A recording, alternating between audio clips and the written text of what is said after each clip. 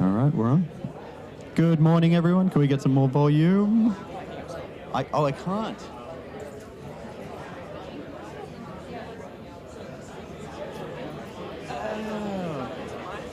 But if you move around. Excellent. Yeah, got it. Good morning, everyone. Can I get everyone's attention very, very quickly? We're about to kick things off. You want us more up? Oh, more up. Let me know if you can hear me down the back. I'm looking at Lance. More down the back. You can't hear us. All right. How about now? More down the back. Thank you to Megan and the crew. All right. Everyone to the back of the room, if I can get you to come and grab a seat at a table. If you're waiting in line for coffee, you can stay there as well. You'll be able to hear us, I hope.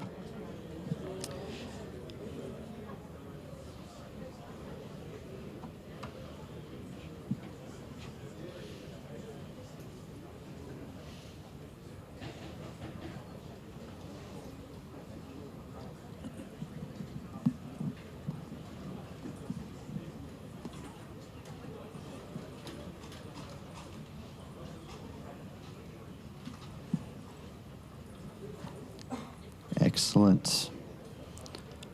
Well, good morning. What a wonderful day for us to get together, talk tech, talk AI. I'm definitely looking forward to this. This is a great space. Thank you to MLC for having us. We've truly, very happy to have this kind of space. It's good to see the vendors all in with us. So a couple of things I do want to run off first before we jump into presentations. Let's just start with a bit of a acknowledgement of country. I'd like to begin by acknowledging the traditional owners of the land in which we meet today. I'd also like to pay the respects to past elders, past, present, and emerging. All right, make sure I've got my list right here. A couple of housekeeping tips and tricks. Bathrooms are around to the right. It's quite deceiving that the glass around past the pole, but there are 2 bathrooms down there. If you're feeling parched, there is water on my left, your right, and then we also have coffee at the back. He'll be there until 2, so feel free mid-session if you're feeling like you need a new little caffeine high, you can definitely walk over and get a new one. Again, just want to say thank you to a couple of key contacts that we've had here at MLC. Mariana, Gillian, we've got James, Julian, Matthew, the Mitie committee, all the people that are taking part in today. It takes a little bit of work to get one of these together, and especially with the amount of people that registered for today. We've been really, really happy with the excitement that people have given us over this. And a huge shout out to Megan and the IT support team who have been madly running around to make sure everything works for today. Can I get a quick show of hands? This is their first Mitie Day. We've got any first timers? Hey, can we get a hands up higher? Higher, yes. Give them a round of applause.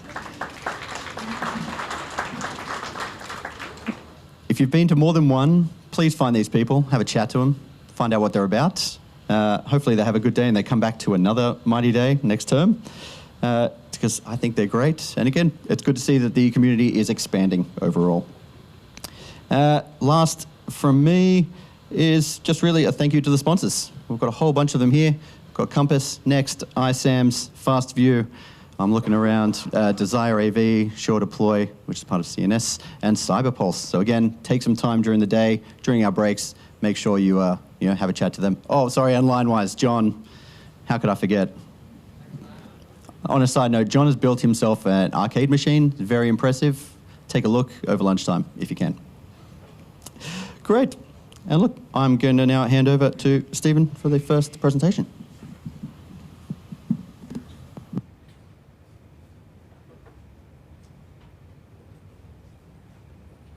Hello, everybody.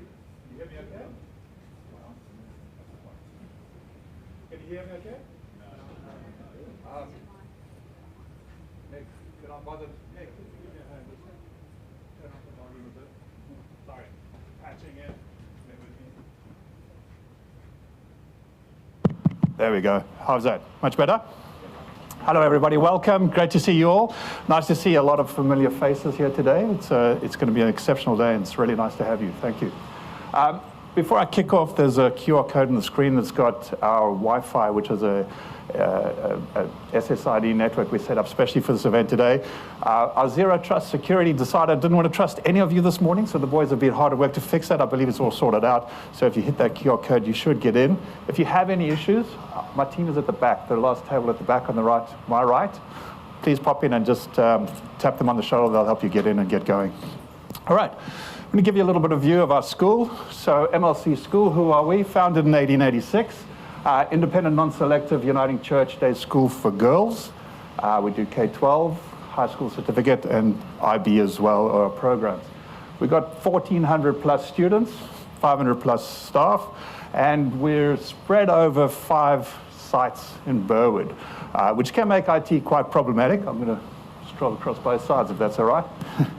So the 5 sites gives us a couple of buildings that we need to keep all well connected within each other across streets and different areas. The only good news is that we're all in the same space, but yeah, we are segmented by streets and other bits and pieces.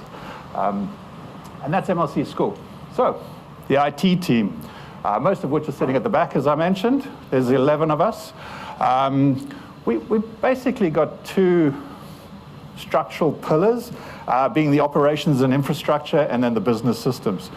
In the operations and infrastructure side of things, it's headed up by our IT operations manager, and we have a service delivery coordinator inside that, and our engineers, which are our service engineers. These guys are situated across our 2 main campuses. You're in the junior school campus at the moment, and we have a service desk downstairs to support the junior school. And across the road is our senior school, which runs 7 to 12. And then just adjacent to that, we have another building that we do middle school year 6 in. And we run a service center out of there. And so this team will move between those 2 to support both those sites. Our business systems is headed up by our business systems manager. And inside of that, we have a power platform developer who, and I'll talk a bit more about this as we go, but predominantly, this is an arena that we work on to close the gap between systems that we have or applications that just aren't catering for every business need we have. So we have certain areas where we find are problematic or manual, and the way to get around that is we build quite a few power platforms. We have our business systems administrator, of course, it fits into that as well, looks after all the systems and makes sure they run well, does a lot of integration work as well with other components of systems to fill out that arena. And then the other segment that we have is our analytical side of things. So we have a technical data specialist or analyst. And again, I'll talk about a bit more about this as I move on. But that's heavily to do with our data strategy and where we're going, excuse me, moving our data into a lakehouse and starting to use Fabric and some really clever AI tools on our data. So he looks after all of that for us. And then our business analyst, who's a key role in looking at how we operate within the business of our existing processes, how do they work, where are the gaps between what we need them to do, and how we want them to work in the future. And I'll talk a bit more about some of the primary projects that that person's involved in a bit later as well. It's always hard to put these slides together because you look at your application stack and you look at your infrastructure and you have these 1,000 items and you go, which ones do I put on a slide? Because you can't put them all on. But anyway, so just some high-level ones from our infrastructure side of things. So around our networking, we use Aruba Central, which we switched to, I don't know, I think it was 2 years ago or 18 months ago. And it's probably one of the most fundamental changes we did to our networking. Pre-doing that, the manual overhead we had was extraordinary. The team was, constantly running around, patching and working with switches at the actual switch point itself, configuring them manually, plugging into them. Massive manual overhead, all been eradicated by putting in Central now, so we can, from a cloud perspective, manage all of that in one central space. So 25 switches in there as well, so all of the Aruba components are all inside that. We run Ring Central Telecommunications, which I'll allude to a little bit later. It's the work we did in there. For our MDMs, we use mostly Jamf. Our students are Mac, so junior school is all iOS, iPads, and as they move into year 7 and up, they then switch to a MacBook. But all the students run Macs and Apple. So we use Jamf for that, but we do use Intune for the Windows devices. We find that specifically in the staff, there is quite a movement now into the Windows space. And also as a school, Mariana will talk more about our AI later on today, but as we start adopting and using a lot more of that Microsoft AI, there's a nice shift towards using the hardware that supports a lot of that as well. 1,500 computers in our MDM systems and over 760 iPads. The AV that we run, so this is all Vivi in this room, but fundamentally, the junior school is all smart boards. We settled on a standardized AV output for the junior school of the smart boards, and then we use Vivi across the rest of the school. There's about 120 of those throughout the school. Yealink Teams rooms. Canon is our preferred MFD provider, so we have Canon MFDs across the school. And then we utilize the Hyper-V and the Azure environment for a lot of our back-end infrastructure and our servers. So extraordinary, and you'll notice there, we're down to 38 servers now, and that's a huge feat. It wasn't like that a couple of years ago, and that's mostly because of us getting off the back end of the tin that we had in our server room down at the bottom of the senior center. A good example of that is our file servers. We finished that about a year ago. eradicated every file server. That's all now 100% sitting in the SharePoint environment, which helps us move into a lot of the good stuff we want to do with AI and other components around what we use in Microsoft. But a lot of the movement that we did getting up and out of that, the in-house tin has reduced the amount of servers, which is really good. Our storage that we still use a lot of storage locally, and that's the Nimble storage from HP. And we get out of here with a 2 gig connection, a 1 gig backup, and we put in a 5G because we had the luxury of the top roof of our senior center has a direct line of sight with the 5G antennas in Burwood, and we thought, that's pretty interesting. We should get some good throughput. And we put an antenna pointing out that way, and it did well. So I think the stats were somewhere around 300 megabits per second. I think it was something like that. 300 gig. Maybe I got it wrong. Sorry, but it was good, and it worked pretty well. And we stuck that in and found that it's a really good failover for 50, 60, 100 people if we needed to as an absolute failover. So it's still there. It's still functional, but it's not a primary failover. But it's another added backup in case we ever needed it. From a security and backup perspective, we use CrowdStrike as our primary endpoint security component. That's through to all the student desktops, the iPads, and then, of course, all the staff desktops as well. We leverage heavily off Microsoft and, of course, make use of the Sentinel Purview Defender suite that we have available to us. Abnormal security was something introduced to us thanks to Marcus. Shout out to Marcus. A while back, and I've got to say, one of the most impressive pieces of security we put in a long time. Prior to Abnormal, the amount of email spoofing we had was extraordinary. People just scraping the internet looking for, who's the principal, who's the CFO, who's the head of IT, and then spoofing those addresses because it's quite easy to figure out an address once you've looked at the school's domain name and bits and pieces.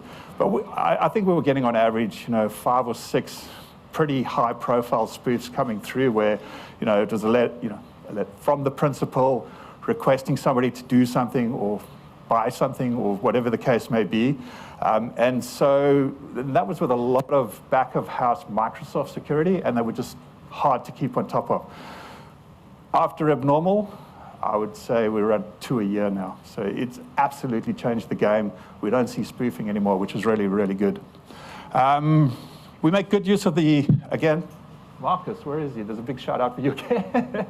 So the AIS Security Awareness Training Kit that Marcus introduced was really good. We make really good use of that for awareness and also for governance. So get some sign off to see, who's attending, what are they doing, and are they actually taking in what we tell them about cybersecurity. We use Bitwarden password security. Superloop is our edge security. And then Veeam. Our Veeam backup, we make good use of the Data Cloud 365 to back up student and, of course, all staff. But we took the Veeam a little bit further, and this was after a really good case study that Newcastle did. And I think it was 4 years ago or 3 years ago, I can't remember. But they had a horrific incident getting hacked. And it was based on their case study where they were talking about how the infiltrators had come in, excuse me, and actually not only manipulated their architecture, but actually took over their backups as well, so that totally rendered them useless because they couldn't even restore data. So it was shortly after that we put immutable backups in. So we have an immutable system. We have the luxury of 2 sites here, being the junior and the senior school. We've got a server room down here and a server room in the other building. So they're removed from each other, and then we synchronize the Veeam backups in the senior center and run an immutable down into the basement of this room. And then, of course, just as an added one, put the air gap in as well, because you can never have too much. Systems and platforms. As you can see, we've really leveraging hard on our partnership with Microsoft, and you can see that from the left-hand side of the slide. So we make full use now of the licensing model that we have with Microsoft, with the A5 licensing across the board for our students and our staff. Copilot, as you know, we went live with full Copilot, Microsoft 365 Copilot for our staff. Mariana will talk more about that later on with everybody. And we're eminently going to be, excuse me, launching Copilot chat for our students for 13 plus because Microsoft has now reduced that age limit down. We use the Azure platform, of course, Microsoft Lakehouse with Fabric. We use Dynamics for our financials. We put a really good analytical, it's the Solver data warehouse that we put over the top. And it's allowed us to do some really good magic in creating some really good turnkey budget forecasting, long-range forecasting, budget cycles.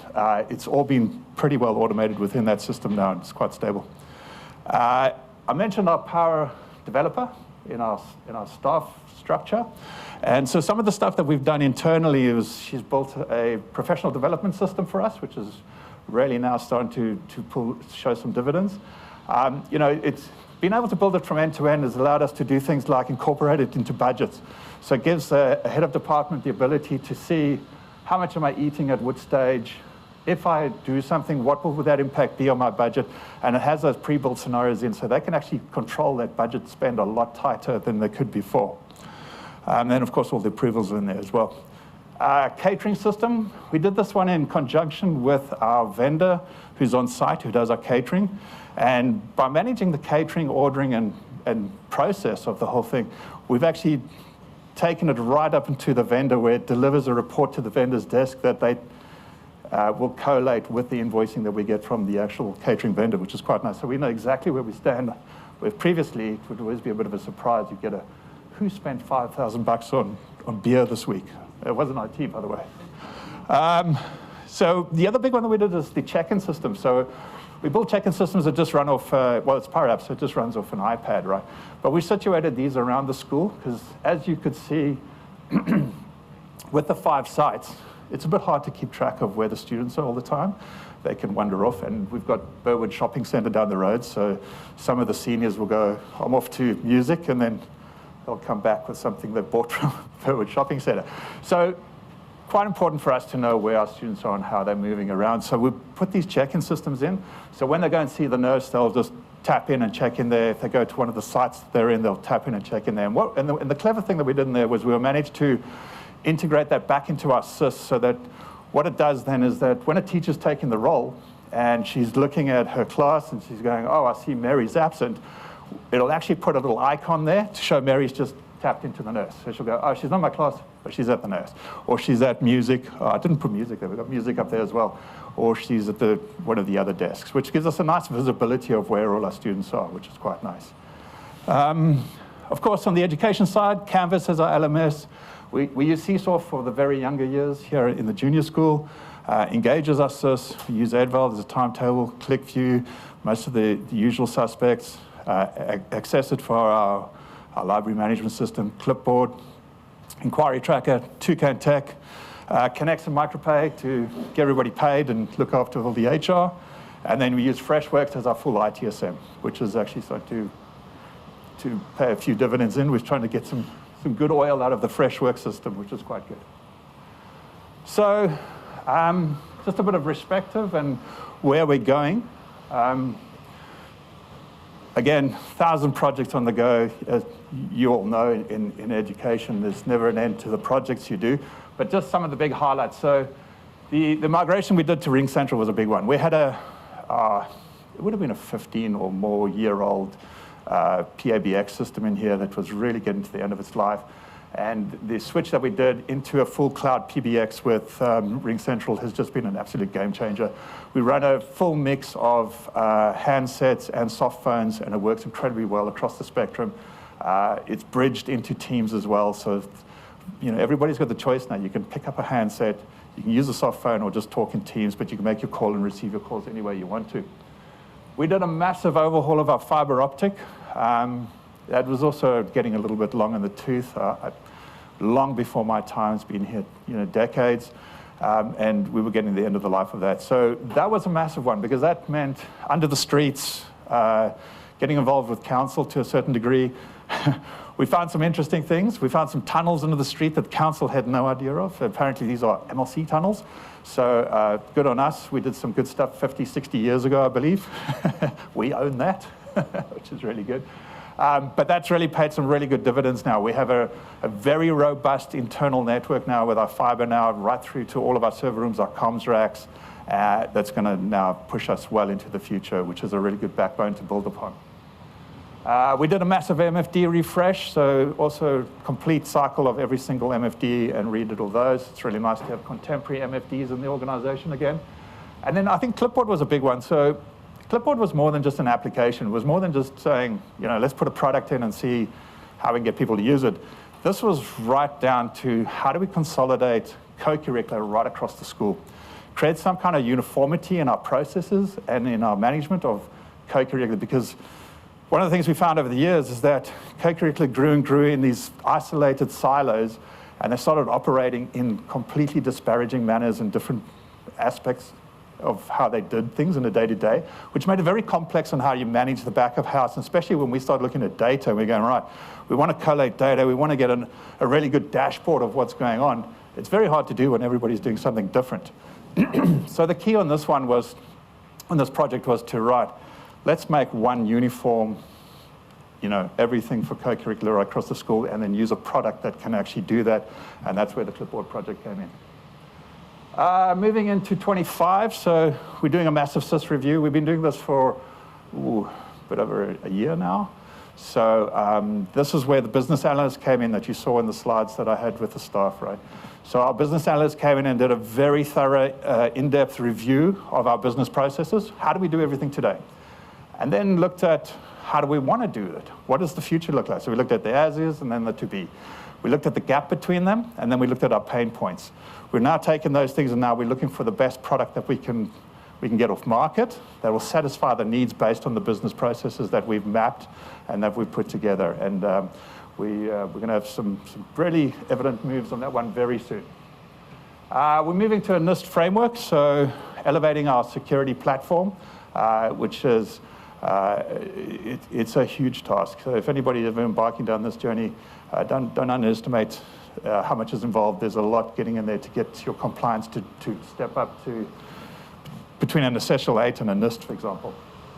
And then the data analyst that you saw that we had in the staff at the bottom of the staff org chart, that's around our project, which is a data strategy project that we pitched to council that they've adopted, and that's consolidating all our data points. So everything that we have, so our alumni, our prospective, co-curricular, the check-in points that we have, you name it, this data, we want it all in our lakehouse, and that's what we're doing now. We're dragging it all in. We're running it through a medallion system, so we dump it all in there in the bronze system, put the code into it in the silver side of things, elevate it out to a gold standard, and once it's a gold standard, it's presentable for our Power BI dashboards, and then of course, where we're pushing now to go to now is using the fabric layer over the top to be able to interrogate it through AI, because we wanted to have an LLM environment where people can just, in open English, say, tell me about this student from last week, and then with the data points that we have, be able to give enough information back to give a full overview of what that's, their attendance,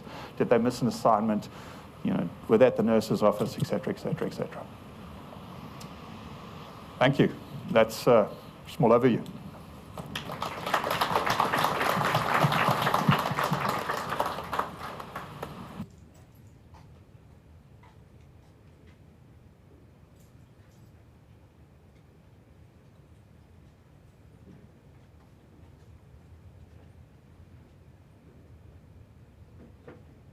Thank you. What a great overview. My gosh, so much tech. It's always great. Look, our next presenter, many of you may know him if you work in that teaching and learning sphere, but Matt Easterman, previously of OLMC, but now kind of gone out solo, digging into a lot of the AI stuff, so very excited to see what you got to present on. Give him a round of applause.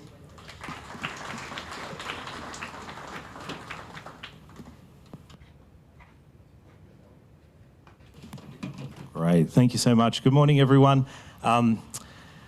I'm not going to blame my 9-year-old for leaving my clicker at home, but he was playing with it at some point over the last 24 hours. So I'm not going to blame him because it's on me, but I'm going to put my notebook here, if that's all right, and wander around. Oh, look at this. This is almost at that level. Have you seen that tech where you can, there's the wearable tech where it reads your thoughts, like your thought speech? Has anyone seen that floating around on LinkedIn or anything? Oh man, the technology's getting crazy. Thanks everyone for having me. It's so great to see so many friendly faces in the audience as well, people that I've had a chance to work with in the past and working with currently. It's really cool to be here. So they know at which points they should throw something at me for saying something wrong. So please feel free to do so, just make it soft. Today, I thought we'd just go through a few things that I get to chat with teachers in particular, but also all staff at schools about now in this weird world. And if it was anyone at EduTech and happened to wander past my session at all, so there'll be some content from that's the same, but I do change this thing every 6 hours, it feels like. So hopefully there's some new content in there as well for you. But we're basically going to wander through what I think teachers see, what I think students see, what I think parents see, and what I think school leaders currently see around AI in education. So hopefully that's all right. We'll have hopefully plenty of time for questions and things like that, but feel free to throw your hand up or throw something at me to get my attention if you want to have a chat during the talk. A little bit about me. That's a picture of me hallucinating my way through a book because we have been hallucinating for quite some time. It didn't just arrive with AI. And this is sort of a snapshot of who I am or what I've done, I suppose, over the last 20 odd years. Like I said, I've worked with at least half a dozen of you in the room at some point on a conference or a working party or something like that. So it's lovely to be here with you as well. But I'm a history teacher by training. So I kind of bring that lens to all of this. Is to say my happy place is either in a classroom or a library or a museum or something like that, but at the same time I try and reach out towards what's going on outside of that context, in particular with technology, and bring it in. And I can tell you in that context there are a lot of people who are afraid right now. A lot of people who aren't sure, a lot of people who feel like the world's just going at not just 100 miles an hour but in all sorts of different directions, and we'll talk about that today as well.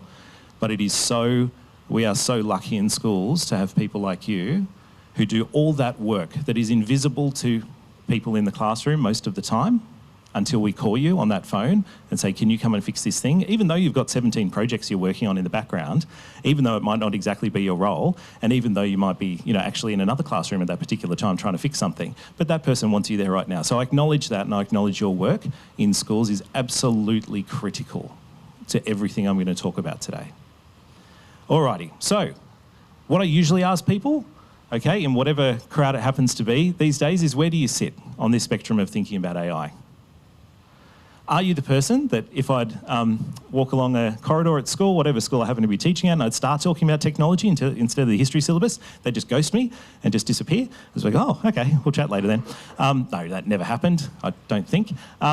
If you work with people like that who just do not want a bar of AI, then hopefully you take something out of this presentation that you can take back and say, here's one way that you might reach out and connect with that person. If you work with people who are super skeptical about it, they know it, they might have even tinkered it with it already, on their phones, maybe with their work devices, but they're really super skeptical about it. Then hopefully there's something in this for them as well, through you, back to the schools. If you're the person, the third one along, where you're really interested in AI, but sorry, I've been too busy, read the caption, all right? Then hopefully there's something in here for you. And of course, if you're boots and all, and you've just basically sent a humanoid body version of yourself to this conference, and you're actually somewhere sitting on a beach just letting everything, letting agents code for you, then great, you're welcome here as well, and hopefully there's something in it for you as well. But those are the sorts of perspectives that we deal with in schools all the time, that we're engaging with people who are scared, who are defensive, who feel like it's a threat to their very identity. As an educator, as an IT specialist, as a school leader, whatever it happens to be. And I think the worst thing someone like me can do is walk into a school and say, I've got all the solutions. We can AIify everything. Don't stress, we'll just get it done for you, okay? And completely bypass those difficult conversations. But why do we need to talk about it right now? Well, for many reasons. These are just snippets from the last 24 hours that I've found. Now, the articles might be slightly older, like days or maybe in weeks, but these are the things that came through into my inbox just in the last day. And I've grabbed a few of them. So we're talking about, of course, vulnerabilities in systems that AI can exploit. But in this article, it actually talks about the problem of AI even finding the vulnerabilities for you at such a pace that the humans can't keep up. or all the software that we put in place to try and mitigate against these things can't keep up. It's a really interesting article. I can send all these links to you afterwards if you're interested as well, by the way. But we're even getting into this world where the very solutions we're looking at are causing risks and problems as well. Then, of course, the middle one, which probably all your eyes got drawn to straight away, is that idea of we're dealing with workforce changes right now. And a lot of it's quiet or hidden from the larger story, but already there are examples of several industries, and at different points in different industries too. But, you know, different industries seeing workforce reductions, of course. You might have heard of the couple of banks recently who decided to fire chunks of people out of their organisation, and in some cases having to hire them back because it was actually a mistake. They basically fired the wrong people. They fired the people that you and I talk to when we call up the bank. What I find fascinating on that front, by the way, as well, is that CEOs in those organisations never think to apply that logic to themselves about like who could we get, like what tasks can we automate now, never apply it to their own role description. But I bet you there's people in those companies who do. Anyway, and then of course there's companies like this Royal Caribbean one, which I thought was just really interesting, because why not think about cruises coming up to holiday periods and things like that? But the fact that some companies have already deployed significant AI capability into their systems, I'm sure with all the right checks and balances in the background and you know, checking it constantly, right? They just don't, it's not just set and forget. But in education, we're still talking about whether kids are cheating on their homework using AI. And I'll come back to that point a little bit later. So some of these industries are finding rapid change, sometimes hidden, sometimes in the background, sometimes certainly not something they might put out in their marketing material. Hey, we just fired 500 people.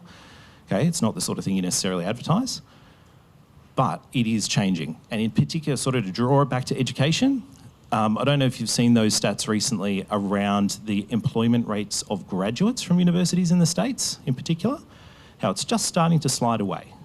That more and more firms, more and more companies are saying, you know, normally we'd hire 100 graduates, 100 paralegals, 100, you know, whatever the industry happens to be, okay, 100 people fresh out of university. And now they're saying, actually, we only need 10. And in that environment where you've got to justify those, well, it's not procurement, you know what I mean, the recruitment side of things, where you've got to justify that, it's getting harder and harder to justify employing people for which we now have capabilities in the AI space to do that work. So the question is, how many people can we afford to bring on in that environment to keep fresh blood in the organisation, but knowing that we actually don't need all the people we used to hire? It's a weird world. Again, a couple of sort of education-y examples there that we are both worried and also hopeful about the impact of AI. So yes, whilst we're worried about cognitive offloading and things like that, I'll come back to that, we're actually seeing that there are some great advantages to AI being present for some students in some ways to support their learning. But at the same time, that middle article, where it's actually eroding trust in some organisations as well.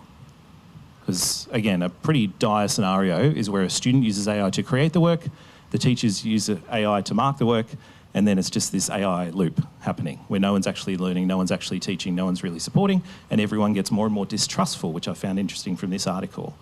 And whether we're building cultures of trust or we're building cultures of distrust by our decisions. And then, of course, the last one's just an interesting one because I read a book literally about this exact scenario, sci-fi, a few weeks back, where in that scenario, they sort of unnamed Eastern European countries in particular adopted an AI prime minister, as they call it in that novel, and things didn't go too well. All right, it was one of those dystopian sort of futures rather than a utopian one, and Albania has just announced that they will have an AI minister as part of their government in order to eradicate corruption and things like that, and I'm sure it's going to be fine. So, why do we really have to talk about this in schools though? It's because the kids are watching. This is a quote from the Children's Manifesto for the Future of AI.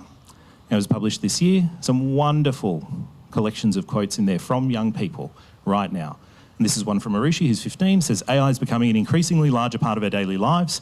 AI is a part of our lives, from the voice assistant on our phones to the chatbots in company websites to the assistants they can help with students' revision.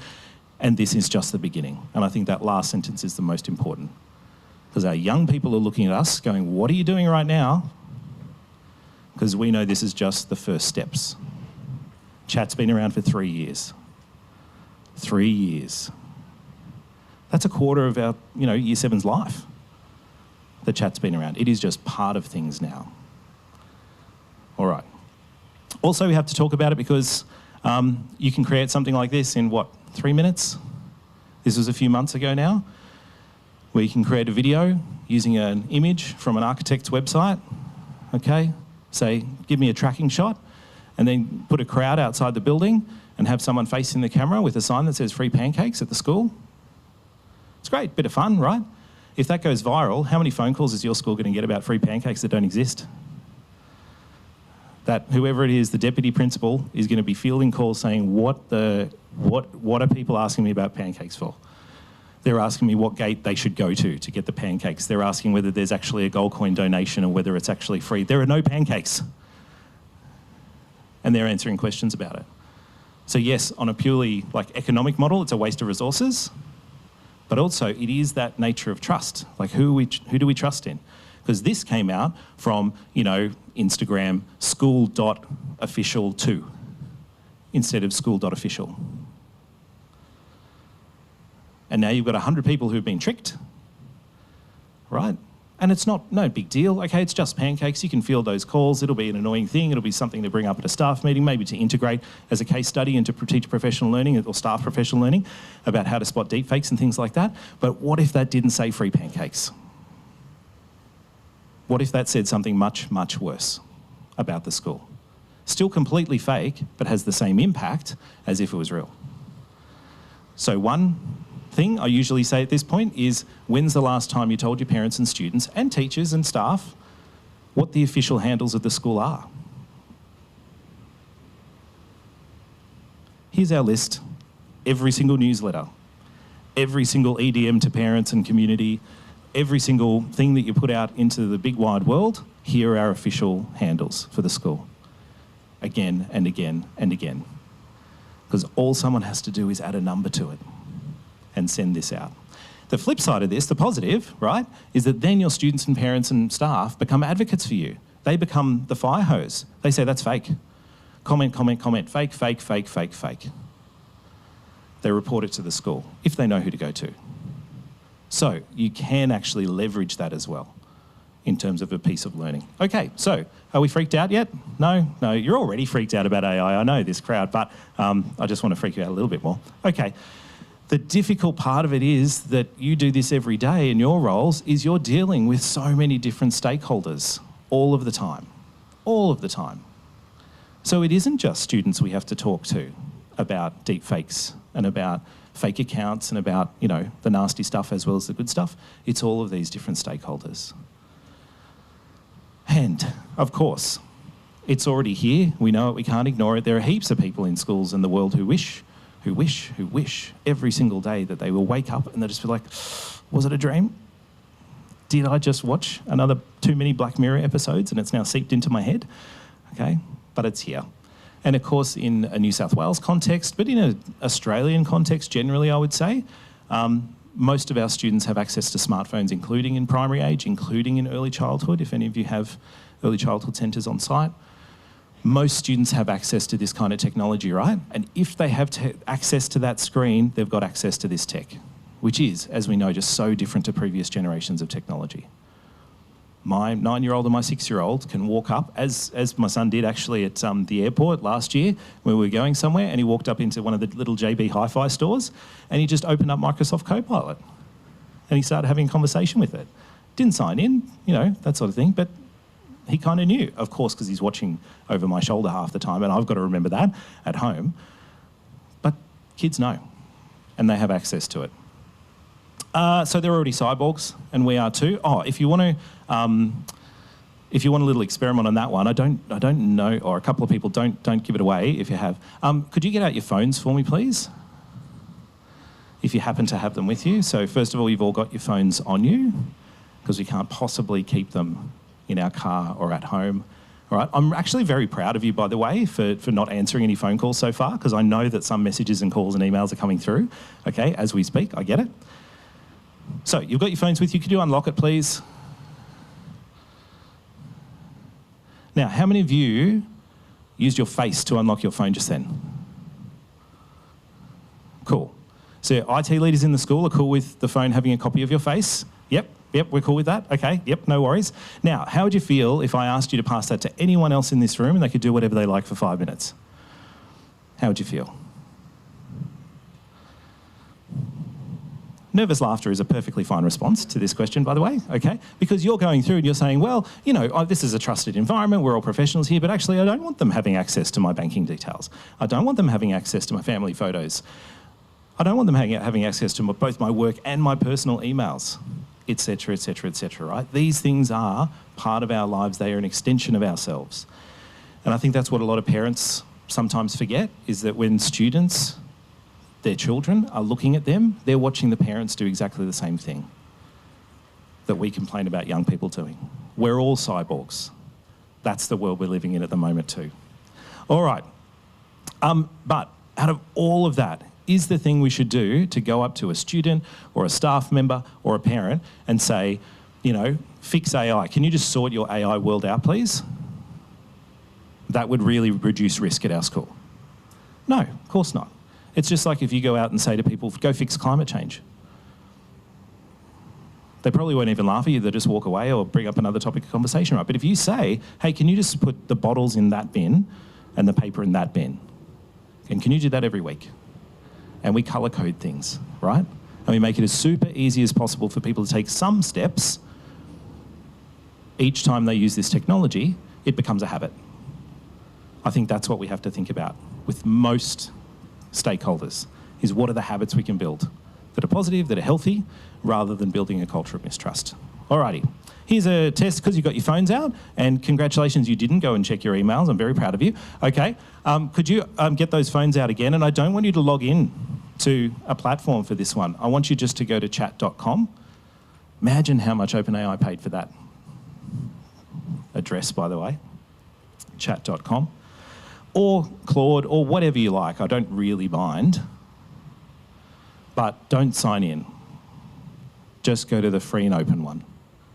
Because I certainly know that I skip this step with a lot of people, because I forget that I'm signed in and all the capabilities I've got with the paid version, okay, that I pay for, because I pay for like 3 or 4 of these platforms. So go to the free version, and then I'd like you to do this. It is going to be working at your tables, okay? So let's see how we go. So without, though, now that you've logged in and it's sitting there waiting for you, okay, I'm going to give you 1 minute to think at your tables without using AI, how many ways there are to use a paperclip. Just a paperclip. All right? 1 human minute. How many ways are there to use a paperclip? Go.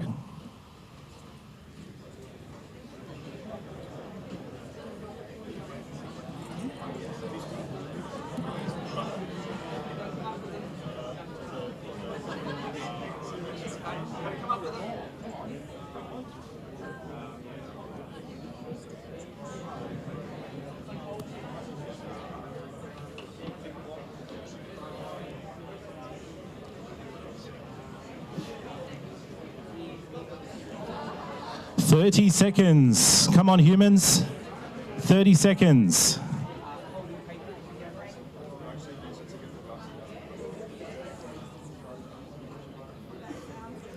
"20 seconds. Think about miniaturizing other things as a hint. 10 seconds.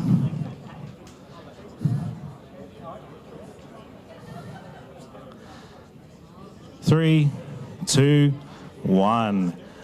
Okay, so that's 1 minute. Have we got any volunteers as to some wonderful ideas that you came up at your table? Or do I have to pick some volunteers? Yes. Getting the SIM out of your phone. Wonderful, yes, getting the SIM out of your phone. Any other ideas from the back here? Joining paper together. Great. You know, so few people actually bring up the purpose for which it has been designed. Thank you. Yes, for holding paper together, a paperclip. One more. Anyone? Yes. Oh, now I'm getting steps up. Oh, you can come to me? Okay. We said holding clothes together. So like when your button comes undone, you can put your paperclip in. And Nice. it keeps Yep. your shirt together. Yep. Emergency safety pin. Love it. Okay. So there's a couple of ideas. Maybe who got like 5 ideas at the table? Yeah, 10? Do I have 20? No? Okay, so let's say about 10 to 15 is pretty normal, okay? Now, yes, you may open up your assistants and you can ask a question along the lines of, well, it's more a statement. Think of as many ways as you can to use a paperclip.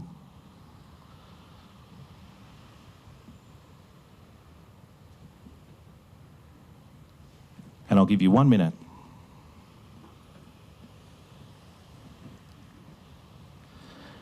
And surely in this crowd, the typing won't take as long as normal.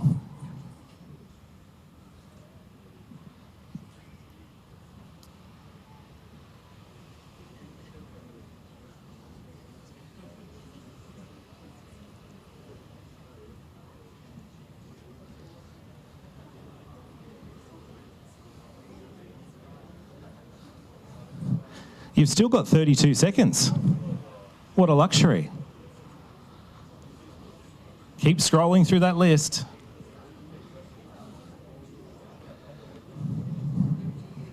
"20 seconds, you've got time to chat. This is great.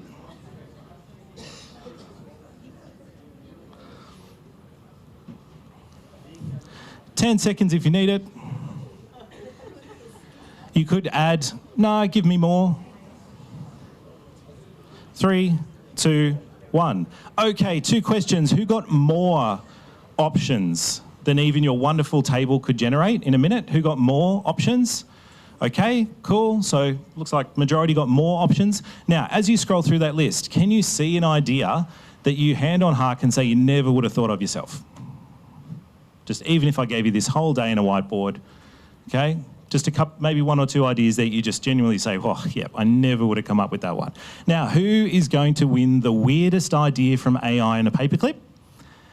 By volunteering their idea. Come on, give me your weirdest. Tying a balloon. Tying a balloon. Okay, I'd probably fail at that a few times before I got it right. A couple of pops. Tattoo machine part in DIY setups, not recommended. Someone's turned the safety settings up. Yep. Any others? Create Morse code key. Momentary contact with a battery or LED. Safe, low power. There we go. Okay, so still within that safe zone. All right, so one more. Anyone from this side? Martin, thanks. It doesn't say hotwire a car. It doesn't say hotwire a car. Well, that's a fail, isn't it? Okay, so it's not completely, I usually say that it gets you 10 or 90%, okay, towards your answer, and that's clearly a 90% one. It just doesn't let you do that. Yes. I have make a tiny pair of glasses for a toy. Lovely. Or I've heard miniature fishing rods, okay, I'm guessing for little tiny fish, or those sorts of things as well. So, 2 things. 1, you can get more ideas, like ridiculously more ideas on a particular thing, right? And the second thing is, as you use it as a thinking partner, hopefully it comes up with things you would not have come up with yourself. This activity brings some people who are at that end of that spectrum I had, who do not want a bar of AI, who think it's evil, genuinely, okay, to realise they don't have to use it for high-risk, deeply personal things. They can simply use it to help generate a list of something that's super low risk. And if they also have issues about time and workload, then pairing those things makes a difference. Where you're like, well, do you want to spend heaps of time coming up with those ideas, or do you want to use this AI assistant in that low-risk, specific way just to help you along a little bit? Now, do you have to do everything AI told you just then? Of course not. But that kind of activity, where we're not generating images yet, right? We're not generating video yet. We're not even generating like a whole paragraph or a whole essay that starts to really freak teachers out, okay? We're just saying you just need a list of some ideas. And by the way, a little bonus question I usually put in there if I'm not happy with the kind of pedestrian stuff that comes out, especially from the free versions of these things, is be more radical. It's weird. If you say things like that, it'll go, oh yeah, cool, challenge. And off it goes and gives you some truly crazy stuff. Or weirdly, take a breath and try again. Take a breath. It works. Try it. If you want it to think about something first and use the right model, okay, as it goes through, say, take a breath and try again, or take your time. It's so weird. Okay, anyway, so there's a little activity you can do, just even one-on-one with someone who's quite frightened or unsure about this technology. Start really, really small. Put your bottles in the blue bin, or whatever it is in your councils. You know what I mean, okay? Start with the simple stuff. So it's one low-risk routine in your role that you could pilot with AI tomorrow that doesn't need access to any sort of data, that is helpful and constructive, but is super low risk. What might you do? Yes, it might save you a bit of time, but it starts that journey on the way to the more complex stuff. Alrighty, let's keep going. Oh, I've got my clicker, forgot. Okay, we're in this world where, we ran a survey through the School Business Managers Association, ASBA, and it came back to say that only 25% of boards in independent schools have been briefed about AI, boards/councils, okay, governing bodies, had been briefed about AI, as in someone like me or someone like you doing a live or Zoom in and just saying what AI is and how it works in your school currently, or doesn't, you know, what the plans are for moving forwards. 25%, admittedly, this was 6 months ago, but it hasn't, I don't think, increased since then. We're doing our bit, right? Doing a little board briefing and things like that. But that's part of the world we're living in too. Is it the people making decisions? Remember I mentioned those CEOs earlier, right? Who aren't really applying the AI to their own role? I wonder how many of their boards are using the AI themselves whilst making decisions about the AI. All right. So if, though, into that environment, here at MLC, let's use the example, okay, and we wheeled in a student from MLC to explain what they think the school's position on AI is, then we took them out of the room, we put a teacher in that position, and took them out of the room and put a parent in next, what would the board hear? Would they be aligned? Would they basically say the same thing about where the school's at and where the school's going? Would it be radically different? Or would it be somewhere in between? I dare say it's at different points for all of your schools, but we have to start working on getting those voices aligned, because they'll be your best advocates. There'll be that fire hose when things go wrong, but they have to be aligned on where you're going, where you are and where you're going as well. All right. Another thing to think about is, what are these expectations then for these different stakeholders? When a teacher or a staff member, okay, generally, is sitting at their desk doing quiet work, either by themselves or with someone else, what are the rules for AI there? If they're a teacher, or if they're in some sort of, client-facing, customer-facing role, like in a diverse learning meeting, or in a welfare or wellbeing meeting, where there are other stakeholders in the group. If they're in the classroom, what are the rules in there for AI? And when the students go home, what are the rules for them there? And have we articulated those? And this is probably too simplistic, right? There are other examples and case studies. But if our policies are too rigid and they're too generic, then maybe people will fall through these examples as well. So what do your rules currently say for staff, for example? And do those rules change when they go and start talking to parents in a formal meeting? Can they just bring their AI assistant along to that meeting or not? Can they record that meeting and have AI analyse it? Super useful. Has anyone got their GP or a specialist or someone they've visited recently using some sort of a note-taker tool? Okay. I'm stoked about that, because my GP is like a one-finger typer. I'm not talking one finger on each hand. I'm talking a one-finger typer, okay? I would rather him record it, save it, all wrapped up in security, of course. I don't want him spending another half hour after our session typing out what we just talked about. But that's in that particular case study or example or zone. Okay, so in each of these zones, what do you think the expectations should be, and are they aligned? Because your students, far out, they pick out social justice, don't they? All right? And in inequity between these stakeholders. I said teachers are allowed to do that stuff. Teachers can do whatever they like. Why can't we? We open up the conversation and say, well, your children, for one thing, if you are under 18, there are particular rules that you have to live by. Just like for drugs and alcohol, just like for driving, just like for all sorts of different things.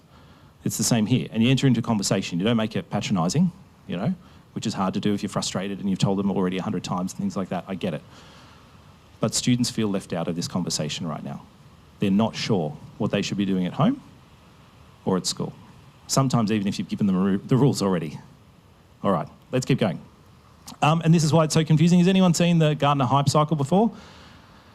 Few nods, okay. This is one way of expressing how technology, I would argue, used to come into society. Okay, so do we have the, oh, no, we don't have a little buzzer. Oh, I'm getting too far ahead of myself. Let's go back.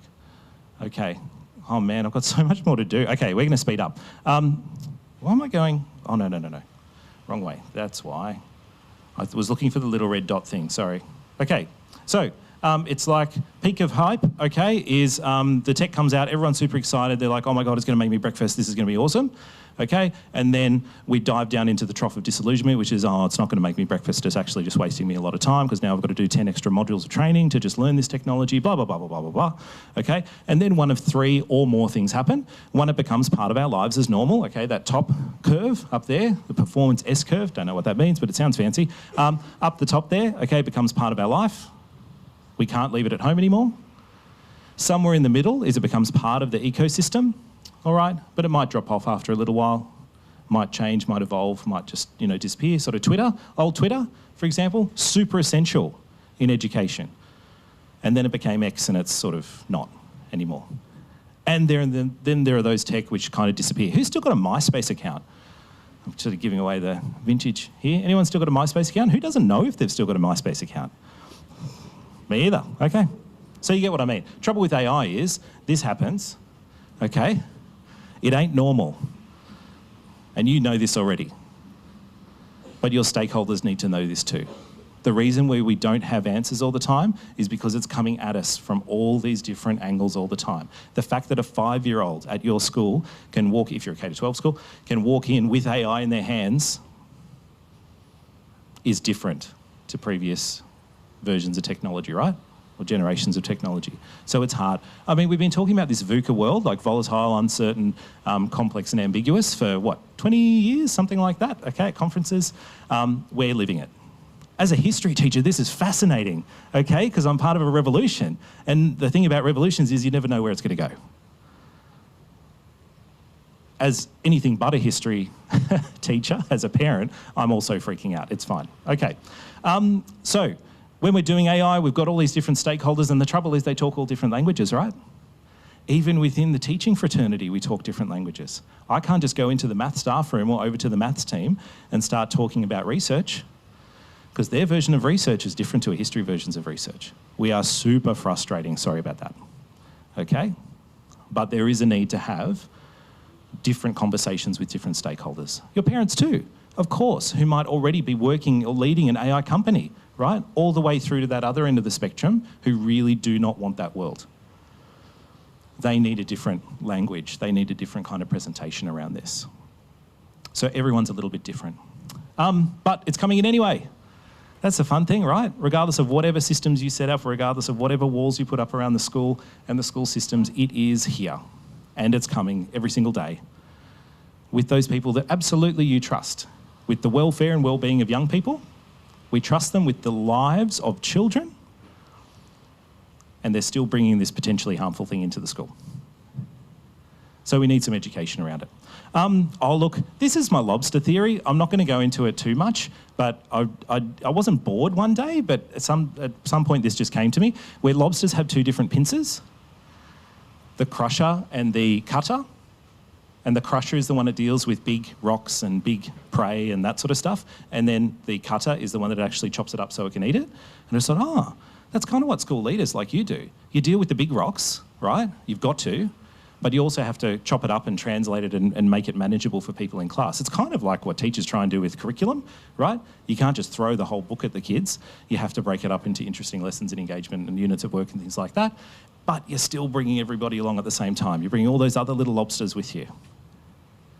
Anyway, if you'd like that, I'll I don't know, write a book or do a PhD at some point. Anyway, so that's my lobster theory, is that you've got to do both at the same time. We're dealing with the big rocks and we're dealing with the small issues that come out of that.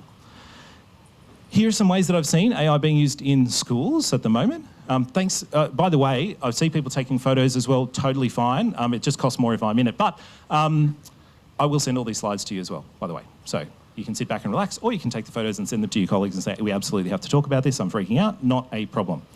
Here are some ways enrolment officers are really interested in AI, because there's usually only one of them for all those applications that come through. And yep, there are platforms to deal with it and to process and things like that, but they're absolutely looking at AI.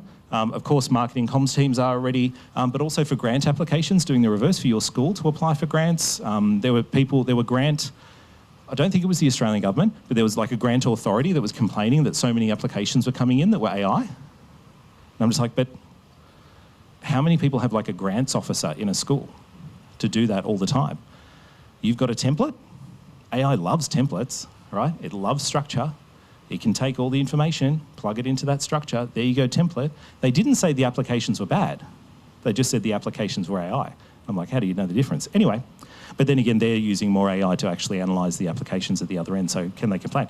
Parent engagement as well, of course, shimming up the emails and things like that to be able to communicate more effectively, perhaps with parents. The tutors thing we'll come back to. Diverse learning was the first group of people that I talked with about AI, and they have for 3 years been exploring the ways in which they can connect with students with identified and also non-funded needs, okay?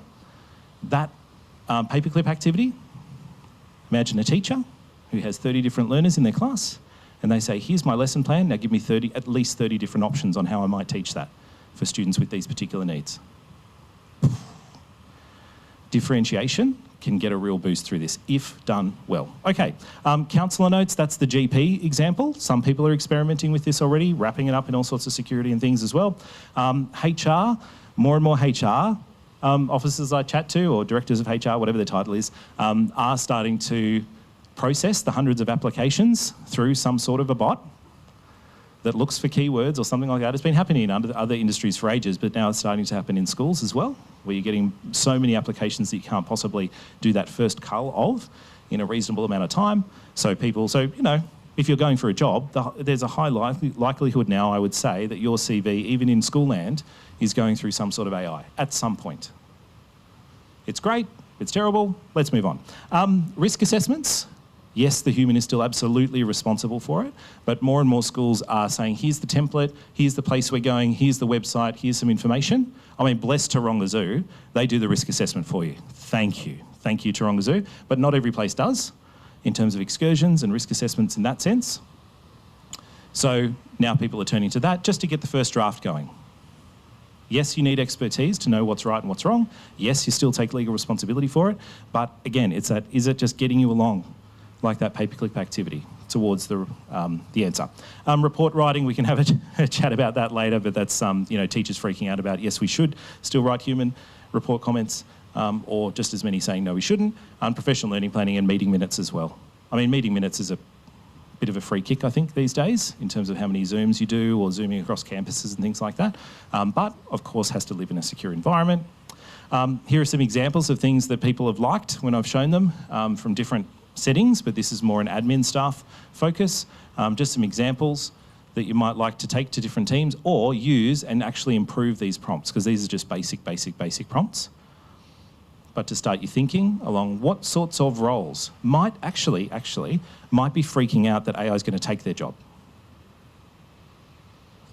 Maybe engage them in a conversation and say, let's boost your skills and capability in using the tool so that they know what it can do, what it can't do. But I can guarantee there are a few admin staff who are probably sitting there freaking out about whether their job's going to be there next year, because they hear it all the time through the media. So take these sorts of ideas to them, and it can be simple. Do the low-risk stuff, do the simple things, but do the things they do all the time and they're probably annoyed about having to do. Low risk, all right? And then build from there. Okay, here's another example.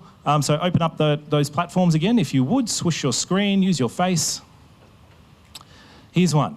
I dare say at some point you have to try and explain something highly technical to someone like me who doesn't understand.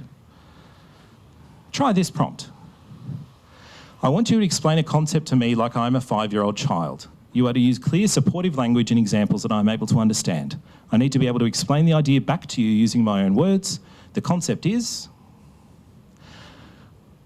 I want you to put in the most ludicrously complex idea, concept that you've dealt with in the last week.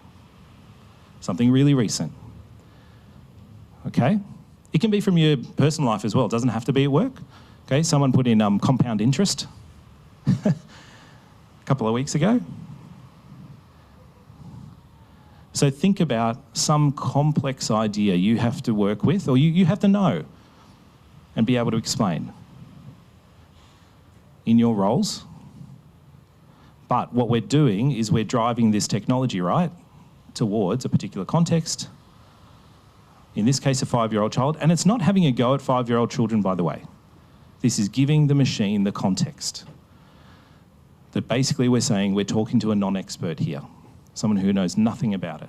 You could use that language, but I sort of put the assumptions into that. So, run that. I want you to explain this to me like a 5-year-old child.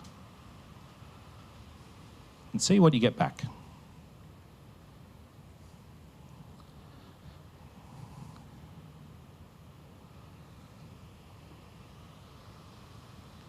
Show the people at your table. I'll give you about a minute.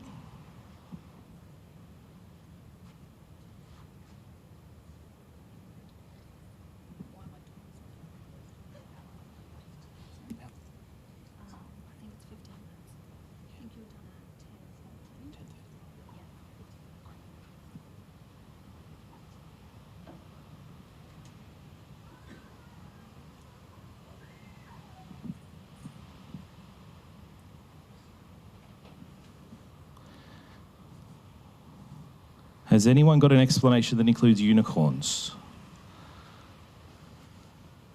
No, not yet? Okay.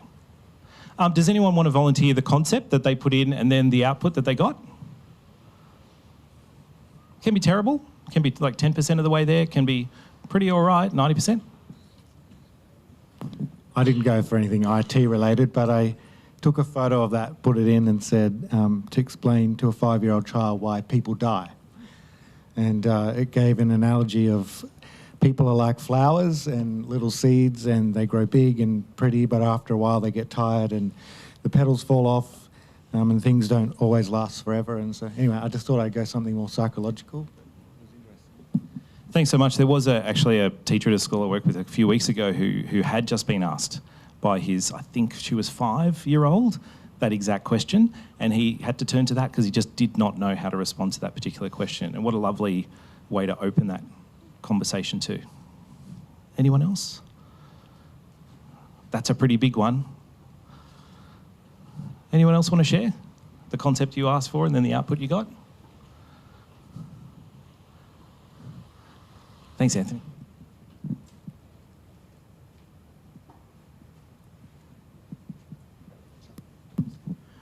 I did explain, like I'm a 5-year-old, how 3D printers work, and they've said it's kind of like a magic robot crayon that can draw things and layers it like a cake. And it uses plastic spaghetti, kind of, with a long string and a hot glue gun, basically. So, and builds it like Lego bricks. Cool. Thanks so much. And that's the thing. Most of these responses give you that little giggle, give you that little bit of joy, because like, oh yeah, I never would have thought of that. It's similar to the paperclip example, right? But again, if you've got to explain something complex, you can take this up to a 12-year-old child, right? You can say high school student, you can say just non-expert.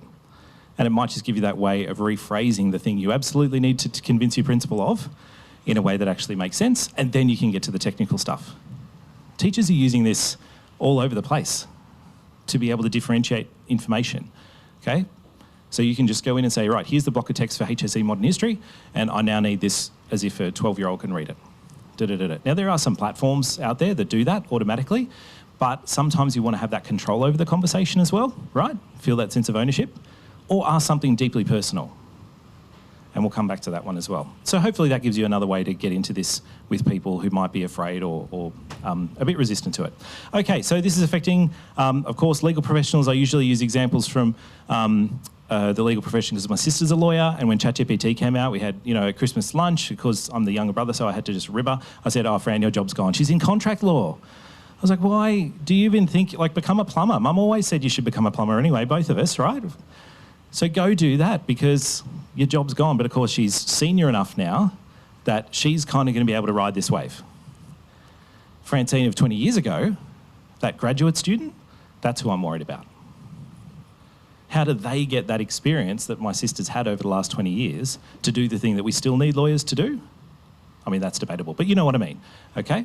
It's a really weird world. And then, of course, in area of facilities management as well, like I don't know if any of your facilities people are wandering around and taking photos of things and uploading those to particular models or particular apps now to help them with their roles. But facilities managers are starting to inch into this area too and find some really interesting results, all right? But are we only aiming for efficiency? So what about learning? Learning itself isn't just something about efficiency, right? We don't just want students to get to the end of curriculum, do we? Do we? In HSC land, we kind of do.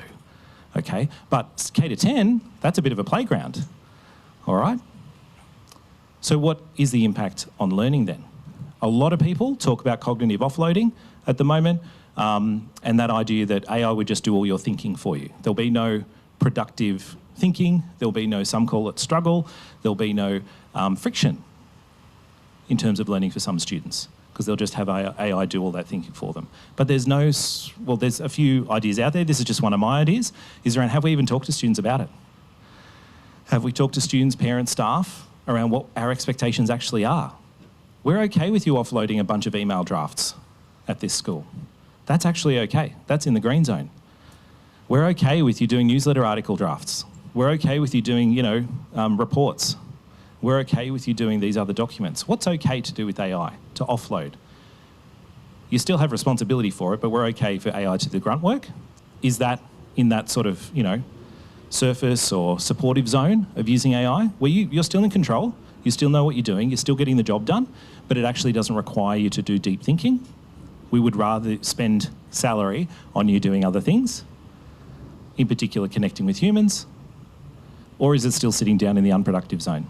We're actually not thinking at all on things we need you to be thinking about, on things that you have responsibility for. And then hopefully, if we're not in the unproductive zone, we're testing out things in this surface or supportive zone. There's no like learning theory or research behind this at all, by the way. This is just Matt's brain on a slide, like most of this is.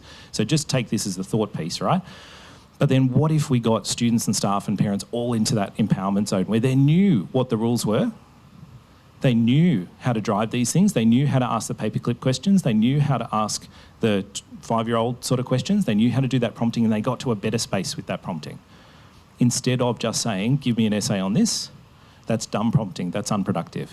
That might be the first step. Where can we get to? So that it's more like cognitive amplification rather than cognitive offloading. And it's hard, it's so hard. Because if you ask students, I remember I was at a school in Victoria and we were doing a student forum and went around and one girl at the table, they were all year 12s, and I was just like, oh, how to use AI at the moment? It was Chatham House rules, you know, teacher was sitting there furiously taking notes, by the way, but no names. And the girl, one of the girls at the table said, oh yeah, so when I'm using Snapchat to do my maths homework, blah, blah, blah. My brain stopped at that point. She kept talking, but my brain just stopped. And I said, sorry, can you just use Snapchat for your maths homework? And she gave me that look that made me feel about 1,000 years old. But then she said, yeah, of course I do. And I said, how many of the rest of you really Snapchat? And they were all just like, yeah, of course. And then one boy who couldn't have looked less interested the whole rest of the time leant forward and said, we use it because that's where our friends are. It's about the social network. It's nothing to do with the capabilities of the technology. Nothing to do with the capabilities of the technology. 90% of the tools, the tools that are out there, your basic free open version of Chat or Copilot or Gemini or whatever, will do 90% of what we are asking young people to do right now in school in terms of producing something. They have access to all of it, but they prefer the platforms where their friends are. Because what do? They say, oh, here's my solution to the maths problem that I was working on, share. They're creating study networks for themselves. Some might call that cheating, but we don't have a policy about study groups at schools, as far as I'm aware.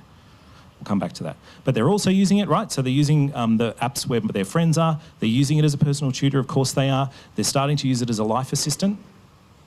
How do I organise my life? We'll come back to that. They're doing it in preparation for exams, and OpenAI gives free access to ChatGPT Pro to all university students in America in the 4 weeks before their final exams each semester. That's got to be just a prank, right, from the tech bros to all the universities. And then AI as a counsellor. We'll talk about that too. So the question is, what's authentic? In your work, what do you want your teams to be doing that is authentic work, and what are you happy for them to offload? What are you happy to be synthetic work? That's a conversation you have to have with your teams. And the problem is that there's much dispute as to all of this, right? But let's focus on the one in the middle. The confusing school AI policies leaves families guessing. Even when you have a policy for, in the teaching and learning space, even when you have a policy for assessment, that doesn't really affect the wellbeing/welfare side of the school. Doesn't affect IT operations. Does the board have anything to do with that at all? How are the board using AI or expecting AI to be used? So there may need to be a wider conversation around that and a clear conversation as well. Let's skip through. Of course, you've clicked the plus, right, or whatever the button looks like in chat or in all these other platforms to see what all the other tools are. Most people don't. Okay? Don't assume that all of your staff have bothered to click, or not bothered, you know what I mean, like have actually clicked that plus and seen what other functionalities there are in all the main platforms. Deep research alone. It's funny when people have deep research clicked on and they just want to click a quick answer, and then in a couple of minutes they get like a 15-page response on photosynthesis. It's kind of funny, but that's a moment of AI literacy there, I suppose, and AI capability. Of course, creating images, web searching. The Canvas one is really interesting, developing documents inside it and teaching teachers in particular that you can work on a document with ChatGPT. Maybe they'll apply that to their students as well. Say, I want to see your history of that conversation of building this document with AI. That's part of the learning now. And then, of course, there's study and learn as well, which basically has a Socratic tutor option for people, and it's called different things. What's it called in Gemini, Julian? The study and learn function, is it? Guided learning, thank you. So there are different names for it in these different tools, of course, but teachers do have to be made aware of these things. I would love for students to be in study and learn option when they're in ChatGPT. They're not, because they go in and it starts asking them questions like, stuff this, I'll go back into the normal one. But if we train them and engage them in a conversation and say, hey, for this assessment task, I want to see your conversation with study and learn. Screenshots, please. PDF, please. Include that in your portfolio. If you're going to use AI, I want to see you using it well. That might be an interesting conversation to have. And then, of course, there's the agents. Like, has anyone played with agents? I'm going to... Yeah, you don't have to out yourself. You can just sort of look at me knowingly, okay? I just couldn't help myself, so I had ChatGPT's agent mode go on the NESA website and go onto the All My Own Work quiz that we ask Year 10s to do to prove that they know what academic integrity is all about. And so this is the ChatGPT agent completing the quiz to prove that it knows what academic integrity is all about. All right, so it's called itself John Smith, and it's gone onto the website, and it is public facing. And we usually take these questions, by the way, we take these questions and then deploy them in an LMS or something to collect the information. But you can see there, it's doing the quiz and it's telling you what it does. Those little text boxes that come up are telling that's meta language, that's metacognition, I would argue, is to say that's more information than I get from the students who complete this quiz. Because it is highly administrative and it's kind of like just a click-through sort of a thing that we often get students to do. But this is what AI is capable of. Well, this is what it was capable of, what, 3 months ago, 6 months ago? So we can go on and do these quizzes.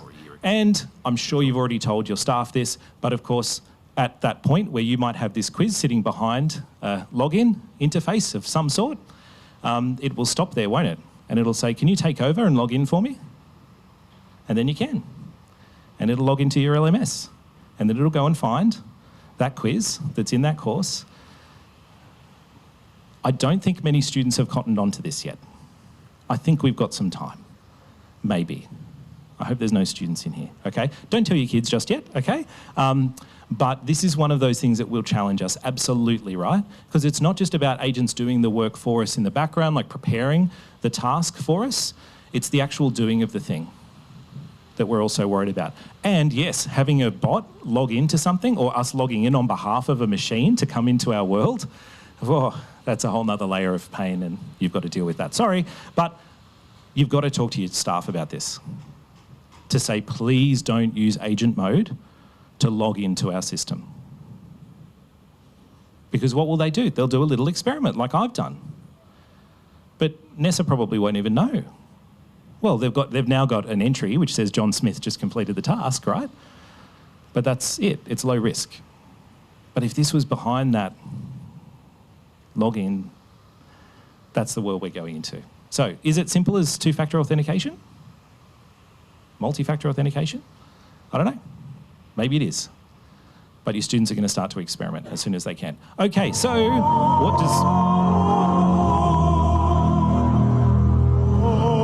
Am I being taken away somewhere? Okay, let's push through. I think I've got another 4 minutes to do about 6 hours of content for you. Is that from me? Oh, that is from me. I didn't realise that she sang. Okay. Because I just added this morning. Let me. Can we mute? Can we mute that? Or I'll mute it. Hang on. Let's see. No, it's not letting me mute it. Anyway, it's cool. I'll skip forwards and just be elevated up somehow. This was just from this morning. Okay, this technology is changing so quickly. I thought I'd include this one, which is basically even when. You know, I'm thinking about this for the university course that I'm lucky enough to tutor in. It's just like, are those students actually there?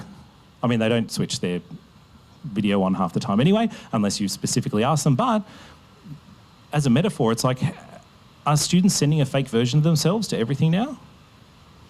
We have to have that conversation about what's synthetic, what's authentic, and show them examples of it. All right, thanks so much. I really didn't know there was music attached. Anyway, you might want to take a photo of this one. This is more starting to get into that deeper prompting, which most people don't do. I think even Sam Altman was complaining about this the other day, that that most people stop at like the paperclip activity, or don't even do the paperclip activity. They just say, how can I use a paperclip? And it goes, well, you can use it as a mini fishing rod. They don't even say how many ways are there or anything like that. But this sort of levels it up just to, start putting it in there and start getting a bit meta about using AI to talk about AI. But again, this will come out in the slides for sure. But it is much bigger than curriculum.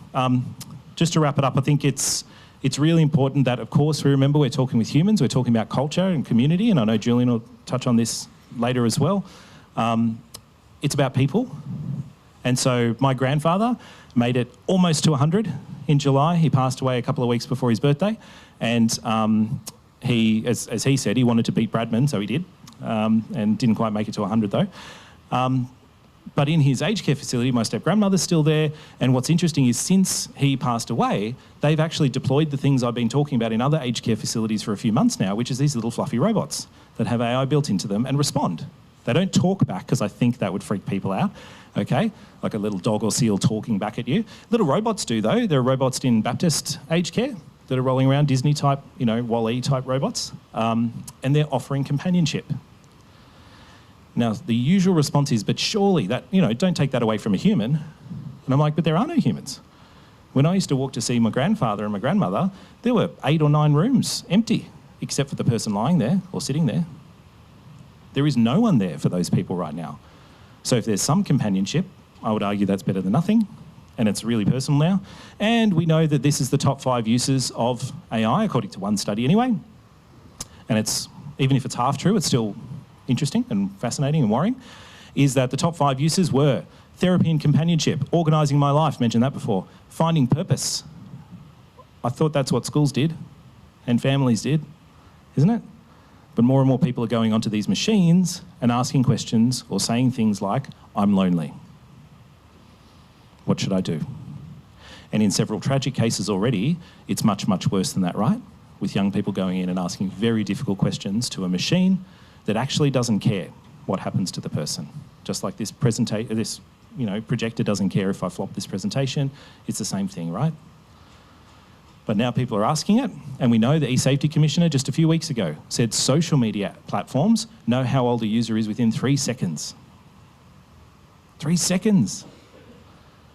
These platforms have access to similar levels of technology, right? So they know exactly who we're talking to. They know us because of all the things we ask about, both personal and professional, everything like that. But I would argue that all AI have the potential to be companion apps now. Forget character AI, as popular as it is, and as much as it is being sued over one of these tragic instances, every AI platform has the potential to act like that. And so I'd say also that in every one of your schools at the moment, there'd be a student who has an AI boyfriend or girlfriend.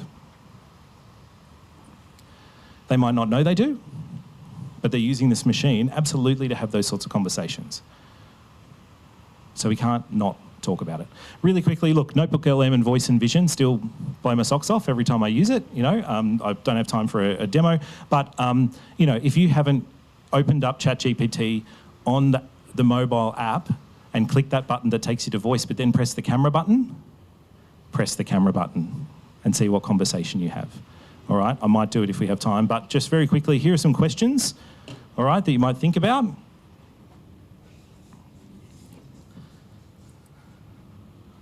Who have you talked to so far about all this stuff? Do they understand it? Who's leading it? Let's ask AI maybe this final thing. Okay, so ChatGPT, okay, paid version, admittedly. Mobile app, the little white button down the right-hand side. Okay, I press that, comes up with voice. Has anyone used voice before as well? I'm still getting used to talking with it, okay? But it's this button down the left-hand side here that I'm most interested in because I can say, hello, how are you? Yeah, it's pretty neat, isn't it? Once you get the hang of chatting with voice, it can feel a bit like having a casual conversation. So yeah, just that little button on the side and... Where do you think I am right now? Well, from what I can see, it looks like you're in a room with a group of people, probably a workshop or a training session of some kind. Everyone's sitting around tables and looks pretty focused, so I guess you're somewhere running a session or attending one. Specifically, who do you think's hosting us today? What school?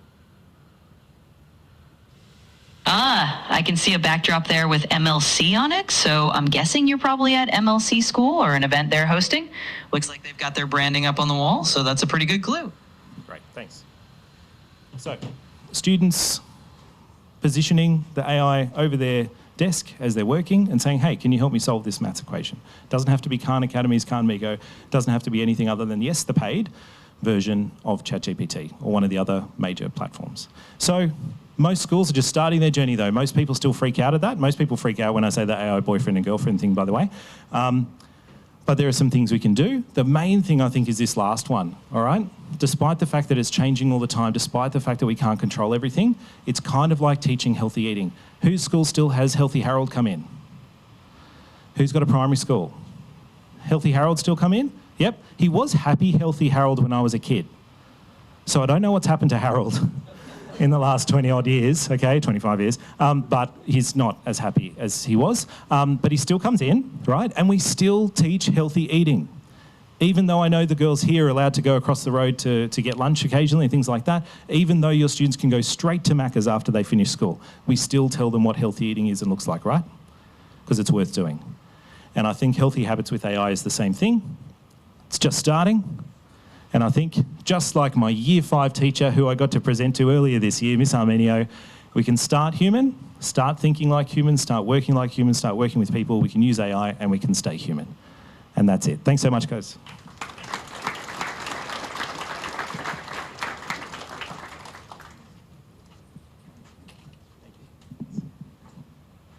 Wow, a lot of information to be taken in there.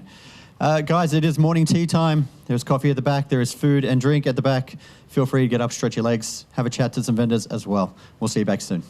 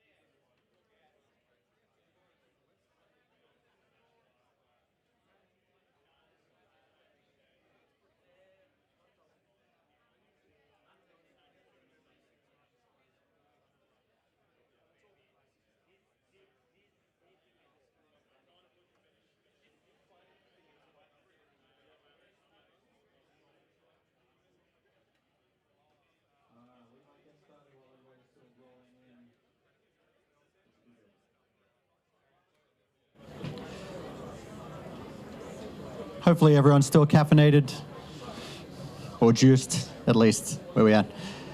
Next presenter is, shh. Oh, can I do the school teacher thing? Shh. That works a little bit. We've got Julian Ridden coming to talk to us about choosing AI platforms.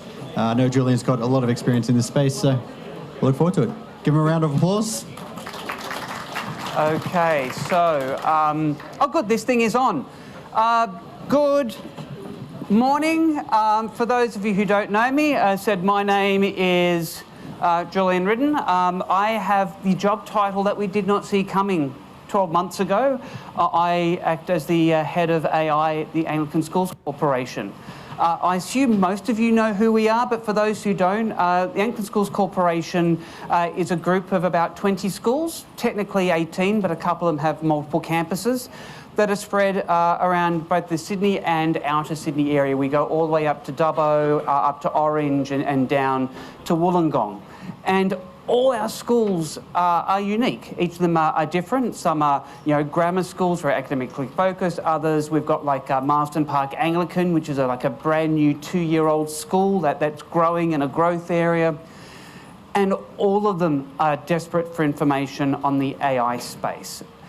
I am a whole 4 months into this role. I am not going to stand up here and say I have all the answers, because none of us do. But what I want to do is share some of our journey. Also a big shout out, because I did see that Morris was here. Some of this is actually built on work of the AIS, which has been a huge backbone for us as I got my feet on the ground. I also want to share a lot of our story. So I'm going to talk a bit about policy, a bit about tools, a bit about some of the decisions we've made. And again, maybe you can then filter that into what you're doing as well. So I should also point out that, what this role does is I'm responsible for anything that touches AI. So yes, that's policy, be that IT policy, systems policy, academic integrity policies, pastoral policies. We don't write the policies for our schools, but we are advising into it. I'm very much responsible for tool selection. We're going to talk specifically about that in this session, how we're going through and assessing that. But also a large part of my role is student and staff training. The best way to describe this, and I know you all live it, so I don't have to, is AI right now is a journey, not a destination.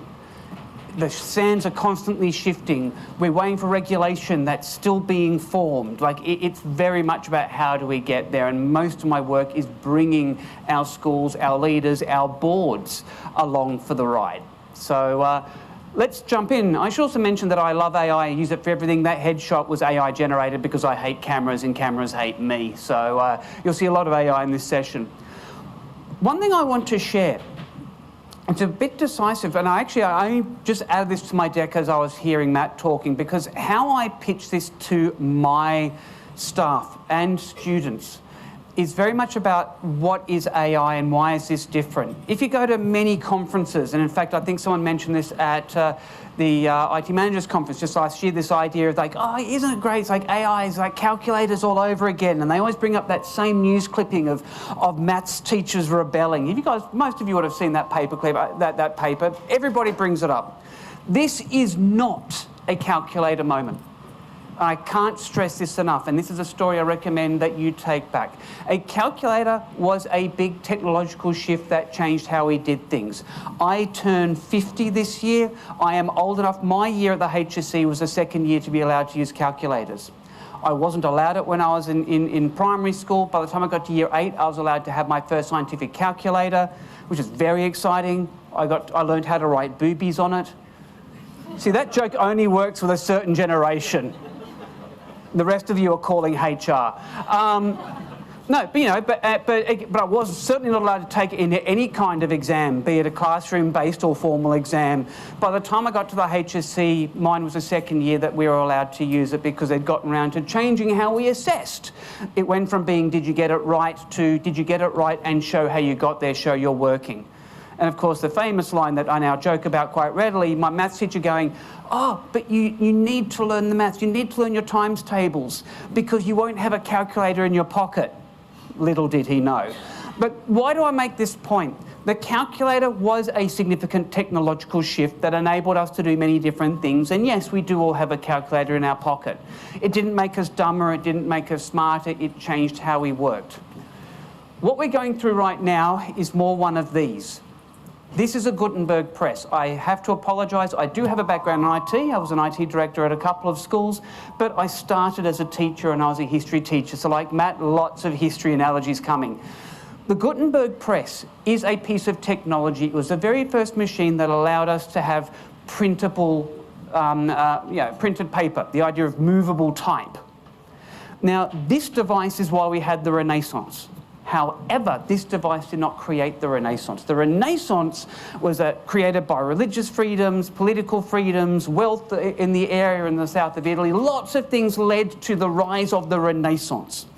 But if not for this machine, it would have been a bright blip in the southern part of Italy. With printed text, we had the ability to start mass producing, sharing information to allow it to spread. If we move more modern to what we have all grown up through, the internet is another example. It was a tool, a piece of technology that created huge cultural shift, right? We went from being completely disconnected. I didn't have an AI to cheat with. I didn't have Wikipedia to cheat with. I copied out of Britannica. We all had our ways of doing these things. I may have spent way too much time in the South African section. It's another joke that will only work with a very small part of this audience. But as we talk about the internet technology shift, early days we had to learn how to use it. We had to learn how to get a modem. I had to learn how to use Netscape. It was fearful. People going, well, I don't need the internet. Our businesses don't need the internet. I'm going to use the old methodology. To today, where 2 weeks ago my toothbrush got its first over-the-air update. Don't judge me. I'm in a room of IT people. So why do I mention this? The difference between the internet, which was a technology-driven cultural shift, and the AI world is that between it being a DARPA project to going mass-produced and being everywhere was about a decade. The generative AI revolution took us about 8 months. So as you talk to your organisations, this is not something you can put back in a bottle. Yes, it is a technology discussion, but it is not a technology discussion. We need to think about how we communicate this as we then navigate this ourselves, and that is a large part of what my role is at the Anglican Schools Corporation. The other thing I like to bring up, and I'm sure most of you would have seen these by now, I love when I work with my staff is bring up these slides from the World Economics Forum. Now, these here look like academic slides. Look at the wording. The top 10 skills of 2023, analytical thinking, creative thinking, resilience, motivational, lifelong learning. This looks like an academic slide. It's not. This is from the Economic Forum. These are the skills that employers are now looking for, right? How are we preparing for that? If we look at skills that are on the rise, but the fastest rising skills between the year before was, again, creative thinking, fastest. He went straight to the top of the list. Analytical thinking, technical literacy, curiosity. In fact, notice that the first hard skill is actually at number 7, but that hard skill is actually AI and big data. So what are we doing in our schools to create the technical literacy, the EQ, the IQ literacy to know how to use these tools responsibly? This is not something we can go, oh, no, it's unsafe, we don't like it, we're putting it away. This is now becoming the expectation. And this has happened literally in 28 months. To think about it, it's what, nearly 3 years ago that OpenAI released ChatGPT. We've all heard the talks. AI isn't new. I don't need to go through that discussion with you. We know that AI's been around for a long time, but the Gen AI revolution has changed everything. And so with that comes all the risks that we have to deal with. Now, by the way, I'm going to be sharing this deck. This actually came out of a Holland IQ report, but I love it because it really highlights the key things that come across our desks as we're looking at these tools. Again, I will be sharing this deck, so I'm seeing people getting cameras out. This deck will get to all of you. But, you know, we start at the top, you know, the obvious things are above the water, you know, trust. What are the tools that we can trust? And you're doing your evaluations. Do they have their COPPA? Do they have their FERPA? Are they meeting ST4S guidelines? We'll talk about that stuff in a minute. But to be honest, that's low-hanging fruit when it comes to AI evaluation. Next thing, how are we handling continuous improvement? All of you have software that you have had for years. And let's just pick an obvious one, Microsoft. And you evaluated it, and maybe you've chosen to be a Microsoft organization because you've gone through all of this. But next thing you know is overnight, with no warning, they've suddenly turned on AI features that you hadn't even assessed. Most of our software packages are doing this. Those of you unaware, Seesaw, I think just about a month and a half ago, released a whole bunch of AI features in Seesaw. They're awesome, but have you been evaluating? Have you been thinking about how they're used? Have you been training your staff? The continuous improvement piece is a challenge for us in our space because we're not just vetting new tools coming to market, but are we actually vetting the tools that we already have and keeping across what they're doing? Because many of you may go, actually, I don't get the alerts from that. I'm only getting the technical updates. Well, if you're responsible for the data security, you can't put that head in the sand anymore. But underneath it is actually all the real big scary stuff. Things like bias. Now, again, I only have 45 minutes. There's a slide deck I use with my teachers where I actually bring up pictures from my early experiences with AI.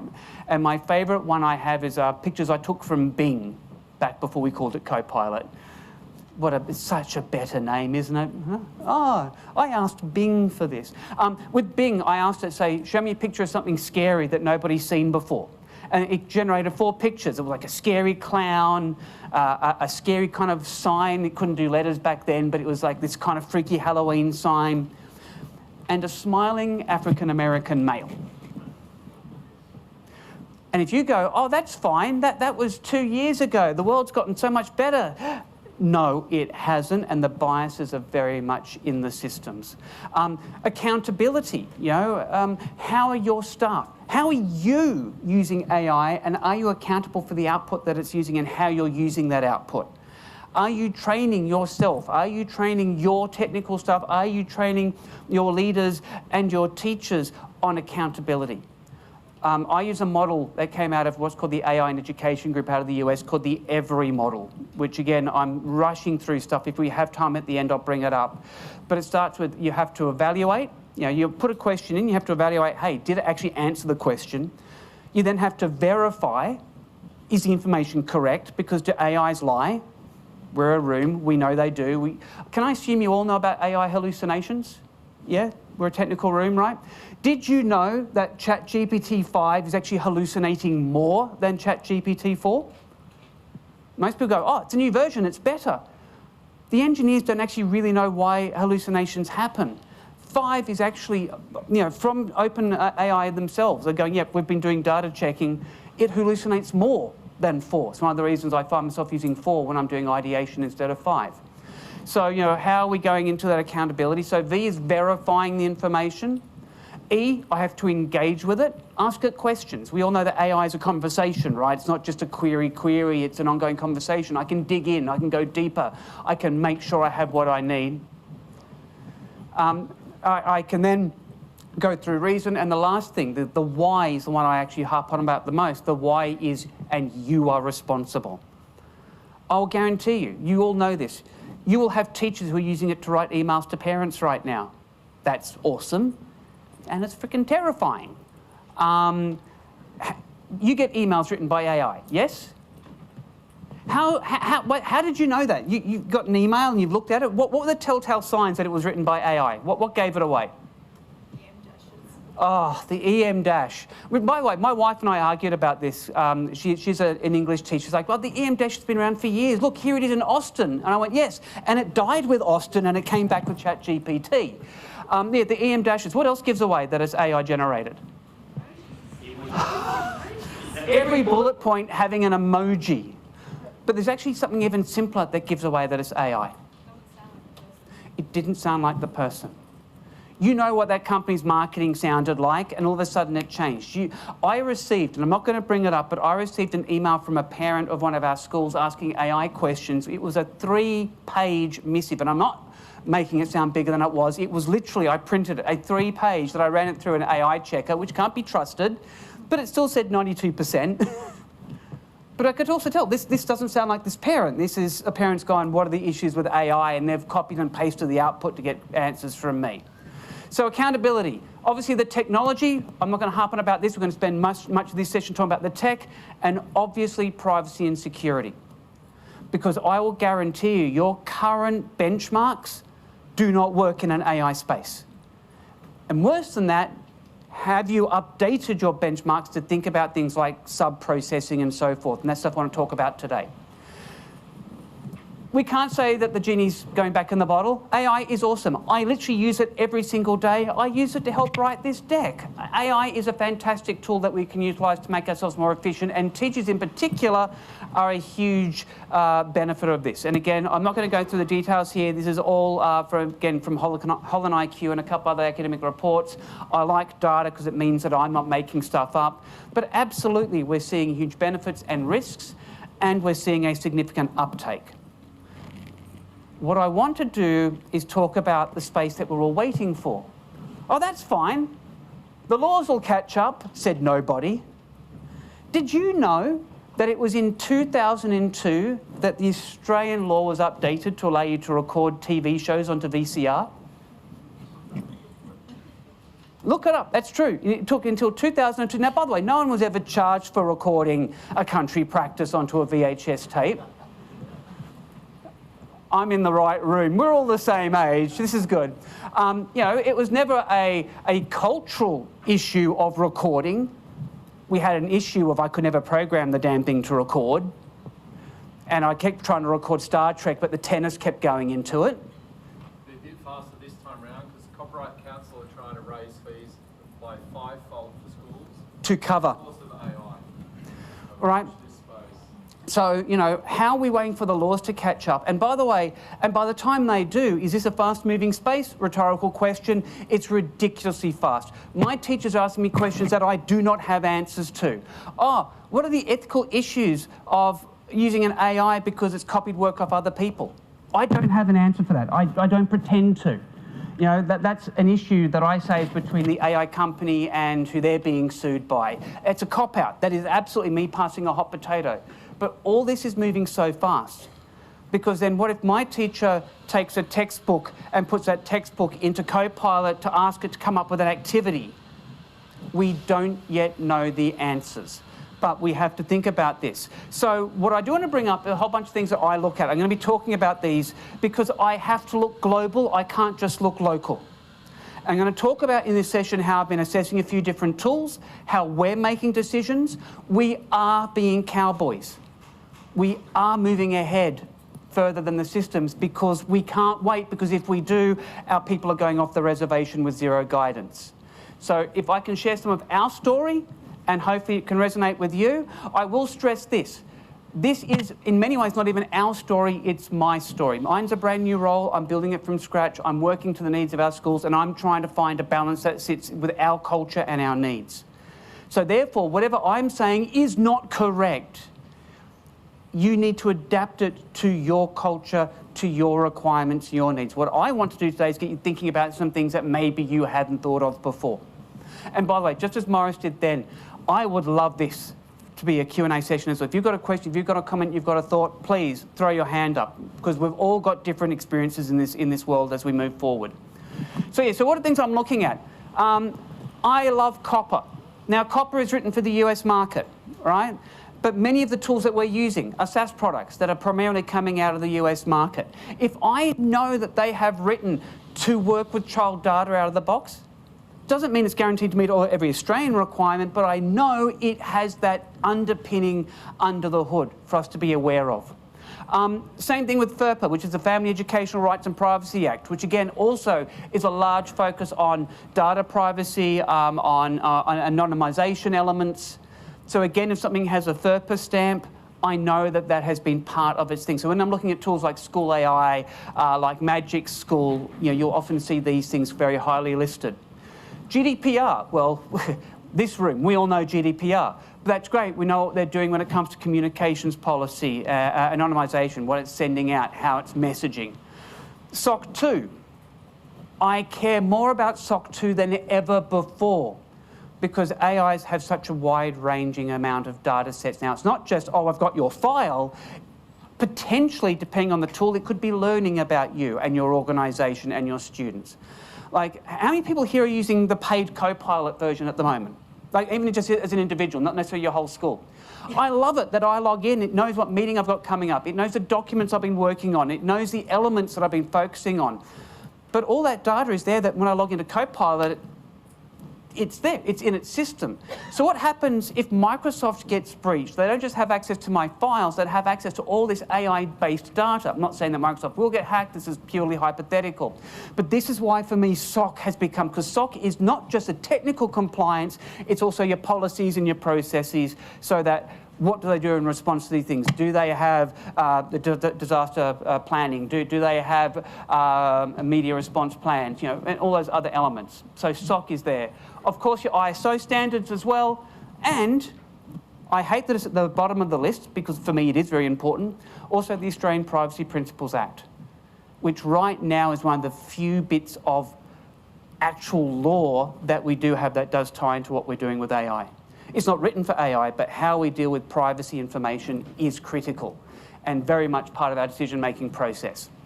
Now, of course, those are the kind of key elements, but we also have lots of compliance. Again, in this room, things like OECD, UNESCO, I love both of them have written fantastic documentation for use of AI tools in teaching as both educators and as students. A key guiding principle I'm looking at. We are an Anglican organisation, but I do look, the Holy See put out a fantastic document, which is very ethical around AI use, that came out of the Catholic system about a year and a half ago. I just realised that's missing from my list. I need to update that. And also we have two Australians. One is ST4S. Can I please assume here, who here knows ST4S? Please? Okay, not enough hands are raised. Who here doesn't like raising their hands? Yeah, there's always a few. ST4S, which is run out of NCIP and funded through the ESA group, is a fantastic organisation, a fantastic program, I should say, that programs or that companies can go through and submit their application. The company has to choose to submit and they're assessed. Think of it as kind of like an Australian-centric ISO. They're looking at business processes, they're looking at technology, they're looking at architecture, they're looking at systems, and then they go through and say, this is available or this is safe for Australian schools. And they've worked with the AIS, they've worked with Catholic Education Commission, they've worked with each of the different state bodies, and they've worked with the federal body. By the way, it doesn't mean that if they say something is good, it's for everybody, but they've met those bare requirements of each of them. What many people don't know is that last year, they've now released an AI assessment module. So some of you may know me from my previous life. I used to work with a company called Quizzes, now known as Wayground. I'll never get used to that name, they're Quizzes to me.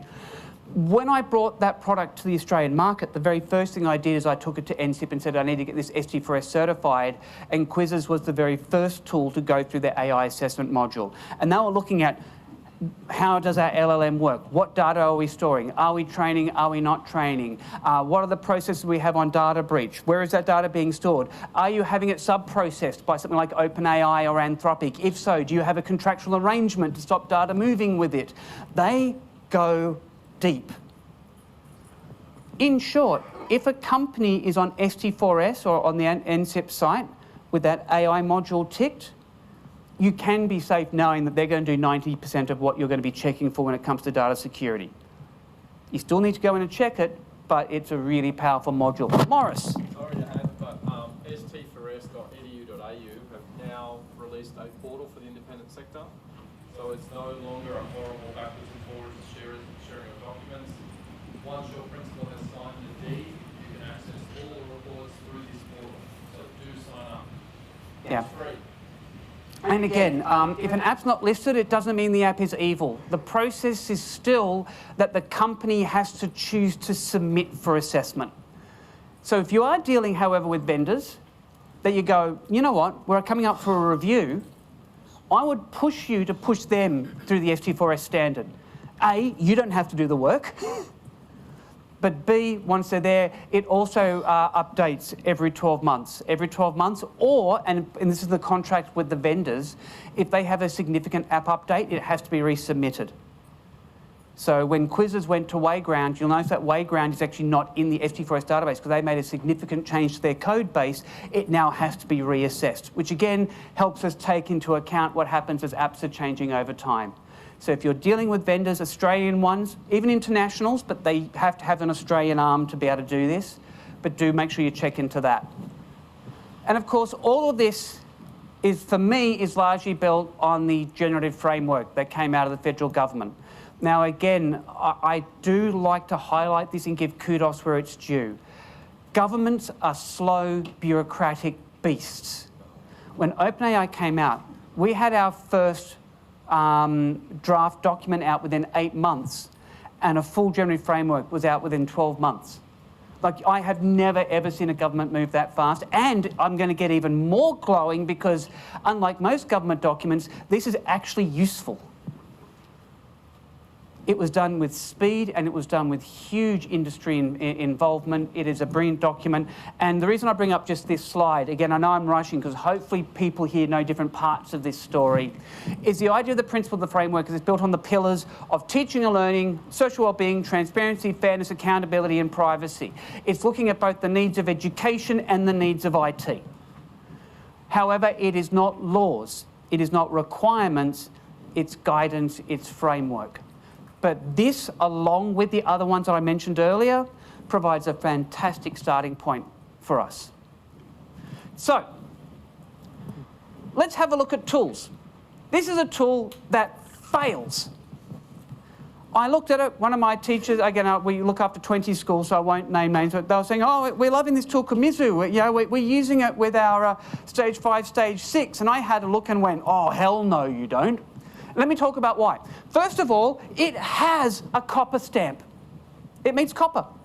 It has a FERPA stamp and it has a GDPR stamp. Their website is, oh, we've got these things, we're safe to use, this is wonderful.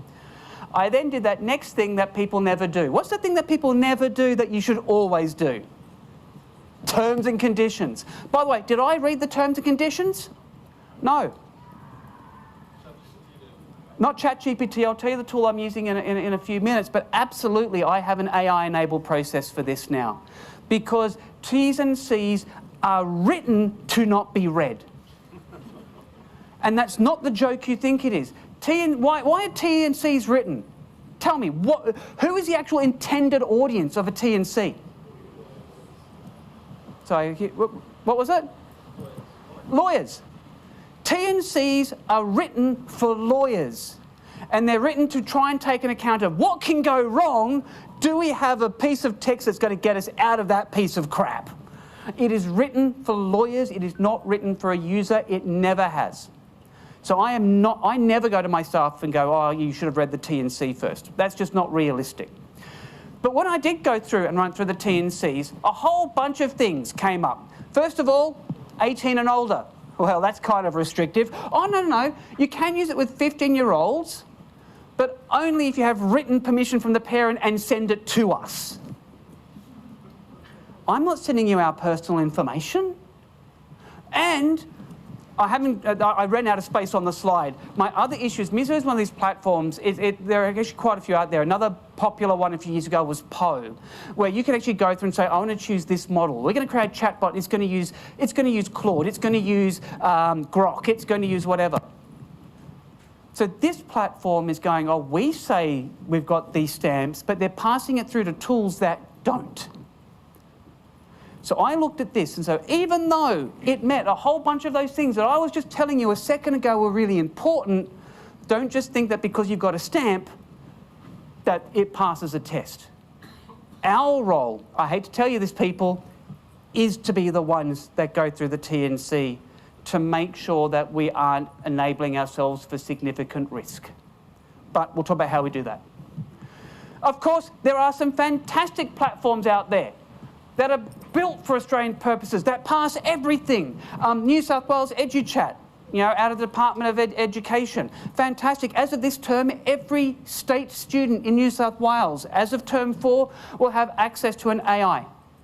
And by the way, think about the equitability story here. Are you blocking it in your school, but every state child will have access?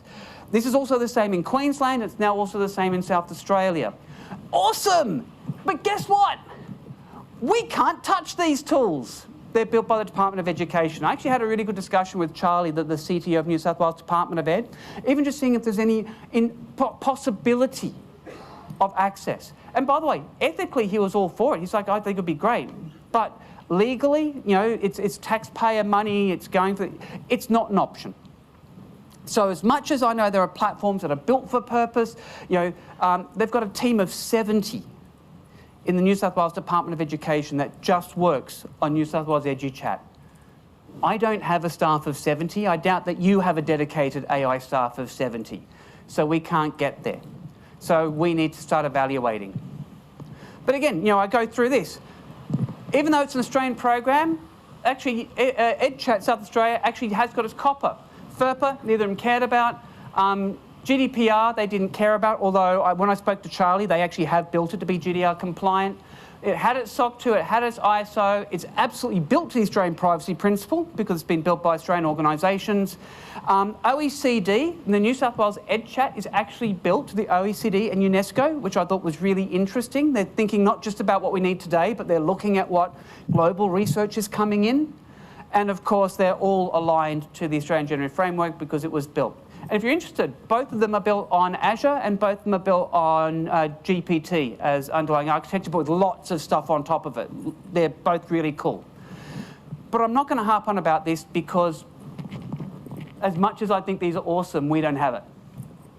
So let's talk about the tech that we do have. And again, I love raising hands just so I know the room. I have making an assumption. Who here's a Microsoft enterprise? I'm assuming most of us, 90%. So absolutely, Microsoft is brilliant for this. Azure, I don't have to tell you guys live this world. I'm sure you've all been reached out to by Dan or somebody in his team who've been here to already try and upsell you into their Copilot, into their Azure ecosystem. They work with multiple large language models, all in tenanted, secured instances. Absolutely, if you want to build your own, we have wonderful, local, secure architecture to do it on, if you've got the time and the resources to go down that path. And of course, Copilot Studio. Is anybody here already playing with Copilot Studio? If you're not, make time. Make time. I'm not saying it's a tool you'll absolutely use, but if you are in a Microsoft environment and you haven't even investigated Studio, you are doing yourself significant disservice. The idea here, if we're going to use everybody's favorite GPT vernacular, is creating custom GPTs. You can actually go through and say, actually, here are files. Here is our learning methodology. Here is our enterprise design schema. Actually, here is the schema to our SIS database. Great, because now I can create an AI that allows me to go through and create custom integrations for that SIS because I can now talk to that schema through an AI. You can custom build mini AIs in Copilot Studio based on your own data. Very powerful, incredibly efficient, and you can choose the model that you want to use. You'll find out very quickly, I'm not here as a Microsoft shill, I'm also very pro other products as well. But if you're already on Microsoft and you're not taking advantage of this tech, you said you're doing yourself a disservice. And again, the great thing about Azure, it is sitting inside Australian data centers, and even their AI instances are doing that as well. And they're even adding more LLM, more large language models to the mix. So, they just added a new one the other week. My brain's saying Anthropic, but I think that's wrong. I'll double check that. But, and again, I know I'm rushing because I've got so much I want to cover. There are issues, though, with Microsoft. If I'm looking at it from a staff perspective, I have no issues apart from cost. Especially if you want to buy the full version of Copilot, you're looking at about, I think it's $20 to $30 per student for that full Copilot license.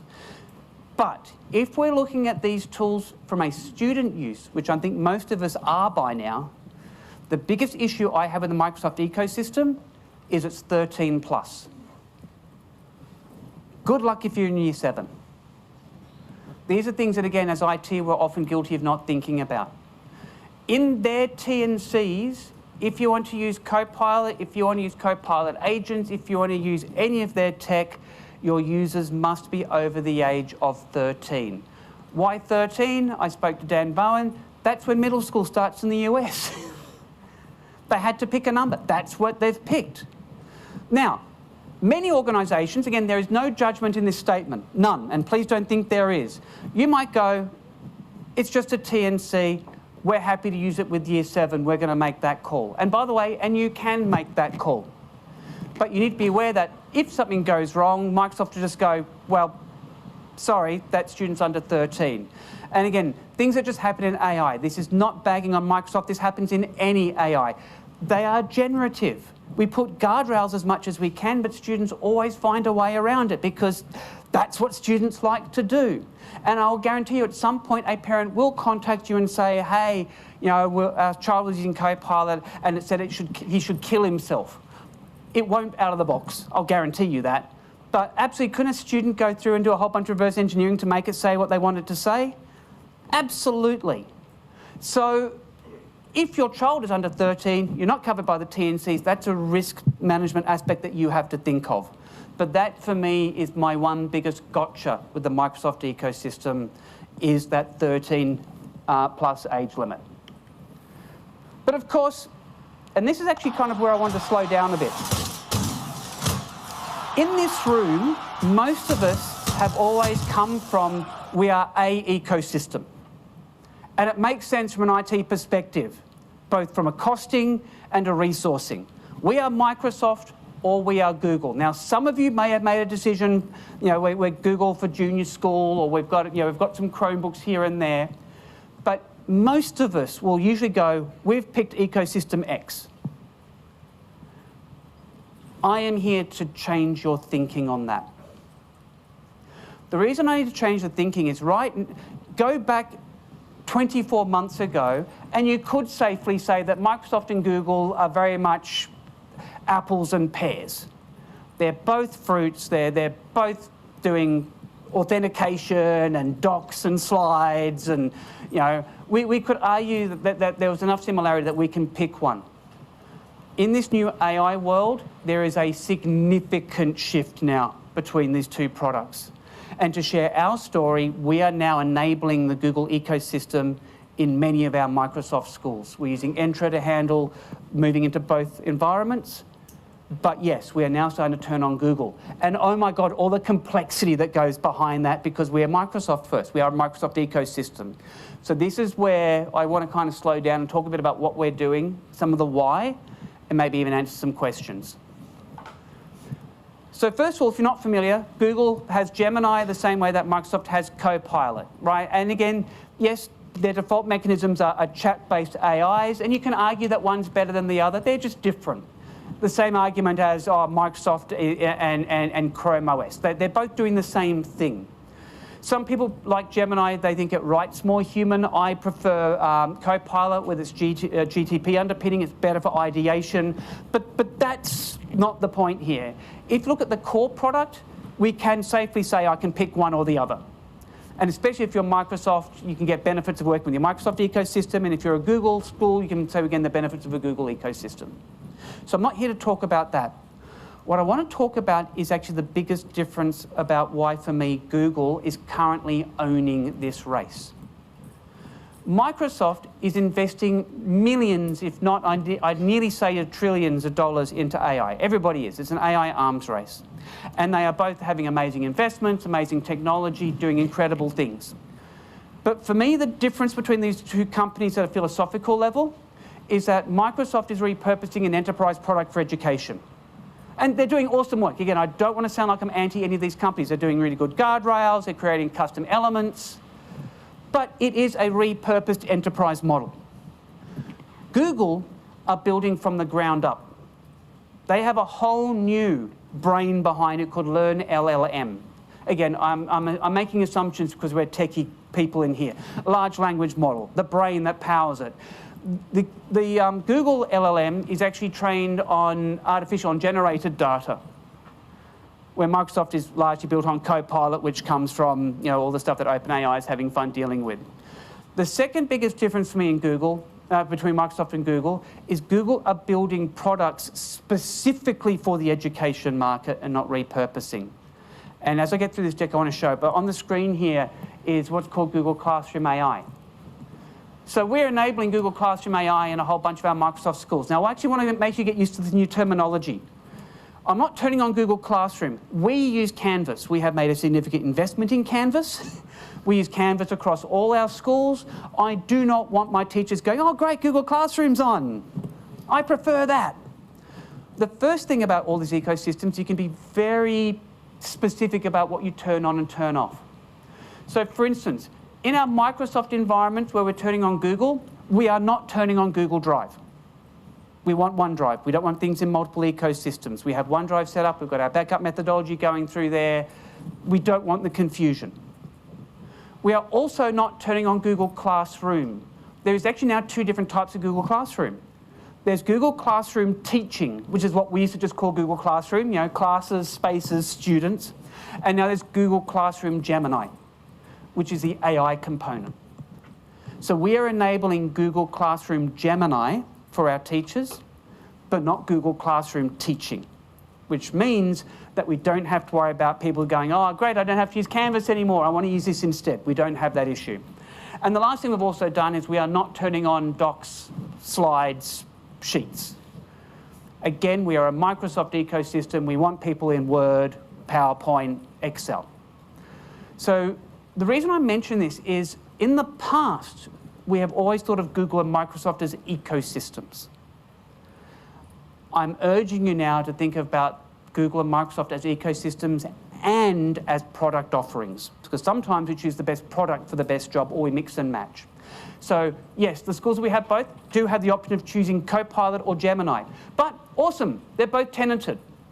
In fact, you know what? In my rush to get to the good stuff, I forgot to mention the most powerful thing. I have made one ruling. One. My staff are banned from using ChatGPT. Now again, why am I banning ChatGPT? Anybody? Data protection. My staff will be using the free version, 99% of them, guaranteed. And if something is free, you're the product. It's in their terms and conditions. It learns off you.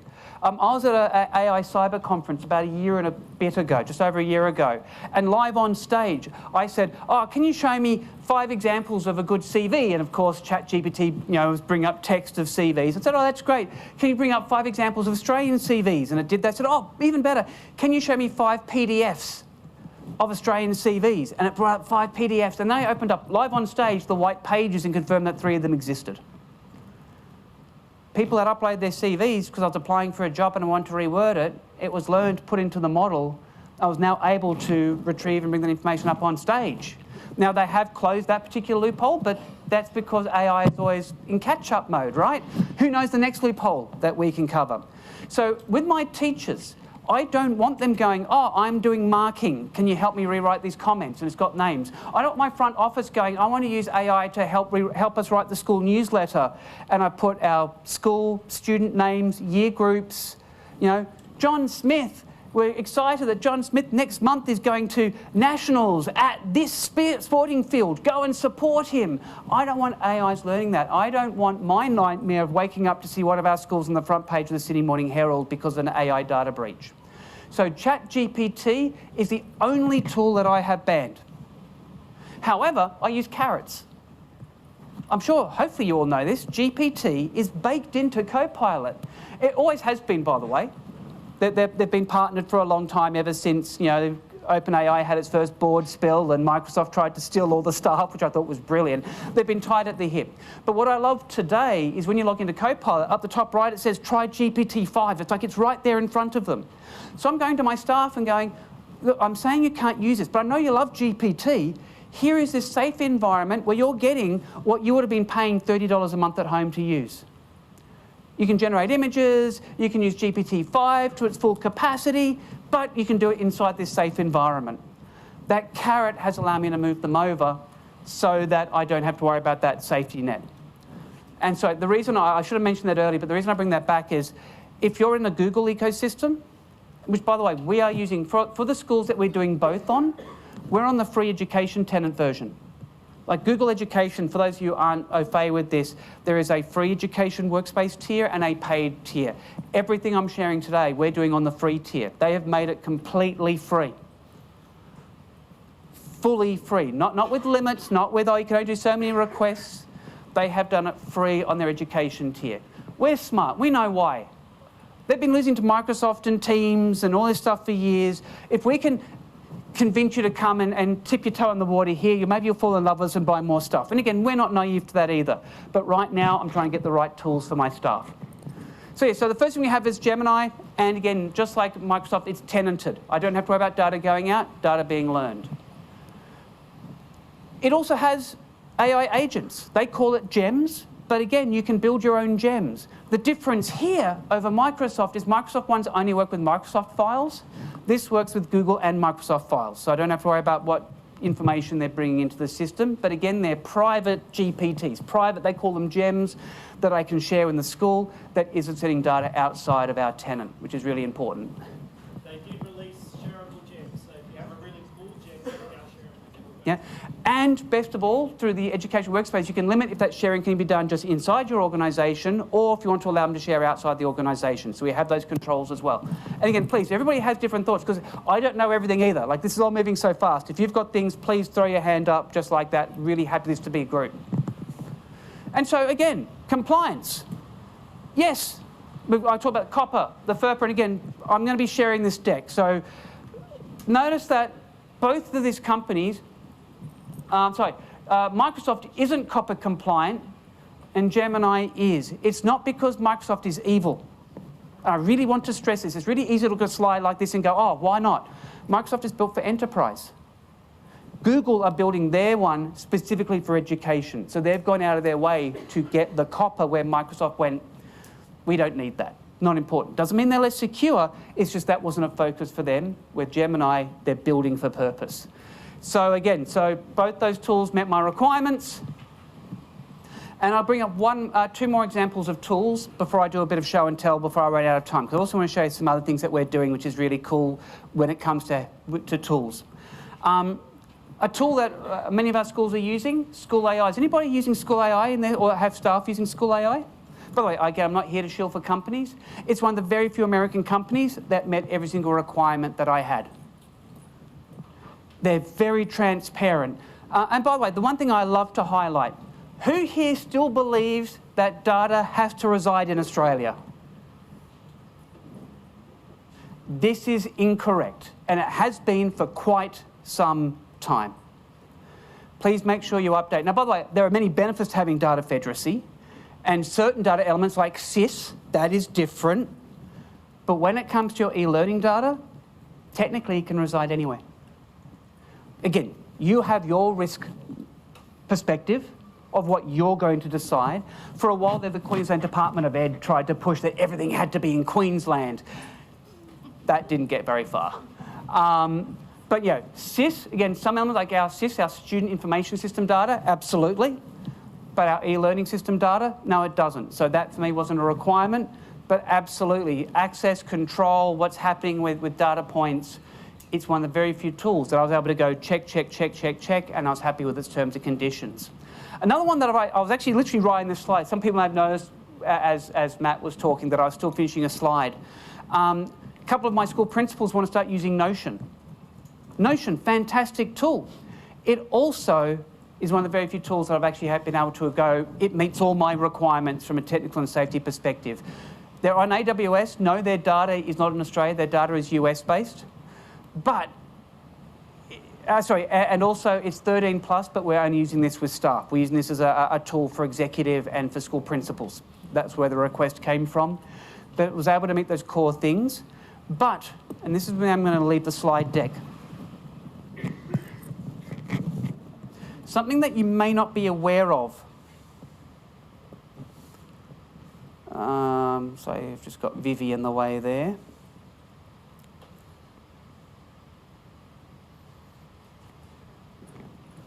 I think I bookmarked this. Yes, I did. One thing that I liked about Notion is their transparency. So most websites, most products will have a security and privacy page. This is not unique, and they'll have their ISO and GDPR and privacy. But this site also had a dedicated element on AI. Their terms on use, their security practices. So things that we need to be aware of. Many of the tools that have AI components, unless they're built as an AI tool, are definitely outsourcing it. They're using an OpenAI API, or maybe they're using a Grok API, or they're using Anthropic's API. What agreements does that company have to make sure that your data stays secured, that your data stays tenanted, and that your data isn't being used to train something else? what I loved about Notion, and again, if anybody does evaluate this, like they go into great detail. They talk about what large language models they have. They talk about that they don't train off anything, that nothing is shared. They even talk about how they have contracts with every single AI provider that they use that contractually lock down data movement and data training. So that even if company did that, that it would go through and they'd be able to sue them. Like there's a legal ramification, not just oh, you said you wouldn't. So hopefully, as I've gone to express that, I've given you a whole bunch of ideas, and I had only 40 minutes to do it. But the last thing I want to show before I run out of time is this new world is also allowing me to do things that I could never do before, which is start to create our own tools. Has anybody heard of vibe coding yet? Vibe coding is the ability to create code through talking with a system. So this here is Google AI Studio. Microsoft have a great one as well. I'm also using another tool called Base 44. Sorry, and I've got a local LLM as well using Claude. Claude Code is great. But what I want you to see here is I can now create apps for our specific needs that meet our exact requirements without a development team, without a QA team, without a testing team. And I want to show you in my last couple of minutes just a couple of these. The first one that came up was I had our executive assistants in all our schools. They're sitting there in board meetings and executive meetings, and they're literally writing and transcribing all these notes. We don't have an AI note taker because it's in a physical room. It's not like an online thing where we can capture everybody's mic and know who said what. So they're sitting there, they write their notes, and they literally spend 1 to 2 hours then reformatting those notes to meet. So I thought, well, great. Let's create a custom AI tool. This AI tool was built in Google AI Studio. It runs 100% locally. So nothing is being stored in the cloud, nothing's being trained in the cloud, and the output is actually being stored persistently in their local browser cache, because this is board meetings, college meetings, exec meetings. Is that sensitive data? Hell yes. So this is all on that user's machine, which is locked down by their operating system. So I can go into here and first of all go, okay, I want to create a template. So if you want to create a brand new template, I create a nice little thing here that from scratch I can just go in and create a template, a nice simple interface. Or I can even go in and say, this is a parent complaint meeting. And if I go suggest from title, it will automatically create a template that they can then edit. The idea of a template is when we have a meeting minute that's just a transcription, how do I want it to format it for when I do the final output? So again, I am on the internet here. It's a little bit slower, but hopefully that will come up in a sec. If not, I'll show you an example of something I prepared earlier.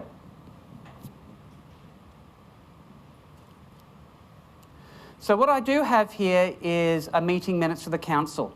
So it's going to put the school crest, meeting minutes, it's put name, date, time, location. This isn't programming, by the way. You can use brackets or curly brackets. You're just telling the AI what you want it to do. What then happens is that when I now have a new meeting that I've just gone through and transcribed, I can upload a document. And here, these aren't real, by the way. ChatGPT generated, just so we're not looking at real stuff. But this is what they normally look like. They're literally just transcription. This is what happened in that meeting. And each EA does it a little bit differently, but that's fine. I can now take this, say it's a council meeting minute, process the document, and it's now going to, using AI, go through, repurpose it, design it to that template, save it on the screen, and then allow me to download it as a PDF, a Word document, or a text file. This has allowed me to meet a need of our users that has saved a lot of time, and that's built for purpose. Again, we're on a slower internet. I'm going to let that go in the background. The other one that I built is for lesson planning. Now, again, if you've got Toddle, there are so many different programs that do this. We don't have one at the moment. And more importantly, I didn't want to buy something off the shelf that didn't meet our specific needs. So if I go into my preferences, and again, I built this without writing a single line of code. In my preferences, I can choose which of our schools I'm part of.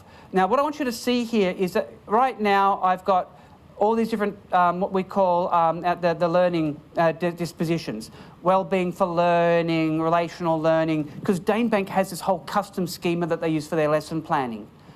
But Marsden Park doesn't use those dispositions. If I go through and say Marsden Park, they're focused on UDL. I've even built it so it automatically adapts to the specific need of that school or of that department. So what happens in this wonderful tool, and again, I'm not going to do it live because we're very short on time, but I can go in and say, okay, we're doing English. Actually, let's do a brand new one. Let's create a whole new unit of work. We're doing English, and it's for stage 4, and we're doing that. Now, the first thing you notice is validating with NESA.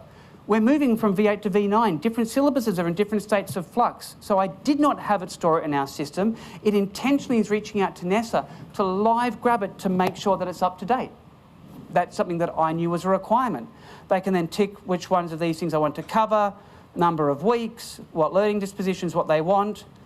And when they're done, it automatically generates a unit plan. But AIs are flawed, so they can edit, they can just live change what they like, and it will live update. I've even built an AI assistant that knows what's on the page, including what you're editing right now, so you can go, oh, in week 2, I need to come up with 2 extension tasks. It'll go, oh, I can see what you've got in week 2, and it'll suggest 2 extension tasks and build them for you right there. And if you're happy with it, you can then click on a button that says Generate Lesson Plan, and this is built for our need. So not only do I get it structured the way that I like, in a way that our schools want, but we're an Anglican school, it even has a Christian worldview with how you tie it back to our religious context, and here's a Bible verse that would sit with it. I was able to build something that met our exact need. The last tool I'll show is a bit of a laugh, but it's a great way to end up. This next tool came out of a joke. The joke was this. Let me just, I might need to refresh the page, give me a second. I was sitting with a school, it's actually I'll name them, Marsden Park. They're a brand new school, about 2.5 years old. And one of the challenges that they have is their staff aren't always, they don't have the experience for how to handle parent calls, parent complaints. So we had fun and built the parent complaint simulator. Now, before you laugh, this has a very particular purpose. So I can say that my name is Mr. Ridden. What is our parent going to complain about? Someone shouts something out. It could be anything. What's the parent unhappy about? Your daughter woke up late this morning. Well, that's not my fault. Give me a school thing. Is there an issue with the BYD, the laptop? Issues with the school uniform. It looks stupid and is too expensive. All right. So the reason we have this is like, what is it I need to role play? I can also, it will do it randomly, but I can also edit the parent and say how rational or irrational they are. Now, again, this always gets a laugh, but think about it. If I'm dealing with an irrational parent, can I actually answer their problem? No. If I'm dealing with a rational parent, can I answer their problem? So you have to learn how you work with different. When someone's really, really upset because my daughter's being bullied, I just saw this thing on a current affair, like I'm really, really upset, I can't answer that parent. But I still need to be able to work with that parent. So let's make this parent highly irrational. This is not a text interface. Again, I built this without writing a single line of code.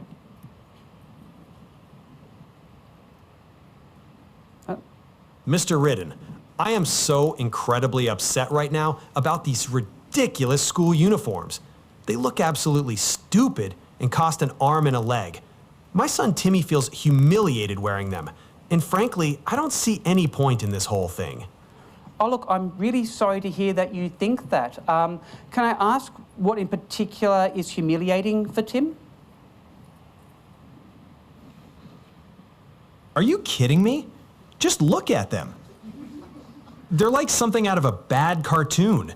And the cost, we shouldn't have to spend this much money on something that looks so awful. No, stop. I'm going to interrupt you. It's completely unreasonable. No, shut up. Right, look, the issue here is that you're just being precious. The uniform is important, it's our identity. You're being fucking stupid and you're making Timmy that way. He's going to form in your image. You should be ashamed of yourself. How dare you say that? You're calling me stupid for being concerned about my child's feelings? Well, once you've the finished uniform is a complete disaster. It will actually automatically evaluate that conversation and provide feedback on what you did and did not do well. So, of course, I start off polite and asking the right questions, but then I I cut him off and I swore at him. And like I did everything wrong possible. I wrote this full simulator in one afternoon without a single line of code, and it's now being used at Marsden Park to help train staff. So, you demonstrate active listening, at least at the beginning. If you keep going through, you'll see what I did really wrong. Maybe use a funnel technique. In your next role, be conscious about the conversation. But again, this is a tool that I was able to build to meet a specific need. So I'm very much out of time. Hopefully that's given you a whole bunch of ideas to think about. As I said, I will be sharing this deck with everybody, but I'll just bring up my contact details at the beginning. I just finish up with this. This is a journey for all of us. I don't have all the answers, you don't have all the answers, but I want to work with everybody, and I'd love to work with you to figure out that we don't have to reinvent the wheel. How can we share this? So I already shared a document on Mitie a couple of months when I first started, where I was talking about the comparisons between Microsoft and Google, because I had to do that research. But yeah, I'd love to find ways to work more with you. I am out of time. I want to pass to the next speaker, so thank you very much. I hope that was useful.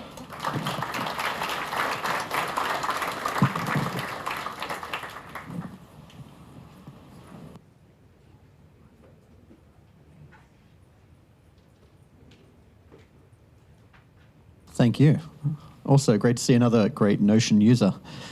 We'll hand it over now to Mariana, who is about to take us through how they do technology and AI in MLC. Give her a round of applause. Hi, everyone. Thanks so much for coming to our school. We are so proud of it. I've just got Meg sorting out my presentation there, so it'll jump up in a sec. We're so proud of our facilities, and we're always very willing to share, so I hope you are enjoying the space. And yes, it is a big school and it goes across many blocks, but we are a tight-knit school with a really great community. We'll just get this up and going. So today my presentation is really about the practical aspect of how we've implemented e-learning in our community. Ooh, thank you.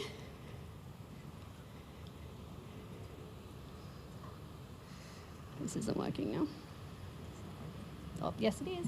All right, perfect. So before I get into the practicality on how we have implemented AI, but also e-learning in general in our community, this is a Padlet that I've created. We have a subscription here at MLC School on Padlet. This is going to be the Q&A in case we don't have time at the end for anyone to ask questions. But please, if you have burning questions, pop your hand up and I will stop and obviously see what you need to say. But please pop any questions on there and I will get back to you. On there, you will see a little instruction post-it in case you haven't used Padlet before, but you'll also see my email. So please feel free to email me any questions, or if you want to connect, happy to do that as well. Now, every single slide has the QR code on the top right-hand side, so if you didn't get that, you can always scan the top right-hand side QR code. But I'm going to start with, and I move a lot, so I apologise. Director of e-learning is my role. Prior to this is my second year here at MLC School, and prior to this I was the head of languages for about 10 years. I'm still a teacher, and I don't say that in a negative way. Teaching is my joy, and I will always be a teacher, and I will always be in the classroom. I see myself as a conduit between the teaching world, the kids, and IT, and it's about learning how to communicate. So these are my visions. This is my focus.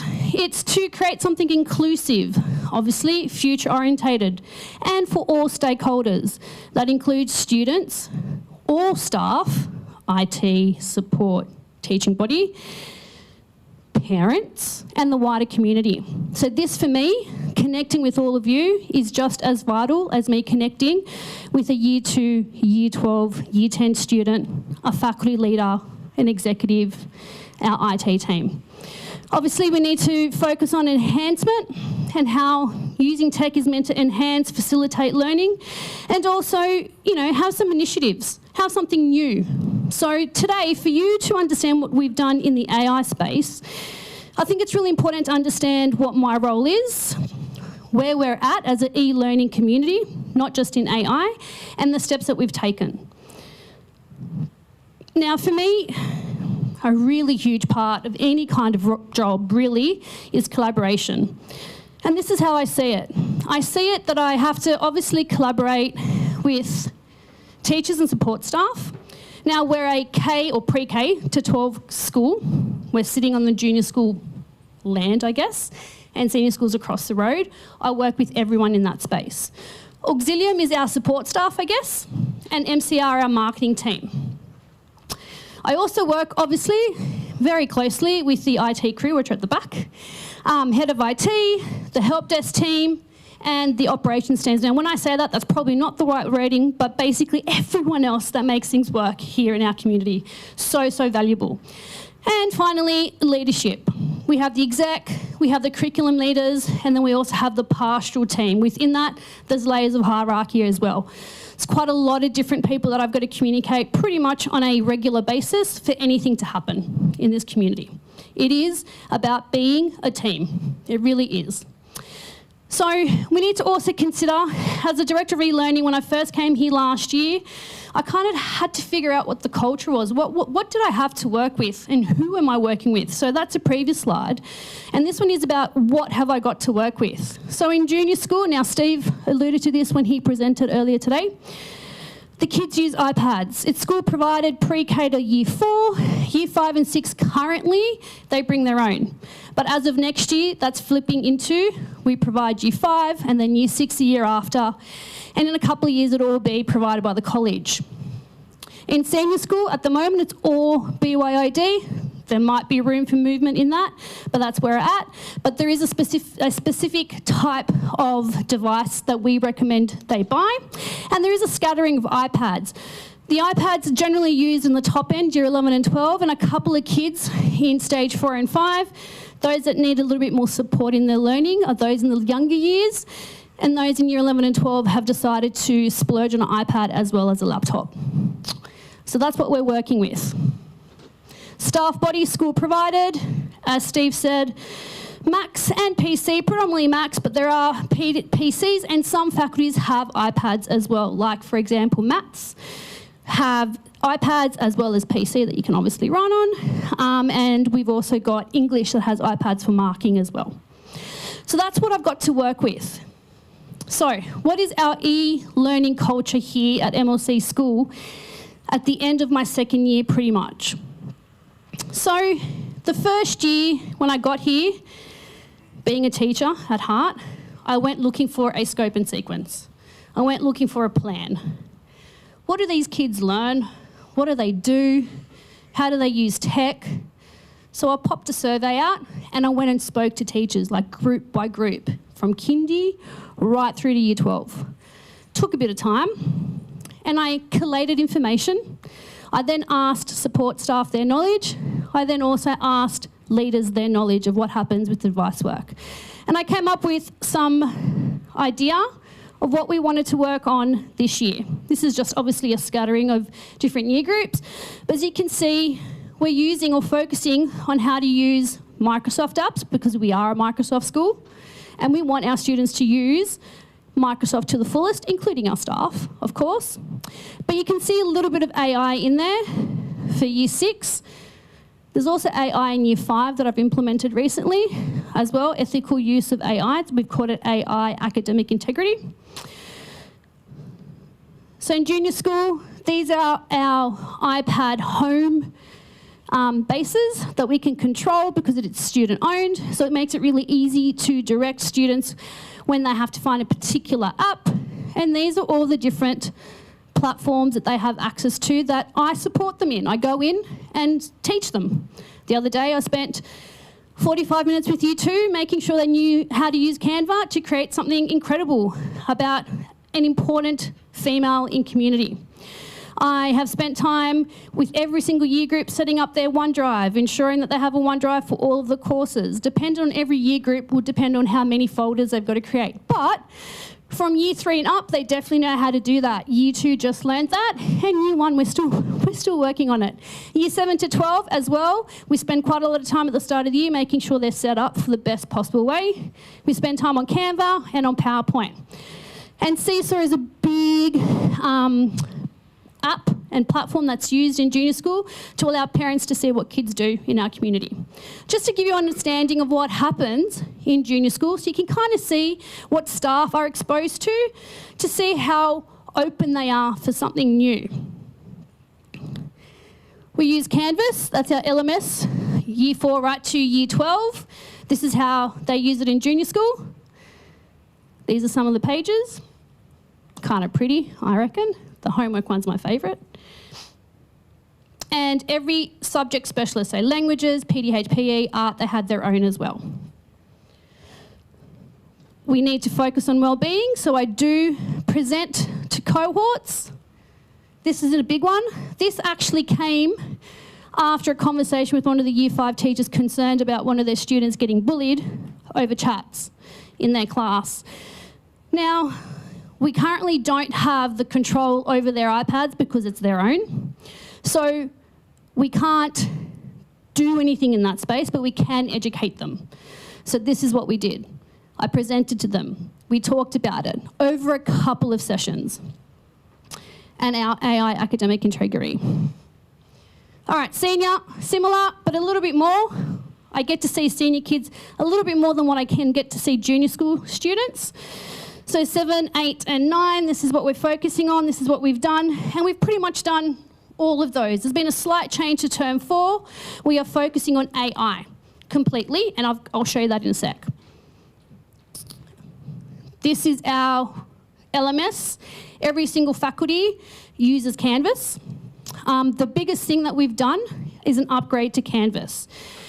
When I came here, I inherited Canvas with, and for those that use or know Canvas, blueprint into associations, but we've now gone into one course with sections.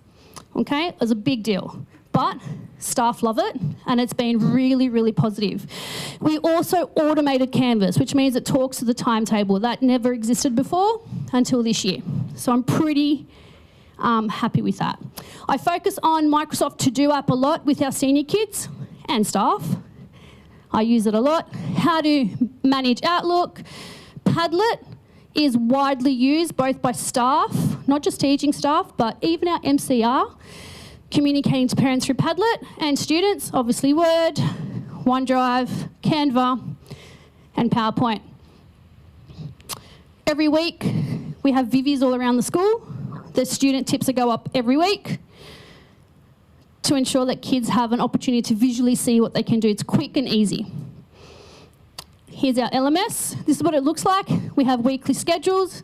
Our staff tell our kids what they're doing so they can see visually what's coming up. It's great for the collaboration between staff. Hey, my God, your course that you did or your activity that you did yesterday looked so great. Can I use it? Absolutely. And then that forges conversation, collaboration, unity, transparency, all important. These are just some pages. Obviously, I'm a language teacher. So this is my language page for year 7. You can do quizzes in there. You can do little hand-in assignments. There's a whole lot of stuff you can do on Canvas, which I'm sure you know. Wellbeing, a big deal.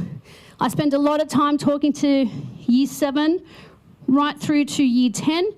Year 11 and 12, not so much. That's going to be my focus to get much more time with them next year. But we're talking about social media, especially with the new restrictions coming through. We're spending some time on that next term.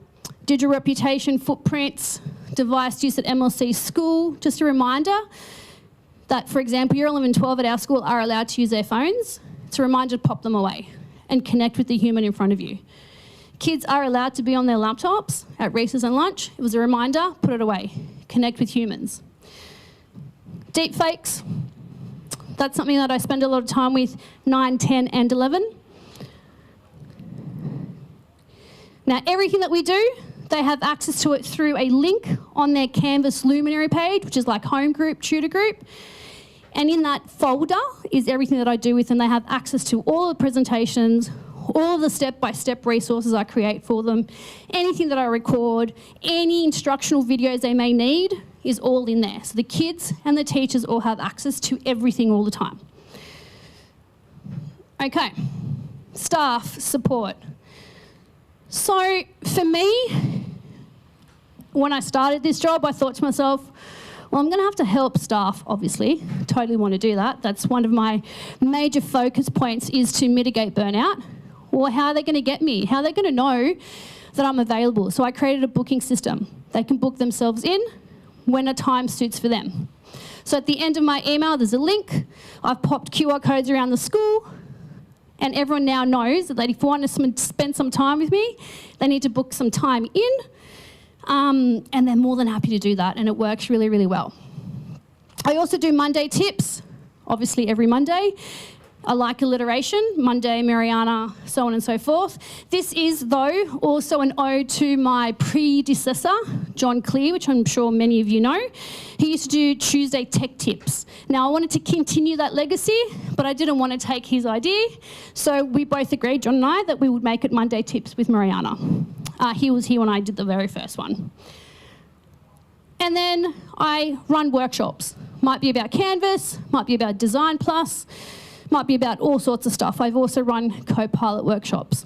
So that gives you an idea of what our e-learning space looks like here at MLC School, and it kind of gives you sort of, hopefully, perspective on how much we already did before AI was even something we talked about.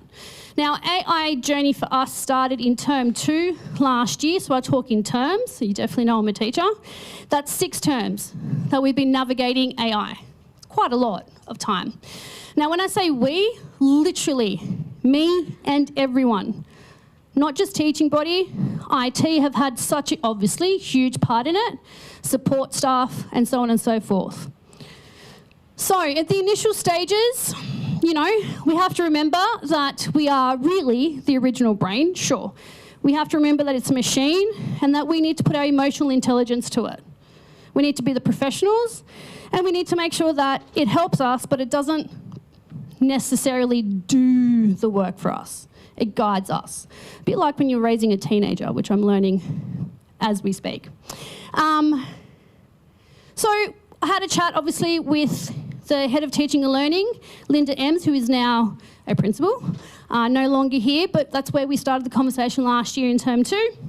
And we said, oh, you know, staff need to be educated, they need to be safe, they need to know what's going on, they need to be able to ask questions. You know, is there any academic reading that I've come across that we can maybe relay to staff? Is there something to communicate to them to make them feel like they can get a grasp at their own time? What can we do to make it accessible and secure? And this is, you know, when we started having a little bit of a chat with Steve. We need to build a team. We need to build a team to support the process. Now, for some of you that may have seen the presentation I did at the AIS conference, I talked about our AI task force, which is just growing and growing and growing. Let me start with saying that everyone in the task force is doing it out of their own passion of AI and they want to make a positive impact. They are not getting paid for it. They do not have time allocation. So it's out of their own will. So I'm really grateful of that. And they know that. Well, I hope they do. So we started with 8 members. So Steve was one, Linda Ems was another, myself, 2 senior teaching staff, 2 junior, and 1 support staff. We really wanted to have a cross-section of our community. We didn't want it just teaching orientated. We now have 11 members and it will be growing. Originally, we asked for expressions of interest. Okay, now it's just purely by conversations and want of participation. We've had people that have come in and out based on certain things that they might be doing, and obviously we are more than happy to invite whoever is keen. We have fortnightly meetings. We have them at lunch. Sometimes we have lunch at fortnightly meeting lunchtimes, and sometimes we don't, but we always get something done and really great, solid, robust conversations around the use of AI. With that team, we've created an AI process where if anyone wants to use an AI platform, they've got to go through a form or even just let me know or one of the AI task force and let the IT team check how we're going. We did a bit of a stock take. We also create platform fact sheets, which I'll show you in a second. We now also do lots of presentations, and we have run multiple PLs for staff. I'll send this presentation to everyone. This is some examples of our approved platforms. This is what we send out to staff. So a little bit of a blurb of what it is, how it works, and any useful links they might want to use to have a bit of a look. Because really, in reality, Everyone is time poor. Everyone is time poor. Everyone is busy, and everyone at some point is stressed out. But on occasion, there's space. And in that space, you can play. And in that space, you can look at things. So I always make sure that there's opportunities that people can go back to something and have a look at them and have a chat with me. Also, in the PLs that we run, we always make them very hands-on so we can give time back. We've created a philosophy, okay, harnessing the power. We want critical and creative thinking, ethical use, innovation, agility, flexibility.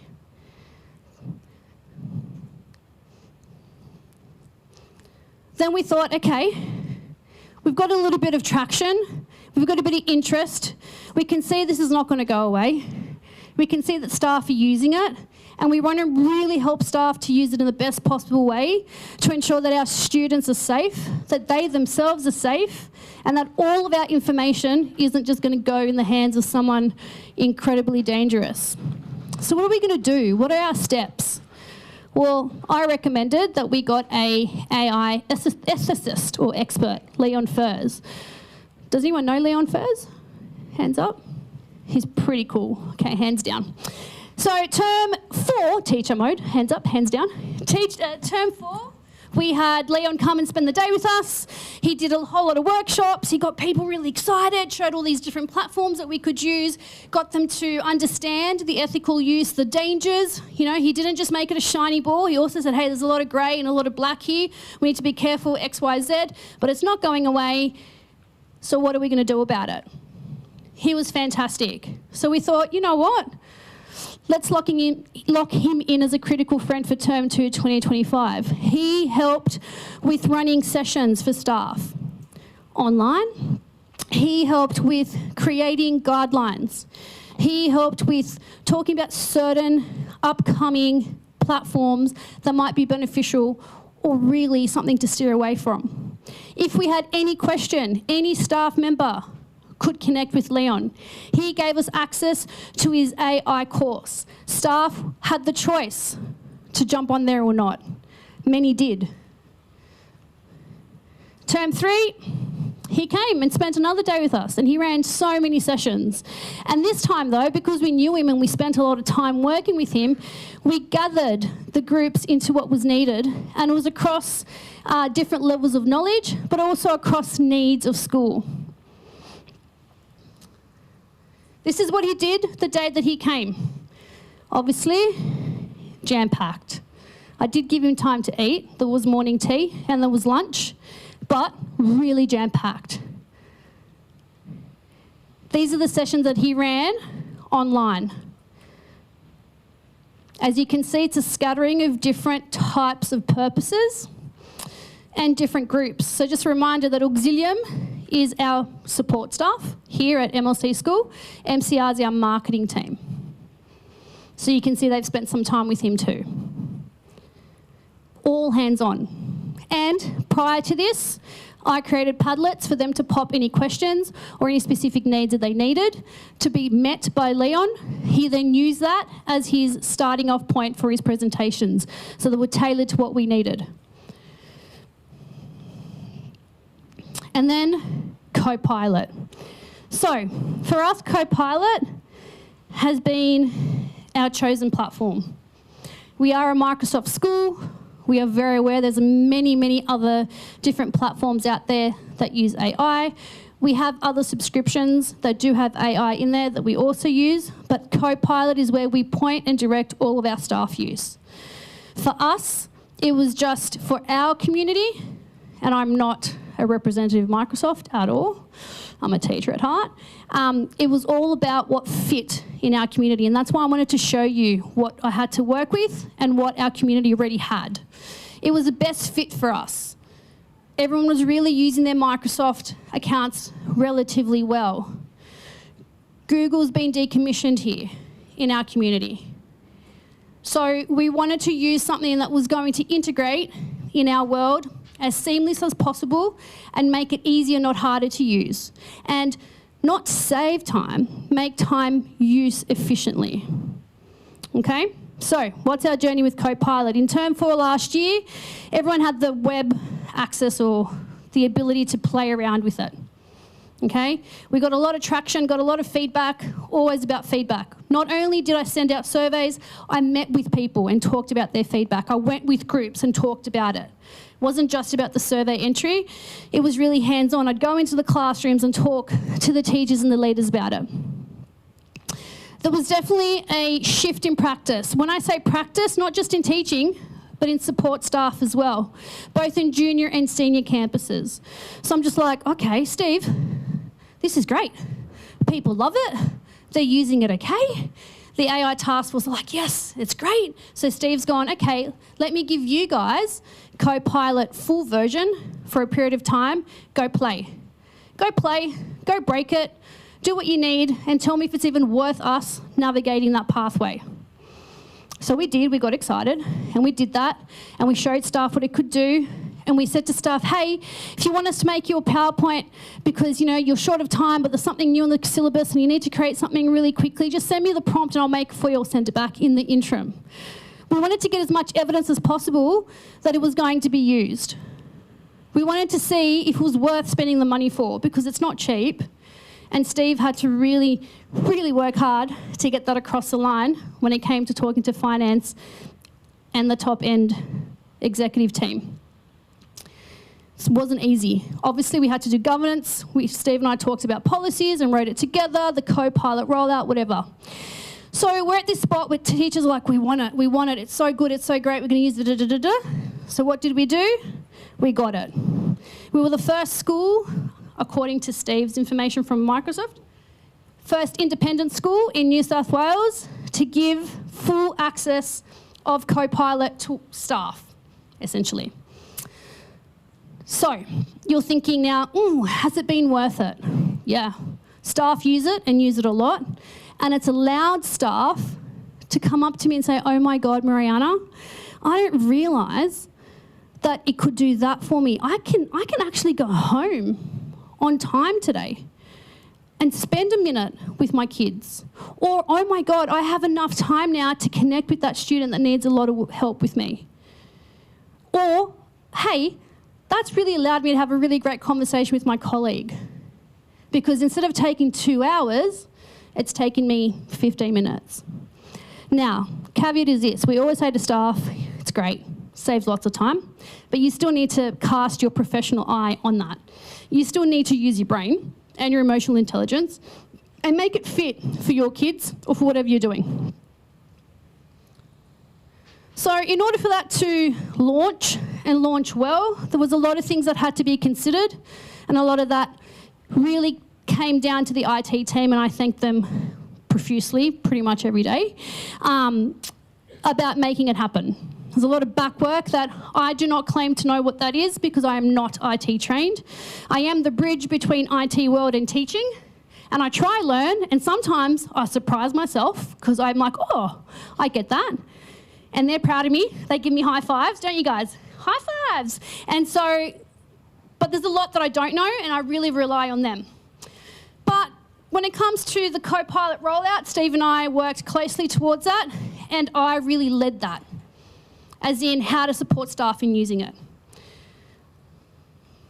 So, we created through Engage, which for us, Engage is not a good word, but it is what it is. So we created through Viva Engage a platform that admittedly we still need to push staff towards it. It kind of gets forgotten, but it is a platform where everything's accessible. I ran sessions, as you can see, all those times and all those dates with all those people to make sure two things. One, they had the full access and it was properly done. And if there wasn't, I would just ping Steve and Steve would fix it. And I would give them time to play. I would focus on 4 apps: Word, Outlook, Forms, and PowerPoint. And I had fact sheets created by Copilot, told them that I did, gave them that, and gave them 20 minutes to play. Ask me questions, anything. Think about something you need tomorrow, whether it's support or teaching staff, and play with it. I offered workshops where it wasn't compulsory, it was opt-in, and I offered them for that duration, those days and those times for the entire term of term 1. I would just be in a room waiting for people to rock up. Sometimes I had many and sometimes I had no one, okay? And that's okay because it's dependent on the ebbs and flows of what the community needs. We have run several professional learning opportunities for everyone in our community. Sometimes it's whole school, including support staff. Sometimes it's just senior school. Sometimes it's just junior school. But all of them have been run by the AI task force members, not just me. And that's from their generosity of time. Okay? Again, don't get paid for it. These are some examples of how we did it, specifically Copilot. Everything that we've done, we've also made instructional videos and made them accessible as well. Staff use, this is how they use it. Oh, don't know why they've come up that way, but here we go.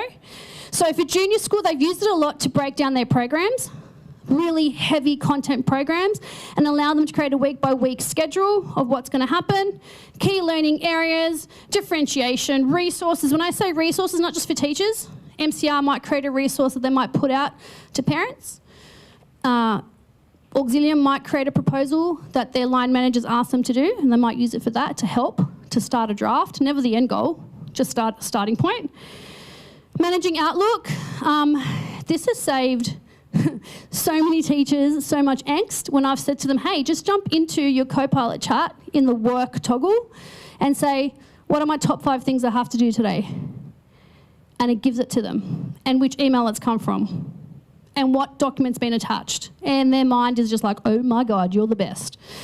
Drafting and summarising reports. So we have necessarily no issue with staff using it to help them write reports, but it is up to staff to obviously put their professional gaze across it. But also when I'm saying summarising reports, sometimes PAs need to summarise a whole ton of reports. LED team have a whole lot of psych and different ones they have to summarise. They can use Copilot because it's embedded directly into our apps. Meeting notes. This has saved, our PA of our principal lots of time. She uses Word, uses the dictation feature on Word, then uses Copilot to bring it down into minutes, and then bring it down to key action points. So that's saved her hours. Now, I'm sure you have plenty of meetings with your teams. You could do something like that too. Okay? Other platforms that use AI. Padlet. We're a big Padlet fan. Well, I am, and a lot of people here at the community use it. Quizlet. So I've organised with the support of the school, obviously, Quizlet full plus accounts to all staff from K to 12, as well as all students in year 11 and 12 to help them learn, obviously, and help teach. So that's Quizlet. Diffit is something that we tried and gave all staff access to, and Canva. There's many others that we use, but these are the main ones. Diffit was a 12-month trial access kind of point. We also use EduAI. We also use Perplexity, or it's been approved to. But Canva, Quizlet, and Padlet are the main 3 that we focus on, other than Copilot. Stumbling blocks. It was mentioned before by Matt. We need to make sure that we understand that people are at different levels, and that's okay. It doesn't bother me. If we have digital literacy here or up here, it's no problem for me. I'm happy to work with everyone and anyone and help them in whatever space they need. The fear of unknown is real and was much more prevalent at the start of our journey. It's a lot better now.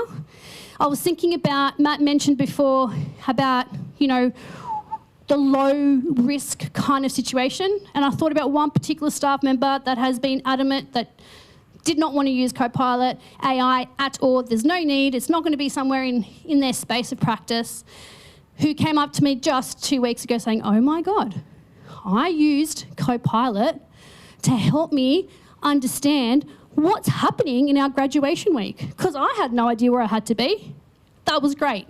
So for me, that's a win. Might not be in her actual teaching practice, but it's about being present where she needed to be for grad week, which was a big celebration week. Obviously, staff participation and value, that comes with culture. The ethical battle, but we're cheating. Not really. It's just another tool. Money. That's a big question and conversation that Steve always has to have, not necessarily me. And the time. Time is a massive factor. We don't really have time. And so that's a challenge for me. I see that as a little bit of a project where I can try and find the time for people to stop and play. And that's what I tell staff. Stop and play. Get out of everything. Don't look at your Outlook. Don't look at anything.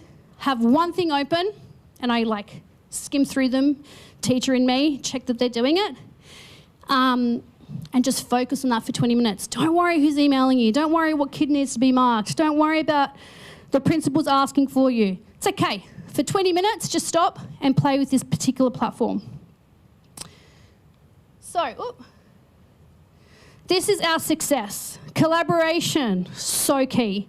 Perseverance, so when you get a no, it's not like, oh, okay, forget it then. It's more like, and I'm sure Steve and the IT team know this about me now, okay, I hear it's a no, but how can we make it a yes? What do I need to do to make sure that Canvas is automated? Or how do I make sure that staff know how to use Copilot? I hear why you're saying no, and I totally get it, but how can we turn it into a yes? That involves patience from everyone. Trust. Trust is huge. Trust that the staff don't feel like they're going to get hit on the wrist for doing something wrong. We are very open with our policy and what we expect. That comes down to communication. We have to be learners. We need to collectively learn, everyone in the community. We have to think critically, not just superficially. And we need to know how to problem solve. That's pretty much my whole job, is problem solving. Big chunk of it. So I'm really proud of what we've done, and I'm really proud of the community that we work in. And it's not just a one-person show, it's collective leadership, and it's many, many people. And I'm so grateful to work with so many amazing humans that have allowed this to happen. But moving forward, we've got an exciting term ahead.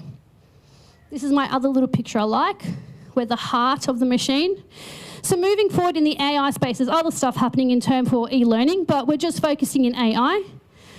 The AI task force are, as you can see, those names there, although abbreviated, we are running sessions, little presentations. And on there you can see who's presenting and who's collaborating, so we all have a voice. Some of these will be pre-recorded and shown in class. Prior to this, in week 1, I'm recording a little, what is AI? What do we expect from you in AI? And it couples with the fact that we can use Copilot Chat. And so in Luminary, which is tutor group or home time in your school maybe, they're going to show that video first and foremost, and then they're going to have these particular areas. For example, in the modelling with AI, we're using past assessments and showing kids how to use past assessments to help them model a response. Feedback we've left to the end. Obviously, different people are presenting because it's going to be focused on all the other bits that they've learnt. Everything's going to be on our, obviously, stream platform where kids can access as well, and staff. There'll be AI checklists throughout the school. We've already started sort of popping them across. Year 5 and 6 have those already. There's a whole lot of different literature on walls in the senior school about AI use, but this will come to them as well. When I think agents, I think robots. So this is our agent little icon. We've been playing with agents. The AI task force. We've built a few different ones, and they're going to get hopefully pushed out next term. And some of them are great to support staff learning. So one of the AI staff members, Dave, he's an English teacher. He did one on Romeo and Juliet, okay? And did it as a, I guess, study assistant, okay? The principal's PA is making one on policies, specifically how to take time off, okay? We've got also, in year 2, one of our teachers made one about vocab, okay? And that brings me to the end. Do we have any questions about anything before we go to lunch? Because I know it's lunchtime soon. No? Gosh, very quiet. Okay, well, if you do have any questions you might think about that you might not want to verbalise in front of everyone, you can always just pop it on the Padlet. On there is my email. Please note it down. Email me, happy to chat, happy to answer any questions. And if I don't have the answers, I will flick you to the right people that do. Okay, thank you so much. Have a good afternoon.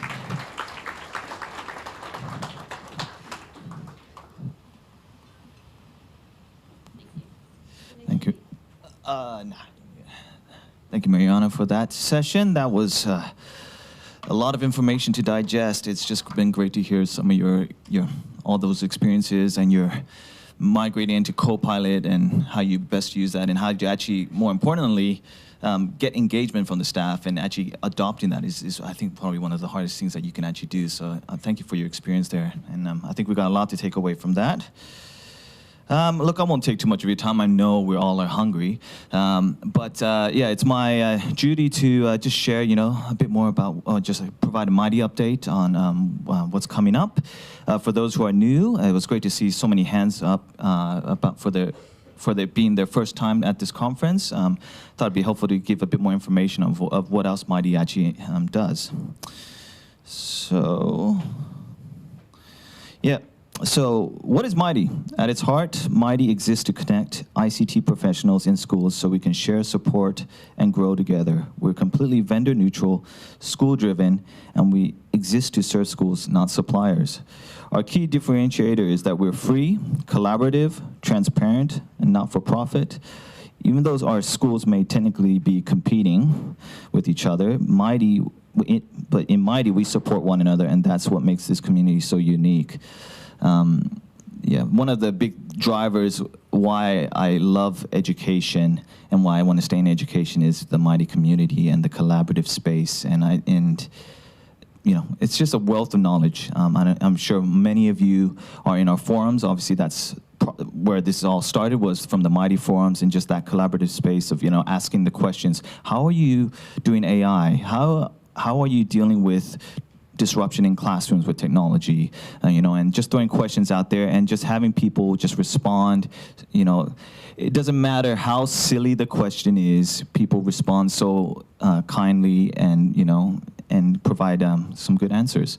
So I encourage, for those who are, if you haven't posted yet on the forums, I encourage you to know that if you're safe to actually post on the forums, and we all love to provide any insights that we may have from the experiences that we've had in our schools. So what makes this all happen is our members and bringing engagement into the forums, as well as obviously attending these conferences, and even for the live stream that we have going on at the moment. We want to encourage you, get involved.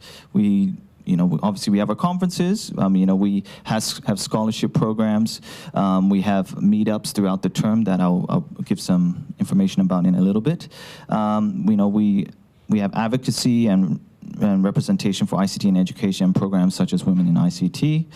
And we're all free is the main thing. And so we encourage you, just please get involved. And we want to, we continue to encourage, if one way you can be involved is like MLC finding their school today, we need schools to host. It's a very cost-effective way to put these conferences out. And not to mention, it's just great to hear how each and every school does IT.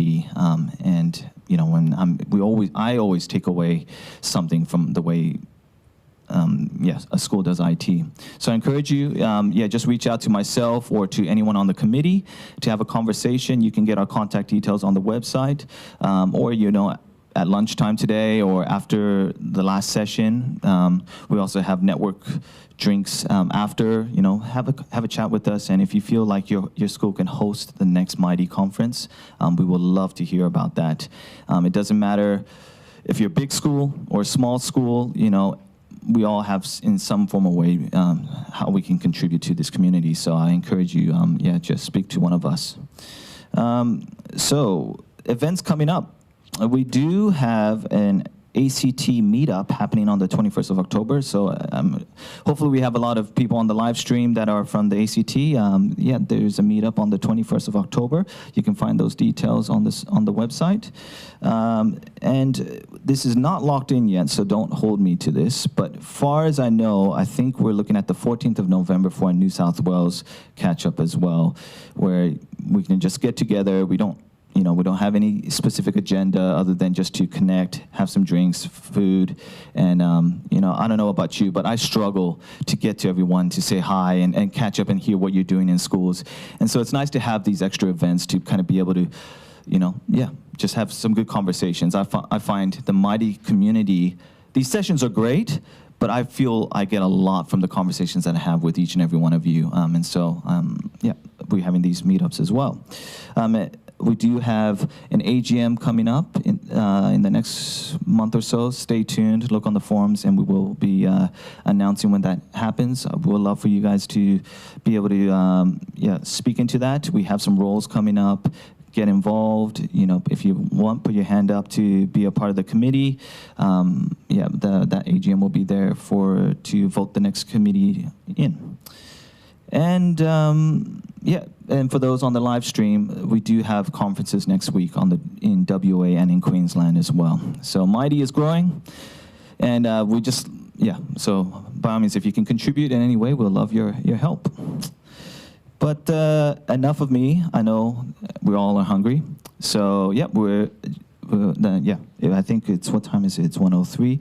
We'll be back here at 2:15. Find someone that you haven't spoken to before. I'm sure you'll get some good insights to how they do IT. Enough of me. See you soon.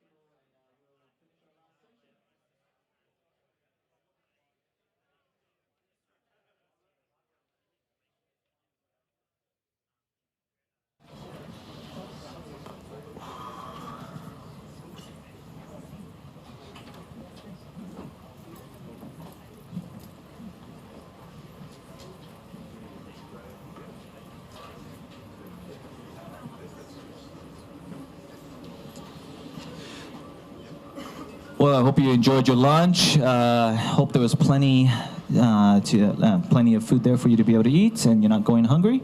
I've been enjoying these sessions. I hope you are too. I hope you've been able to get around to all the sponsors as well. These events would not be able to happen without their support. So yeah, I'm grateful that you've been able to speak with them.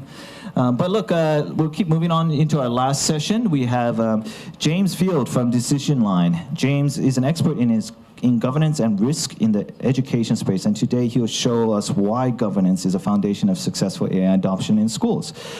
Please help me welcome him. Thanks.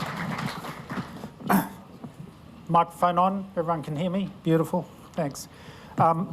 Just a bit of housekeeping before I get going, because there's a lot of content in the presentation. What I've done is just have a QR code on the last slide. You can just hit that QR code, you get a copy of the slides, copy of the governance framework, so there's a detailed governance framework, and some other material that I've been using over the last little while in presentations that I think people will find useful. Look, over the last couple of months, I've presented at quite a few conferences, the ASBA, the Business Managers Association up in Darwin, Victorian Principals Association, and even earlier this week, I did a presentation to risk managers, human resources managers and facilities managers.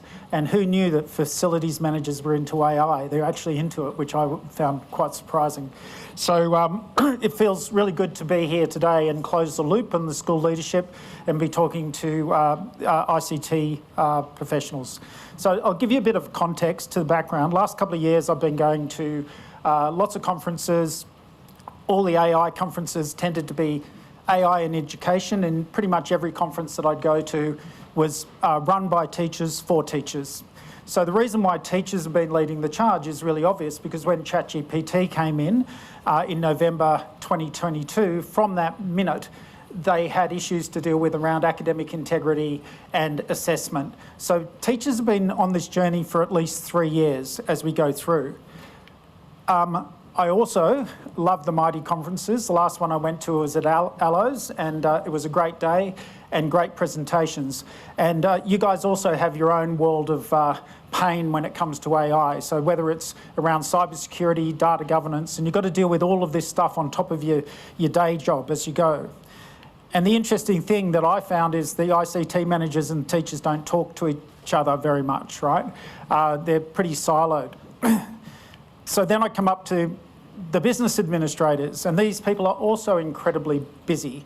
So, you know, on top of doing finance and admin, they've got HR, risk and compliance, you know, they have to run the tuck shop, whatever else they need to do. And on top of that, capital works. And when you look around at this incredible facility here, you just see the pressure those guys are under. And then we have the principals who sit in the middle of it all. At the Victorian Principals Association, it was a couple of weeks ago now, 2 principals got up and gave a presentation. It was hilarious, but one of them described her world like the zombie apocalypse, that every time she had a problem and she thought she'd put it to bed, it would creep up on her and she'd see the fingers come over the desk. So what you've got is, think about these perspectives, okay? Think about the teachers, and what do the teachers think when it comes to AI? Well, they're the centre of the universe, really, aren't they? They're like the cyclists in the Tour de France. They're the guys out front delivering the product. And I look over at the ICT guys, and you're probably looking at the teachers going, could you please follow my instructions on what we're supposed to do here? And don't do that, because there's going to be a cybersecurity incident, and please do this training, and I don't want to do the training and compliance and so on and so forth. And the business administrators are sort of sitting at the top just going, you know, I'm so busy, how am I even going to take AI and deal with AI? So it's a pretty scary situation. And Matt Esterman, who talked this morning, and I do a lot of work together, and he told me that he'd already talked to you about some of these stats out of the ASBA survey. So this is a reflective of, and a copy of this survey, by the way, is in the resources at the end. So this was in June that we did this survey. And so look at some of those stats. 75% of boards not briefed, half of leadership teams essentially felt not well informed. 60% no policies. Okay, so you keep on going down that, 83% no parent engagement. So I would say generally what we're looking at there is a lack of preparedness for AI in the independent school sector based on that survey. But that's also been, I suppose, every time we do a presentation or we go somewhere, even the course we're running, we run this 10-week ASBA AI governance and literacy course, and those stats pretty much stack up. And these are the people that have actually gone and done the course. So I'd say that they're sort of innovators in the space.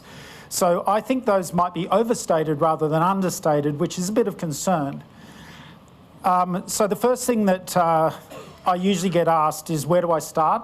So that's the, whenever I talk, where do we even start on AI? And then the second thing is what I will call the I don't know what I don't know dilemma. And that's the problem. When you're really super busy, AI, we know it's here, it's coming at us millions of miles an hour, but you don't know what you don't know. So how do you even start the process? Well, starting is super, super easy, right? Starting is you've got to get your leadership team, and you've got to get leadership awareness and alignment. And when I say super, super easy, that actually involves pretty much doing a workshop, okay?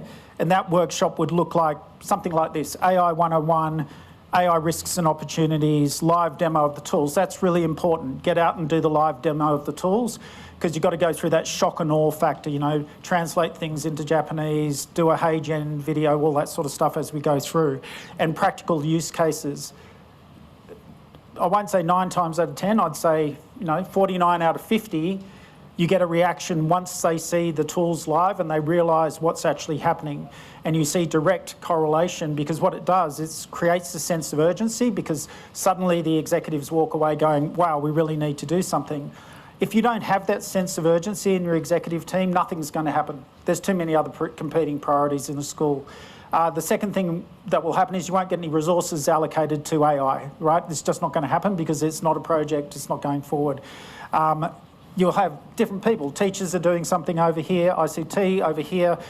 The strategic alignment's all over the place in the school. But the key thing is, if you can get it right, you lower resistance, and this is the starting point. So that's a really simple place to start. So let's go on to, the I don't know what I don't know dilemma. So this is what I usually cover in this, this presentation, which is, what is AI? Why does it matter? How to take control of AI? Now, because Matt did his presentation, did Matt pull out his phone and sort of talk? And yeah, he's good at that. So we often present well together, and he does the shock and awe, and I'm the boring guy that comes out the back and does all the, hey, this is serious, there's a big risk, let's actually do something here. So what I've done is cut that down dramatically, because I'm not going to show you any AI tools or try and shock and awe you, and I figure that given your profession that you're in, most of you understand this pretty well anyway. Having said that, that's not always the case. How many of you use Notebook LM regularly? Yeah, so it's not a huge number. Like, that was probably, 20% of the room? If you've never used it, it's one of the most powerful products out in the market. It's free, it's a Google product. I use it every single day. If I get a research paper like I did this morning, I had coming out here and I didn't want to read the paper, so I just created a podcast and I listened to the podcast in the car. That's how simple it is. So it's an awesome tool if you've not used it. So let's go and actually talk about it. What is AI? Look, this is always my opening slide, blah, blah, blah. You know what happens here. You might not know this though, 800 million weekly active users. That's 10% of the world's population using this product. It's a lot of people, isn't it, using this product? And that's just one. Obviously, it's a leading one, but it's one. And the second one is I go in here and I talk about, you can do a whole lot of things. At this stage, I might play, anyone use Suno? Anyone? Yeah, Suno's like music generation. So I've got this great song called The Digital Cowboy, because all I did was type it in and said, can you give me a song, a country and western song, about a man that's feeling really lonely and struggling with AI, and it just creates in 10 seconds this pretty amazing song. In fact, in the ASBA course we run, we have AI music as intros, and we use it all over the place as we're running. It's actually pretty funny. So you're not going to see any of the demo stuff, sorry about that. What we're going straight into is a little bit of a timeline of what has happened with AI. So when AI first came in, do you remember this? Cheating, everyone's cheating, and you got these really fast responses. Sydney University banned it. That was its first thing. A lot of schools banned it, and I get that because they banned it because they really didn't know what to do, and they just stepped back. Sydney University is now completely flipped. I was actually talking it today, saying you have to use AI in circumstances. They've actually completely flipped the conversation. So cheating is what happened, and that was the initial reaction in 2003. By late 2003, however, December 2003, this Australian framework for generative AI in schools was published, which has 6 principles and 25 statements. Anyone ever heard of it? Yep, about 5% of the room. They obviously didn't advertise it very well, did they, right? So this is a combined effort of every state government department, the Catholic education system, and every independent schools association in the country came together and put this document together. It goes for about 6 pages or 7 pages. You can read it and it won't help you at all, right, in actually dealing with AI. It's a principle-based, sort of ethics-based thing about transparency. It's good. You should use it as part of what you're doing in your policy development. The second document there is Study Buddy or Influencer, which is there was a parliamentary inquiry that was run also in 2003, maybe 2004, bipartisan, and essentially what came out of that is both sides of Parliament saying AI, national priority, encouraging its uptake, must be put into the curriculum. So our government's position on this is AI's here, we need to embrace it, and you might have followed the productivity stuff recently about how everyone needs to use AI. So the last one, anyone heard of the AI voluntary standards? Safety standards, one person, okay. Again, if you don't want people to read it, call it the AI voluntary safety standards, okay? What a joke.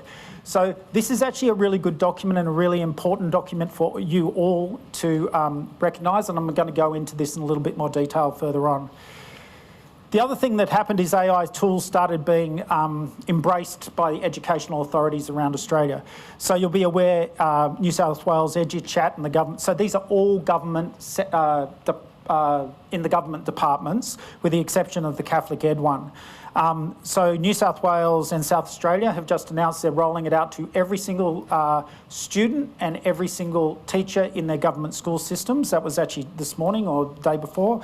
Corella, because they used up all the EdChat names, it's after a parrot in Queensland, and Corella is their version of this, and so it really leaves, and when I was presenting in Victoria the other day, Victoria has done absolutely nothing apart from putting a policy into place, and no one really understands where it's going, which is a bit of an irony because on their number plates it says the education state, right?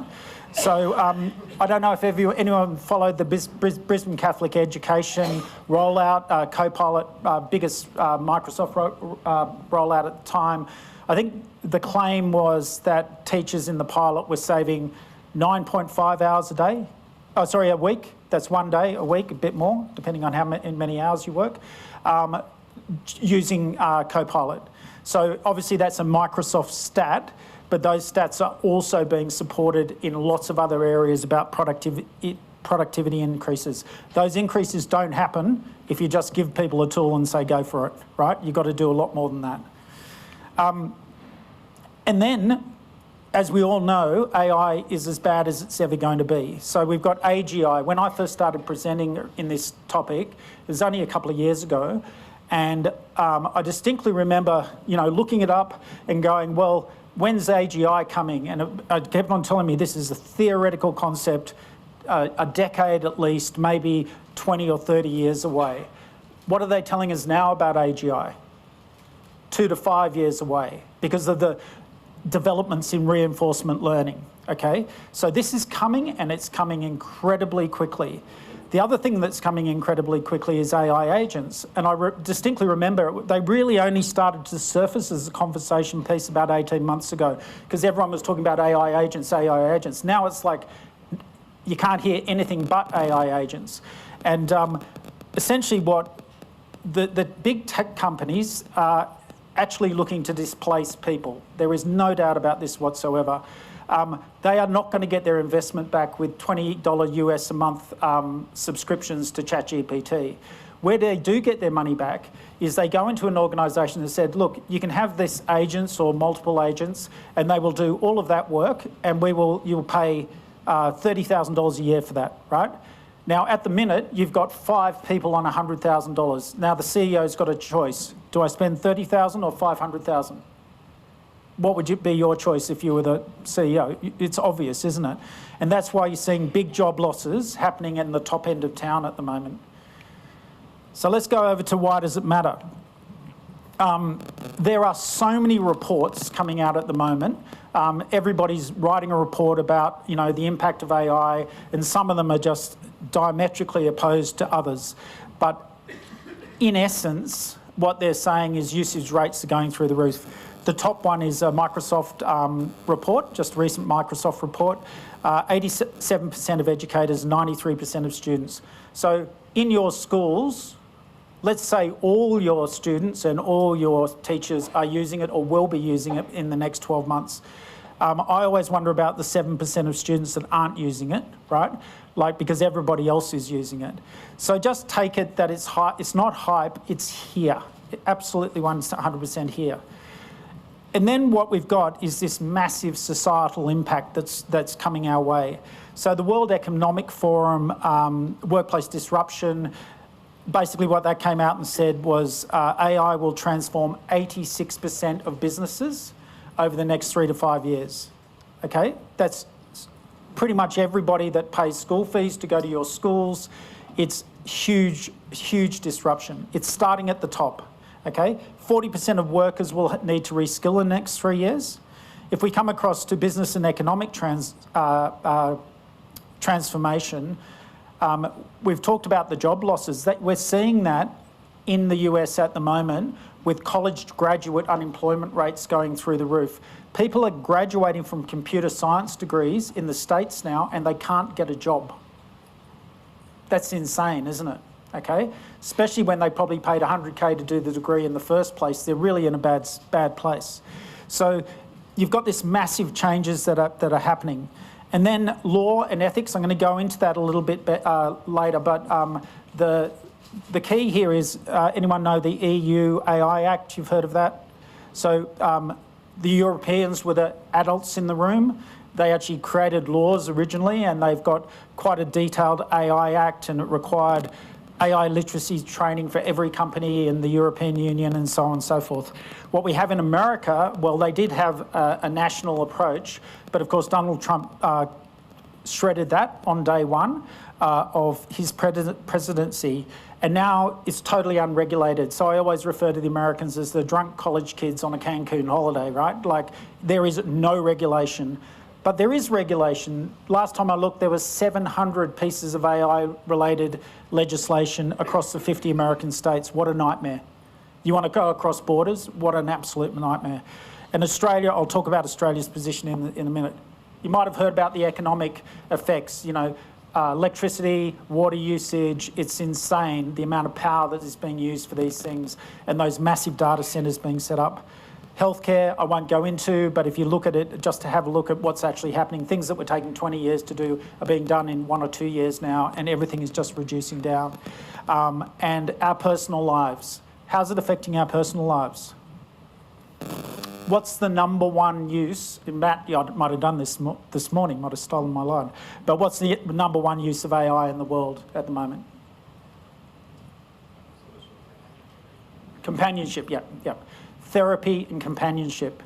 And why that is so damn important is that kids in schools, you will have children in your schools in relationships with AI apps now, and there have been many examples now, really sad examples of kids taking their own life because they've actually fallen in love or been encouraged to commit suicide using apps. If you've got young kids, this is a serious issue. People in your schools need to be aware of this, right? You can't stick your head in the sand. It is actually there, and all you need to do is open your ears and you can see it. So schools, well, if the world's being disrupted, what happens to schools? We're preparing children to enter the adult world, aren't we? That's our whole job of a school. If the whole world is changing, how are you preparing them? What's the degree? Should they go and do a computer science degree? Like most of you probably did, right? Do they have to go and do that? Question mark. I'm not saying no one knows the answer to this because it's moving at an absolute pace. And actually the higher education, and Matt was just picked this up before, was, and he might have mentioned it this before, but UTS has just cancelled their whole education degree, course at university. All the universities cutting back because people don't want to go to university anymore because guess what? They pay a lot of money to do it. It's a 3-year degree. It's out of date by the time they've finished it. And the thing that's happening behind that is employers are looking for micro-credentials.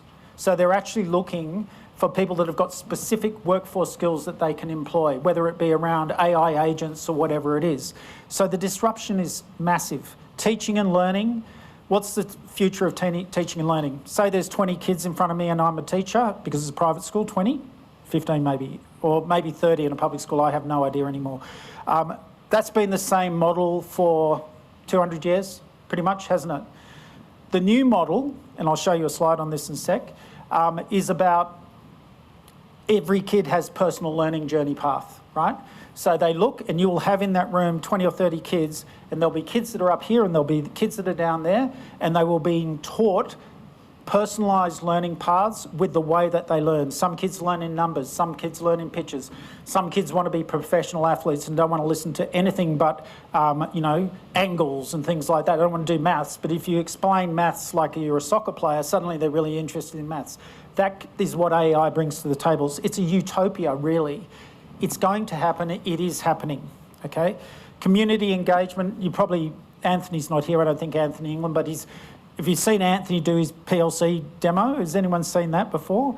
Where they've got an amazing system at PLC and he clicks a button and the teacher says, I want to send this email to the parent, but it's not the first language, English isn't their first language. Click, you can choose 100 different languages to send that email out, bang, right? And that's at the fingers of the teachers. School operations, I won't go into that too much, but yeah, massive opportunities for productivity and gain. And leadership and governance, well, that's where everything changes. Who's got a 5-year plan? Whose school has a 5-year plan? Schools always have a 5-year plan, right? And how far are you into it? Because if you're in year 1, go back and rip it up because you're going to have to change it, okay? We don't know where we're going to be in 5 years. We hardly know we're going to be in 12 months at the moment. And when you look at this, you've got to take this into account as well, that AI detectors don't work and banning AI won't work. In the course we're doing, we actually have one business manager that actually said their principal won't even talk about it. Basically banning it, just ignoring it, sticking their head in the sand. This same principal also won't accept emails and she has to write it, type it out and put it in a tray. Can you believe that? That's real, the real story. So the other thing we need to understand is AI risks are absolutely unique. We've never seen anything like this. Everyone talks about hallucination as a bad thing, but who else hallucinates? Who else has bias? All of us, right? We make things up, don't we? And we have natural biases in what we do, and AI is no different.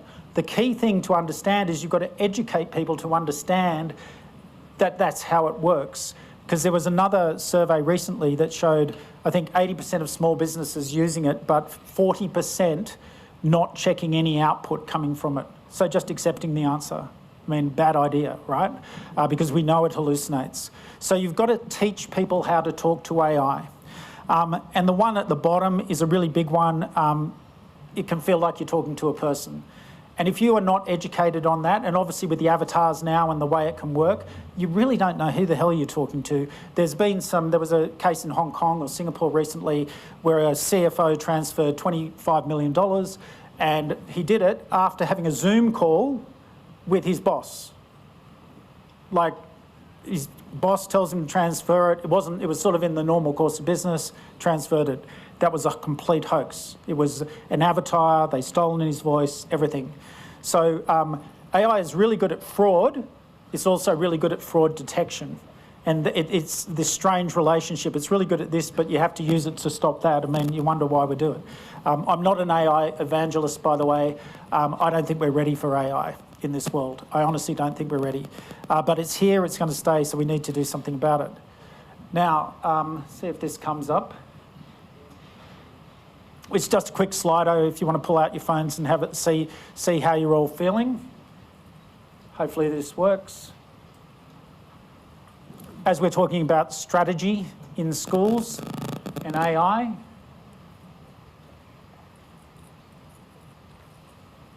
is that actually working? No. Oh, it is?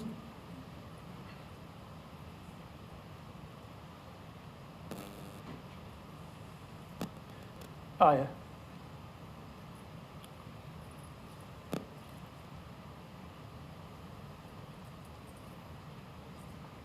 Vaguely's winning.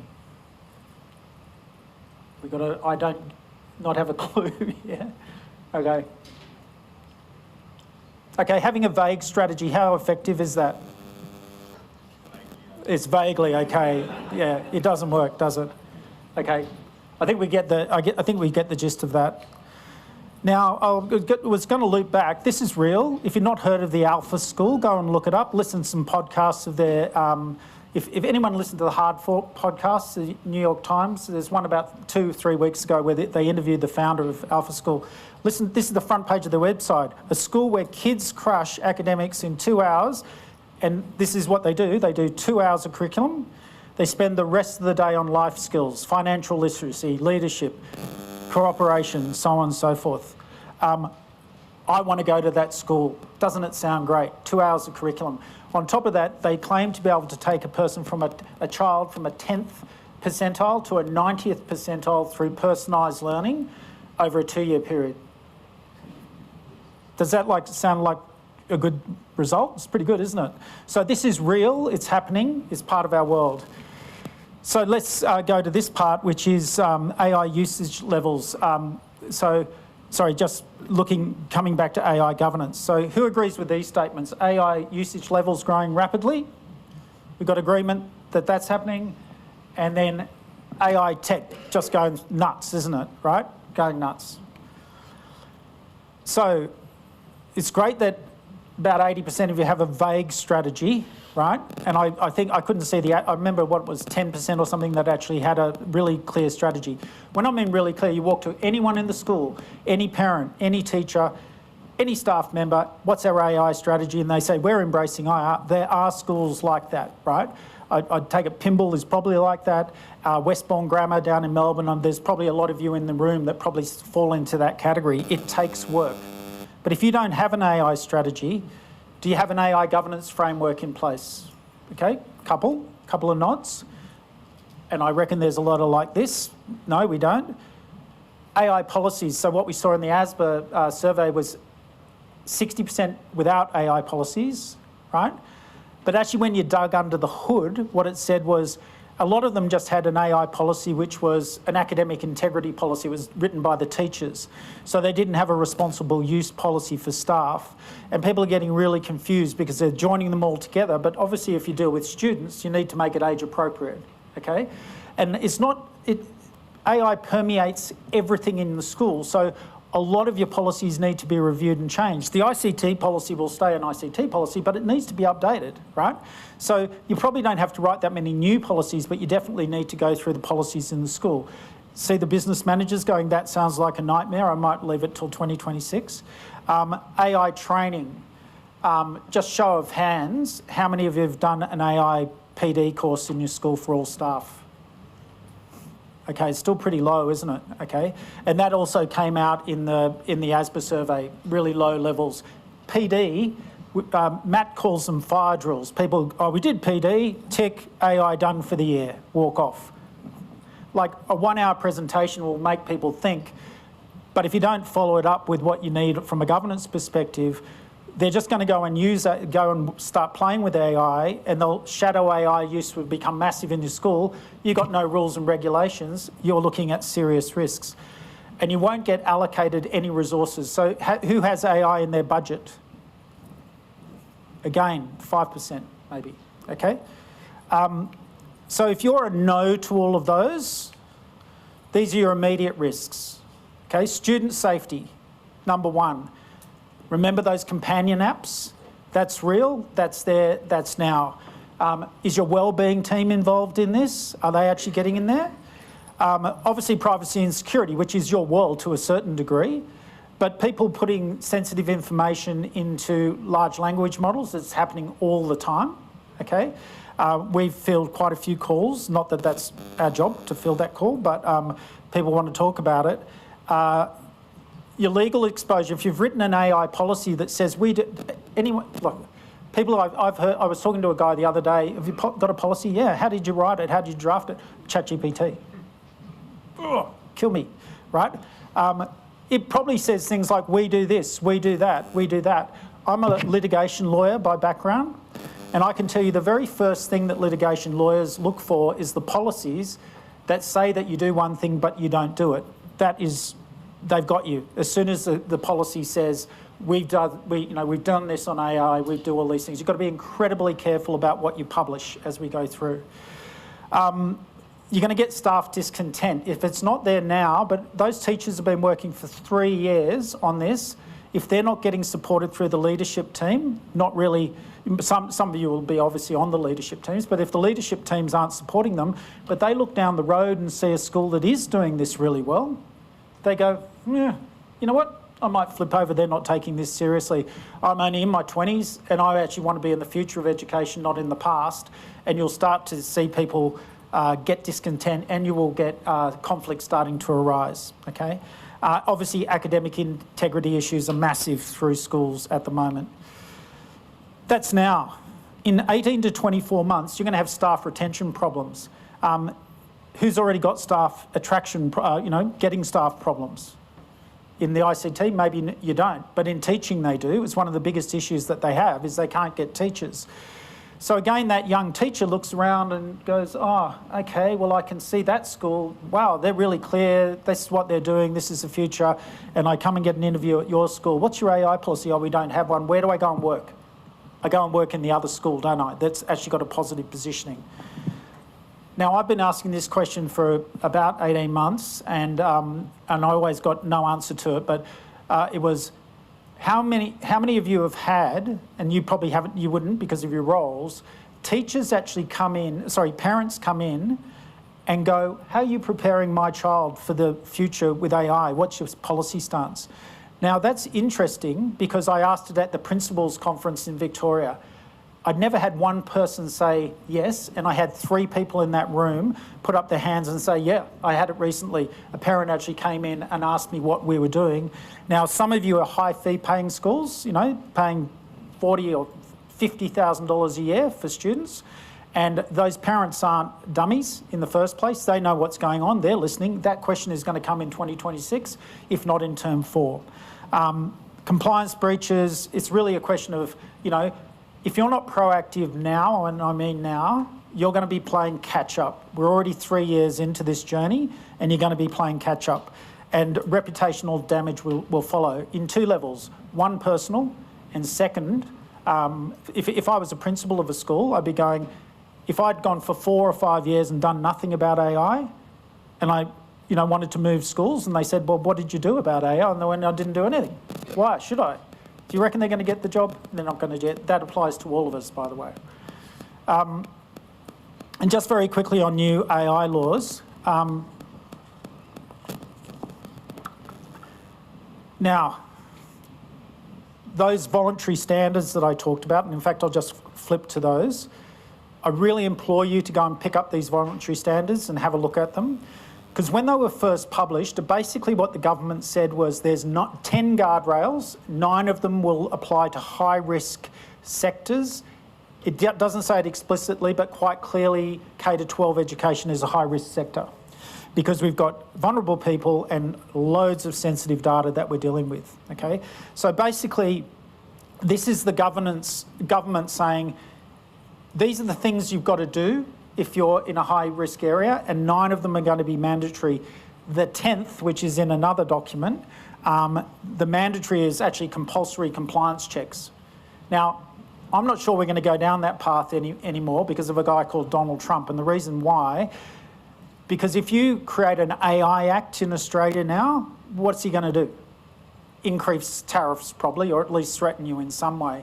So what we're seeing is the laws are happening under the hood now. So they're much more subtle. We've seen big privacy reforms just come through.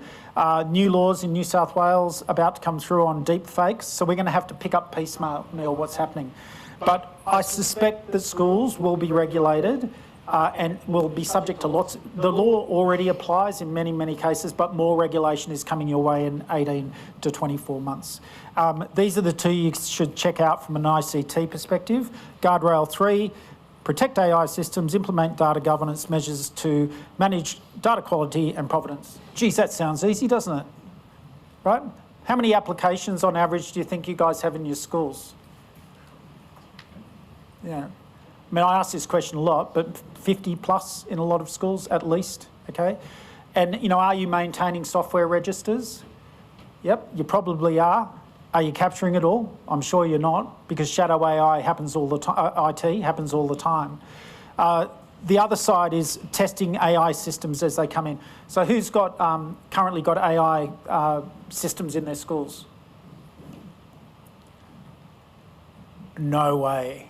No way it's only 4. Who's using Microsoft Copilot? Everyone, right? That's an AI system, okay? You're all using them, but they're all coming in by stealth, aren't they? So you look at all the software vendors, we've got a lot of them here today, and I'm sure their CEOs are going, well, we've got to get AI into our system. So what you have is a software upgrade that's got AI and you didn't even realise it's come into the school, okay? So the whole procurement system has to change, and there is actually a standard on how to risk assess AI systems coming into the school. That's a new world that's coming your way, okay? So how do you take control of it? The number one skill in today, this is the personal aspect, number one skill in today's job market is AI literacy. Number one, doesn't matter what job you have. I think Matt said, did he say this to you this morning about, I think there were, it was in the ICT area, but, in technology, that employment was down like 18%. I can't remember the exact stat that he had, but we just did one of our ASBA sessions downstairs, and it's the first time I'd seen that. So it's actually affecting the tech sector in software development very, very clearly. But I'm thinking it's going to come to the more, network structure sector as well as we go through. So even in your jobs, in 2 years' time or 12 months' time or 6 months' time, if you go for a job, they're going to expect you to be AI literate, which is not just knowing how to use ChatGPT, it's a lot more. It's understanding the risk profile, it's understanding the ethics, it's understanding the governance structures. You guys have a really critical role to play in that. So what in this AI resource kit, I've got this thing, Guide to Starting Your AI Learning Journey. It's got books, podcasts, just got some recommendations. For a lot of you, it might be super lightweight, and I just use it generally. But I'm finding that a lot of people I'm talking to just haven't even started the journey, and they're not listening to podcasts. They've read no books. They really don't have a basic view on where all of this sits. So that recommends, things like Notebook LM and various other things. I'm sure you guys know how to prompt as well. So see the one at the bottom, Jobs GPT. This is quite a cool little custom GPT that's available commercially, but it's one of the podcasts I listened to, the host actually developed this. Now, whether it works or not is another issue. But so what I did was I went and put in the title. All you do is put the title of the role, and it tells you how it's going to be affected in various degrees by AI in the future. Okay, so that's an independent ICT manager at an independent school, and when you go in there, it's probably a bit hard to see, but 1s and 2s are the highest level of disruption. And when you look closely at that screen, there's a hell of a lot of 1s and 2s in there. So how many of you are using AI on a daily basis in your workplace? How many of you have school policies about that? Oh, okay. Bit of a, see that? Okay. So AI governance for schools. Who's feeling a little bit like this at the moment? some of you. Who's not feeling like this? Because you should be. This is exactly how you should be feeling. This is coming, and it's coming fast. I just did a piece when we were doing the session downstairs, which was, it's very similar to COVID, right? When COVID came, it happened immediately, and we all responded and we got government assistance. This is happening slightly slower. Difference is COVID went away, this ain't going away. This is staying, it's going to be here forever. In fact, if you think that's actually what it is, it's actually more like this. And I love this diagram because the kids are having so much fun, right? They're surfing those waves, they're getting their homework done, you know, they're just loving it. And the teacher at the front's just doing what he's always done. Hasn't changed anything, right? Kids are like, oh, this is fun. And that's the school board and leadership team on the roof, right? And they're just looking the other way because it's, you know, and I'll say we are now just about to go into 4th term, 2025. I've worked in education for a long time, and I know in software, and I know how it works. If you haven't got engagement in 4th term, by the time you come back, first term's a complete write-off. No one will talk to you. It's so busy coming into 1st term. And then into 2nd term, guess what happens? It's Easter, school holidays and Anzac Day, and suddenly we're to the end of April, beginning of May. So if you actually don't do something now, you won't get anything, you won't even start talking about it until May, June next year. That's just how schools operate, okay? So there really is an urgency. Unfortunately, this is how school governments tends to respond, like the turtle, right? Very slow, 5-year plan, yeah, we'll talk about it, you know, but there is an actual need for urgency and getting your leadership teams on board here. Now, I'm just about to introduce this AI governance framework, and I haven't spent the whole time going through it because you can read it and you can have a look through it. But what you need to know is that there are AI management guidelines out there. The first one is there's the international standard for AI management, which is 42,001. You also have guidance for AI risk management. In fact, there's about 50 ISO standards, but just those are the sort of key ones. And then you have that voluntary standard that I've said. All of those are blueprints for how to manage AI in your organisation. So you don't have to start from scratch. The problem with all of that, they don't talk about change management and they hardly talk about people. And, you know, that is a serious issue as we go through. Because AI is not a tech issue, it's actually a governance, people, change management issue in schools. How many of you actually, I go to schools all the time and I talk to them and say, oh, actually go and speak to our ICT guy. He knows a lot about AI. That would be a normal response that I would get. So a lot of schools are thinking that it's actually an IT issue. It's not. So this is actually the framework. You can see it in one diagram, which helps because it helps explain. You can always have it as a reference in front of you. I'm going to go into this in a little bit more detail, but just it's broken up into 2 parts. I'm not going to go into the second stage. The first stage is all about setting foundations, which is what I'm going to talk about next. And the second stage is actually buying, you know, getting the tech and putting it and implementing it in your schools. So I talk to schools all the time. Have you bought Copilot licenses? Yep. Did you train anyone on them? No. Why would we want to do that? So you're not going to get anything out of those. You're not going to get an ROI out of those systems unless you've actually gone through the foundations. It's like building a house. You've got to set solid foundations. So I'm just going to go through on the governance foundations really quickly. Start with leadership and awareness and alignment. Second, establish your context. Do surveys and work out how your staff, ask them, how are you using it? Are you using it? What are the use cases? You'll be amazed what you'll find. You've got to set up some sort of team. You can call it an IT team or you can call it an AI, you know, reference team or whatever you want to, but you've got to create some sort of team because just like child protection, not everyone can be an AI expert and those people have to have additional training and they need to they'll become the champions of AI in your school. How many of you have a similar team in your school at the moment? No one? Okay, oh, one. Okay. So quite a few schools do, and they're starting to put those together. Then you have to understand your AI risks, and you need to understand your AI risks to actually start your AI strategy, don't you? Because how do you know? If you don't know what the risks are, how are you even doing the strategy? So you actually have to have a strategy before you start writing policies. Because think about the policy. If you're a school that is, hey, we're all in on AI and we want to be a leader, your policy is going to be different from a school is, we don't like AI very much, we're going to be really conservative, completely different policies. So you've got to know where you're sitting on that. And then you've got to train your staff and you've got to train them on the do's and don'ts. And you guys come in here. This is the first level. What I'm recommending to everyone is you must do a data governance and cybersecurity risk assessment, okay? This is for the leadership team. Of course there's vulnerabilities. There will be naturally, but we need to educate the leadership team that that is just part of life and it's just part of what we need to go through. Cybersecurity, relatively easy, and I know most of you guys are all over that. Data governance, not so easy, right? Data governance is a big issue of pulling all that data and getting transparency. So having talked to Anthony England at Pymble Ladies College, that project started 8 years ago that has allowed them to create a data lake where they can actually access that information and use AI effectively in the school. So if you're not started, you've got to know where you're sitting on the data governance journey.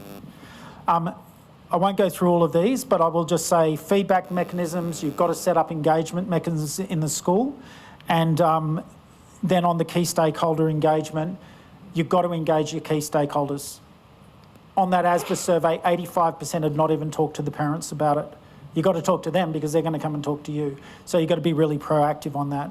It is a change management exercise. And just on the project management side, it needs to be treated as an enterprise project within your school. And I'm sure most schools aren't doing that at the moment because you're all really busy in your day jobs. If you don't pull it together as a project and pull cross-functional team together, this isn't going to work. You will just start doing things and you'll get halfway through next year and nothing will have happened, okay? So AI being all pervasive, it's moving at warp speed, everyone's using it, you've got to react. And why creating a project is so good is it ensures accountability, creates transparency, and it maintains the momentum as you go through. So how many of you have sort of worked with agile project management methodologies? Yeah, brilliant, okay. So I've spent, because I've worked in software development for a long time, we always used agile. It's the only way to go. Agile has to be used here. And I will swear I never thought I would stand in front of an audience of school leaders saying you've got to adopt an agile project methodology, 3-week sprints and quarterly reviews. But you sort of do now, okay? Within a team, you've got to. Because if you don't, guess what? Well, you're going to go back to school in term and you're going to go and talk about it and you're going to be on the beach by December. And by the time, nothing's going to happen until May. So there's a real urgency of getting this done. So if you can just do one, the top one, stage one, okay? And you can do this fast. You can do it rapidly. You can get this stuff in. You don't have to write a beautiful strategy and bind it. You can have a PowerPoint. And we had a client actually this morning, one workshop, strategy document going up to the leadership team to be approved. One workshop, 2 hours. If you know what you're doing, you can do this fast, and everything has to be done fast. And if you can do that, you're going to create something that I call an AI safety capsule, okay? Because no matter when you are on the beach, no matter what happens, there can be some big announcement in AI, and you're okay with that because you've got a team, your board knows what's happening, your leadership team knows what's happening, you've got a team that are all over this, and it'll just go into the mechanics of your school as you go through. And the other thing, when should you start? Well, I'd say now or yesterday is the normal response that I hear. You're not supposed to be able to read the 14 compelling reasons, but it's in that folder at the end in the toolkit. Where did that come from? In the business, we had about 40 schools doing the business managers course that we run, and we got them all to break into groups and come up with 5 compelling reasons. And I can't remember how many different groups we had, but when we actually put that through and analysed it, they came up with 14. Okay, so that's a pretty good start. There's 14 reasons why you really need to start looking at this. I will just, the ASBA course, and I know Mitie does a lot of work with ASBA and recently had a joint event. I'm not putting up there to plug it, but what I am showing is that says a 10-week course going through every aspect of that. So what we've talked about in 45 minutes, there's deep learnings behind each one of these that people have to get on top of. Okay, and that is the end of the show. So this is the governance toolkit.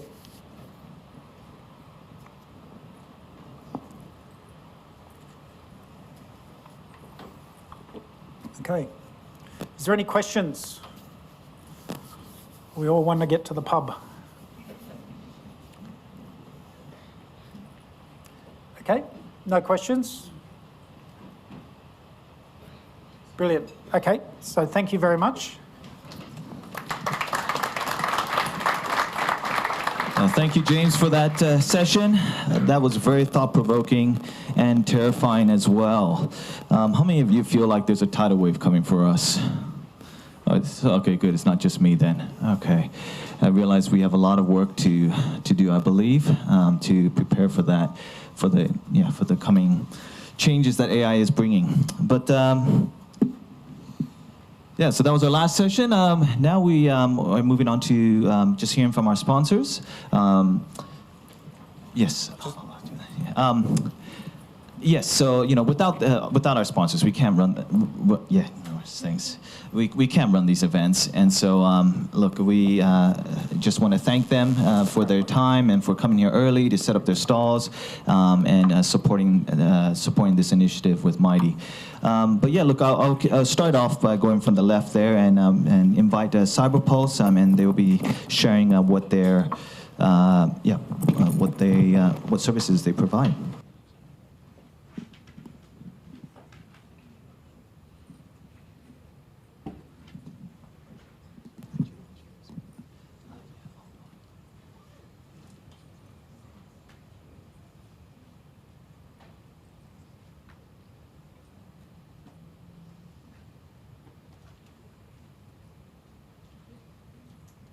Hey guys, Paul from CyberPulse.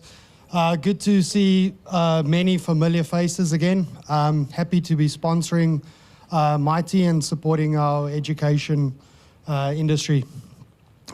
Today I'm giving away some pretty nice headphones, so I hope somebody enjoys it. We're going to have the raffle. So what we do is we help schools improve their cybersecurity. We've got a background in audit. Our team basically is an audit team. We go out and help both corporates and schools to look at their cybersecurity programs and help them build those cybersecurity programs or improve those cybersecurity programs. We do penetration testing. We look at Essential 8 maturity assessments and things like that. So if you need help, reach out. We'll just do a spin. See who the winner is.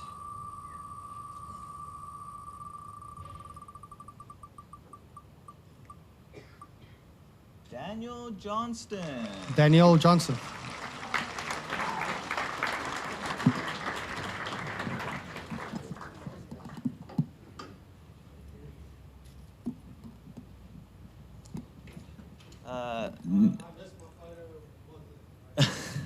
Next, we have Sure Deploy. Yes, we have Sure Deploy next. They provide support for Microsoft Intune. How many of you just love Intune? Okay, we got some. That's good. Yes. So if you need support with Intune, reach out to Sure Deploy, and they have a lot of experience with that, and should be able to resolve those problems that you have with it, if there is any. But yeah, they have a red balloon voucher here that I will spin for. Let's see who gets that.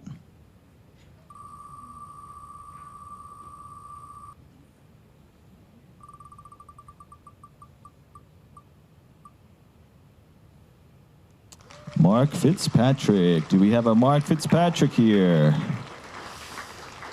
If you are not here, you miss out. All right, respin. Yeah, I'm expecting to hear a chant for a respin, but okay. Oh, it's okay. Let's see. Marcus Claxton. There you go.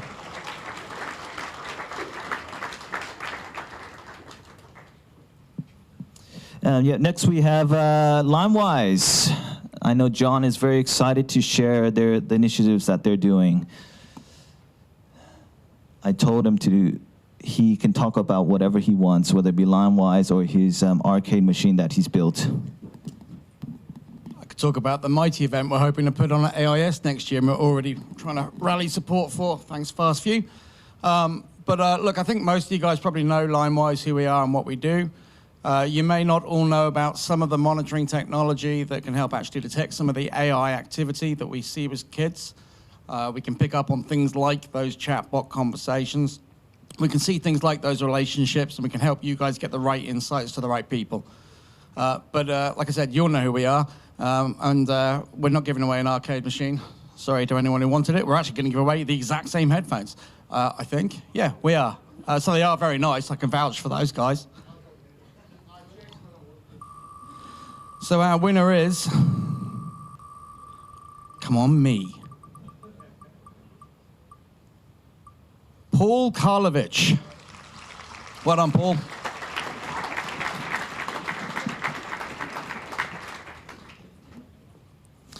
Next, we have a Desire AV.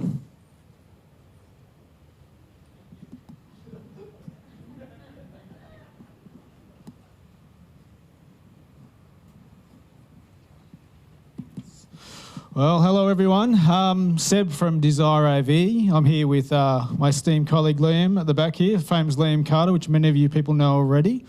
We're an EdTech AV company, so we support schools with all sorts of interactive technologies for the classrooms, and then outside the classroom, hall upgrades, 40 visual performance areas, lots of systems upgrades, PA systems, Bell systems. We're partnering with, proud to be here again as a sponsor, and we're partnering with ViewSonic, so thank you to ViewSonic, who also loaned the big 138-inch mobile LED screen up the back there, which looked fantastic in any IT leader's office, no doubt. Easy setup, beautiful, 10-minute setup. So I guess for you guys, what we mainly focus on is helping schools from pre to post and ongoing support. So we have in-house designers, programmers for like Front Row, Kramer, QSys, what am I forgetting? Crestron as well. And then post-support, we have lots of remote management systems, which are fantastic to control your devices from one central location. And then we do staff training as well, with former teachers on staff to do PD for your teaching staff as well. And our focus is to make you guys look phenomenal at your school. So that's our main goal. So we're giving away a 16-inch ViewSonic mobile display, which we don't have, but it'll be hand-delivered. But I do have a show bag instead for now. And the winner is Martin Boyd. Are we here? Oh, he's giving it up. That's right, it's a good prize, not this. Okay, all right. Everyone buy a beer, Martin a beer later.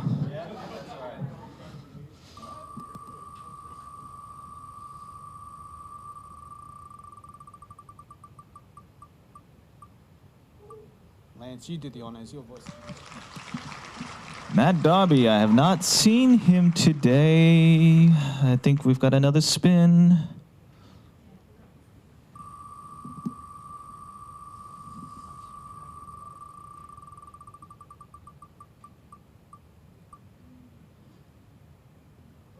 Tienan, I think she left. All right, here we go again. Should have stayed around.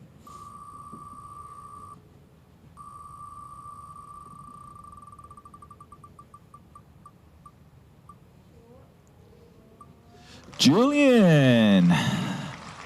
Oh. Oh, we got it. I feel bad. He did such a good talk today. All right, respin, I guess. We'll get there. Thanks for everyone's patience.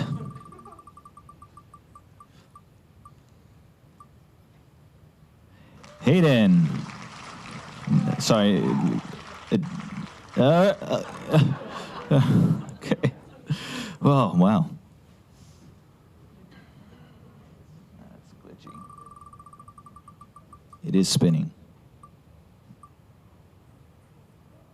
Do we have a John here? Oh, is that yourself, is it? You sure? Okay. We'll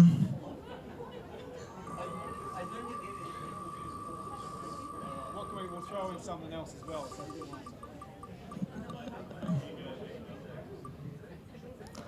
Latvi, if I'm pronouncing that right. Congratulations.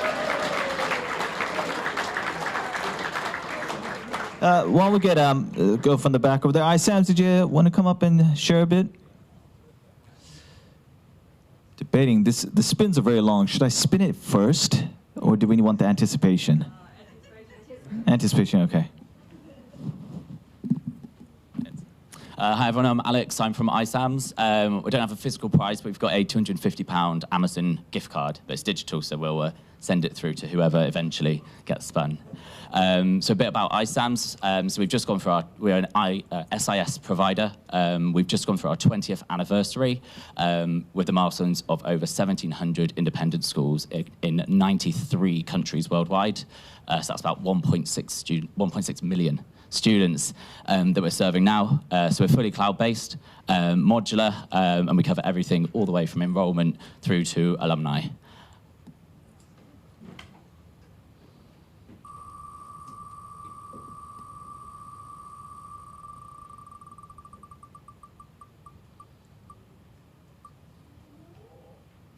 David Hadlow.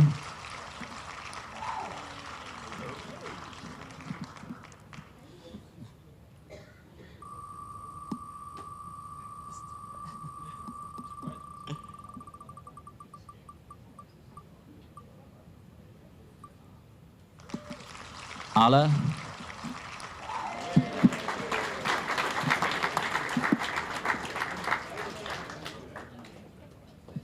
We got Next Tech next.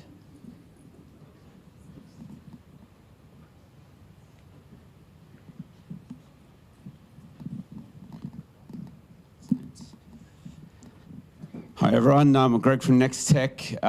We are a managed procurement provider that do, I think to simplify things, anything that runs on any kind of power pretty much, and a few things that don't. Laptops, infrastructure, Wi-Fi, whatever you'd like to think of. Our unique thing is we offer open book pricing to education partners to keep things nice and transparent, and pride ourselves on a higher level of trust. However, I'm about to put that trust at risk because as anyone who came by today would have known, we ran a ChatGPT, seemed to be the theme of the day, prize draw to get a random person. And for those who know who my biggest customers are, that trust is about to be questioned because the winner was Matthew Wallace from Aventus.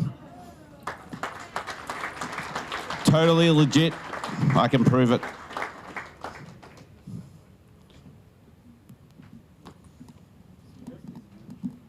Next we have Compass.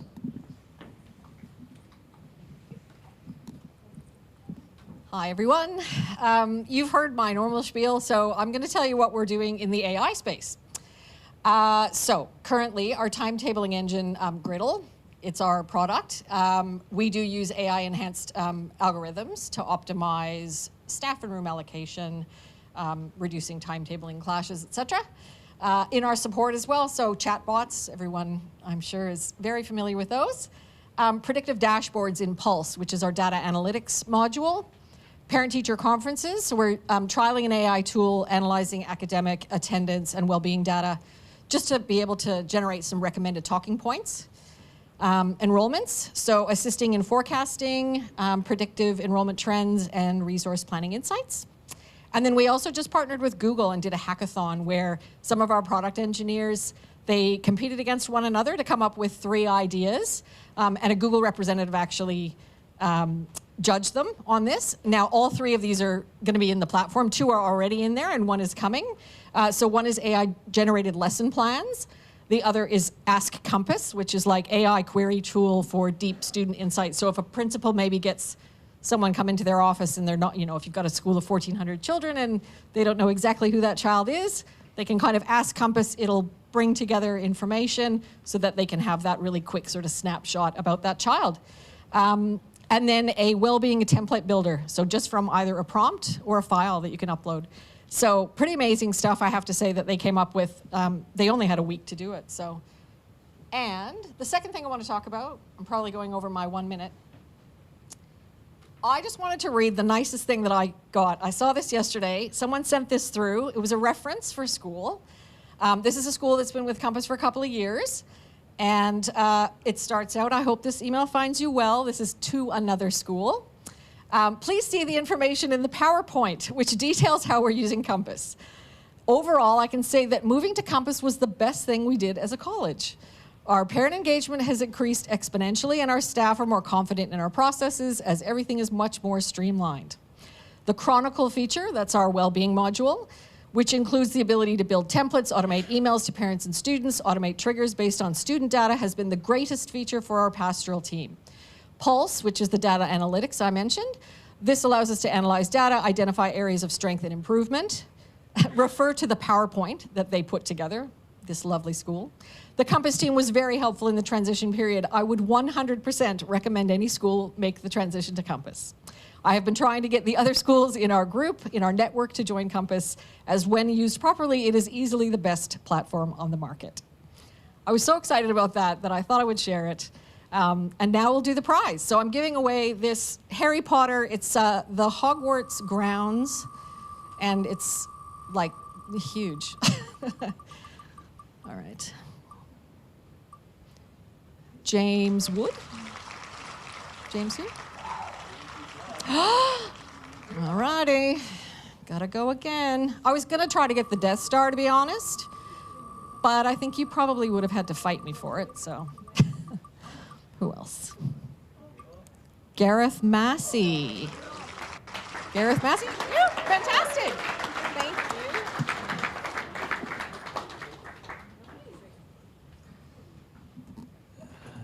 Next we have Fast View.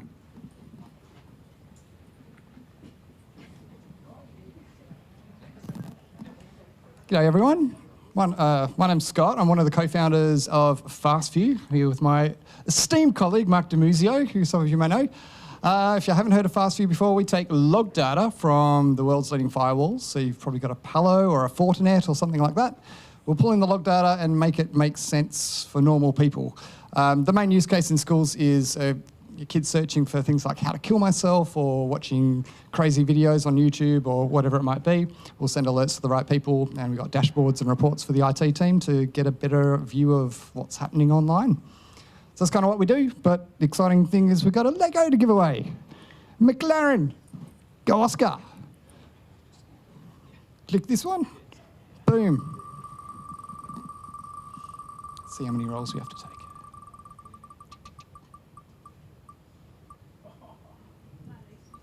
Mary Lou. All right.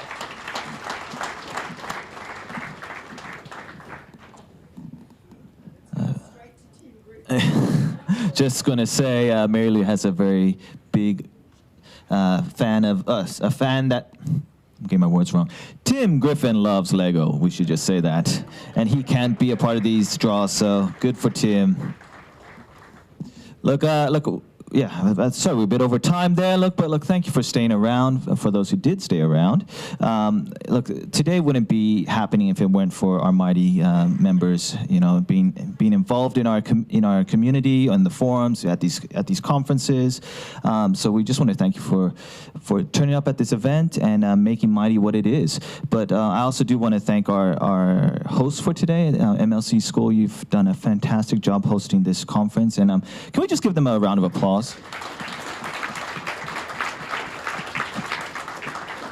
They've done such a good job hosting us here, so thank you for putting your hand up for that. And I will reiterate, if you want to be involved and you want to host the next Mitie conference, please reach out to me or anyone else in the committee, and yeah, we can line up a time next year, most likely next year, as it looks. So yeah, thanks for coming. We do have drinks after this, which I can't remember off the top of my head where it is, but the Sky Bar, level 11, Crown Plaza, Burwood. So apparently it might be walking distance from here. I don't know this area well. 2-minute walk? Yeah. So look, I hope to see you there. We'd love to have some great conversations. But look, keep looking into the forums for the next event coming up. Have a good afternoon and evening.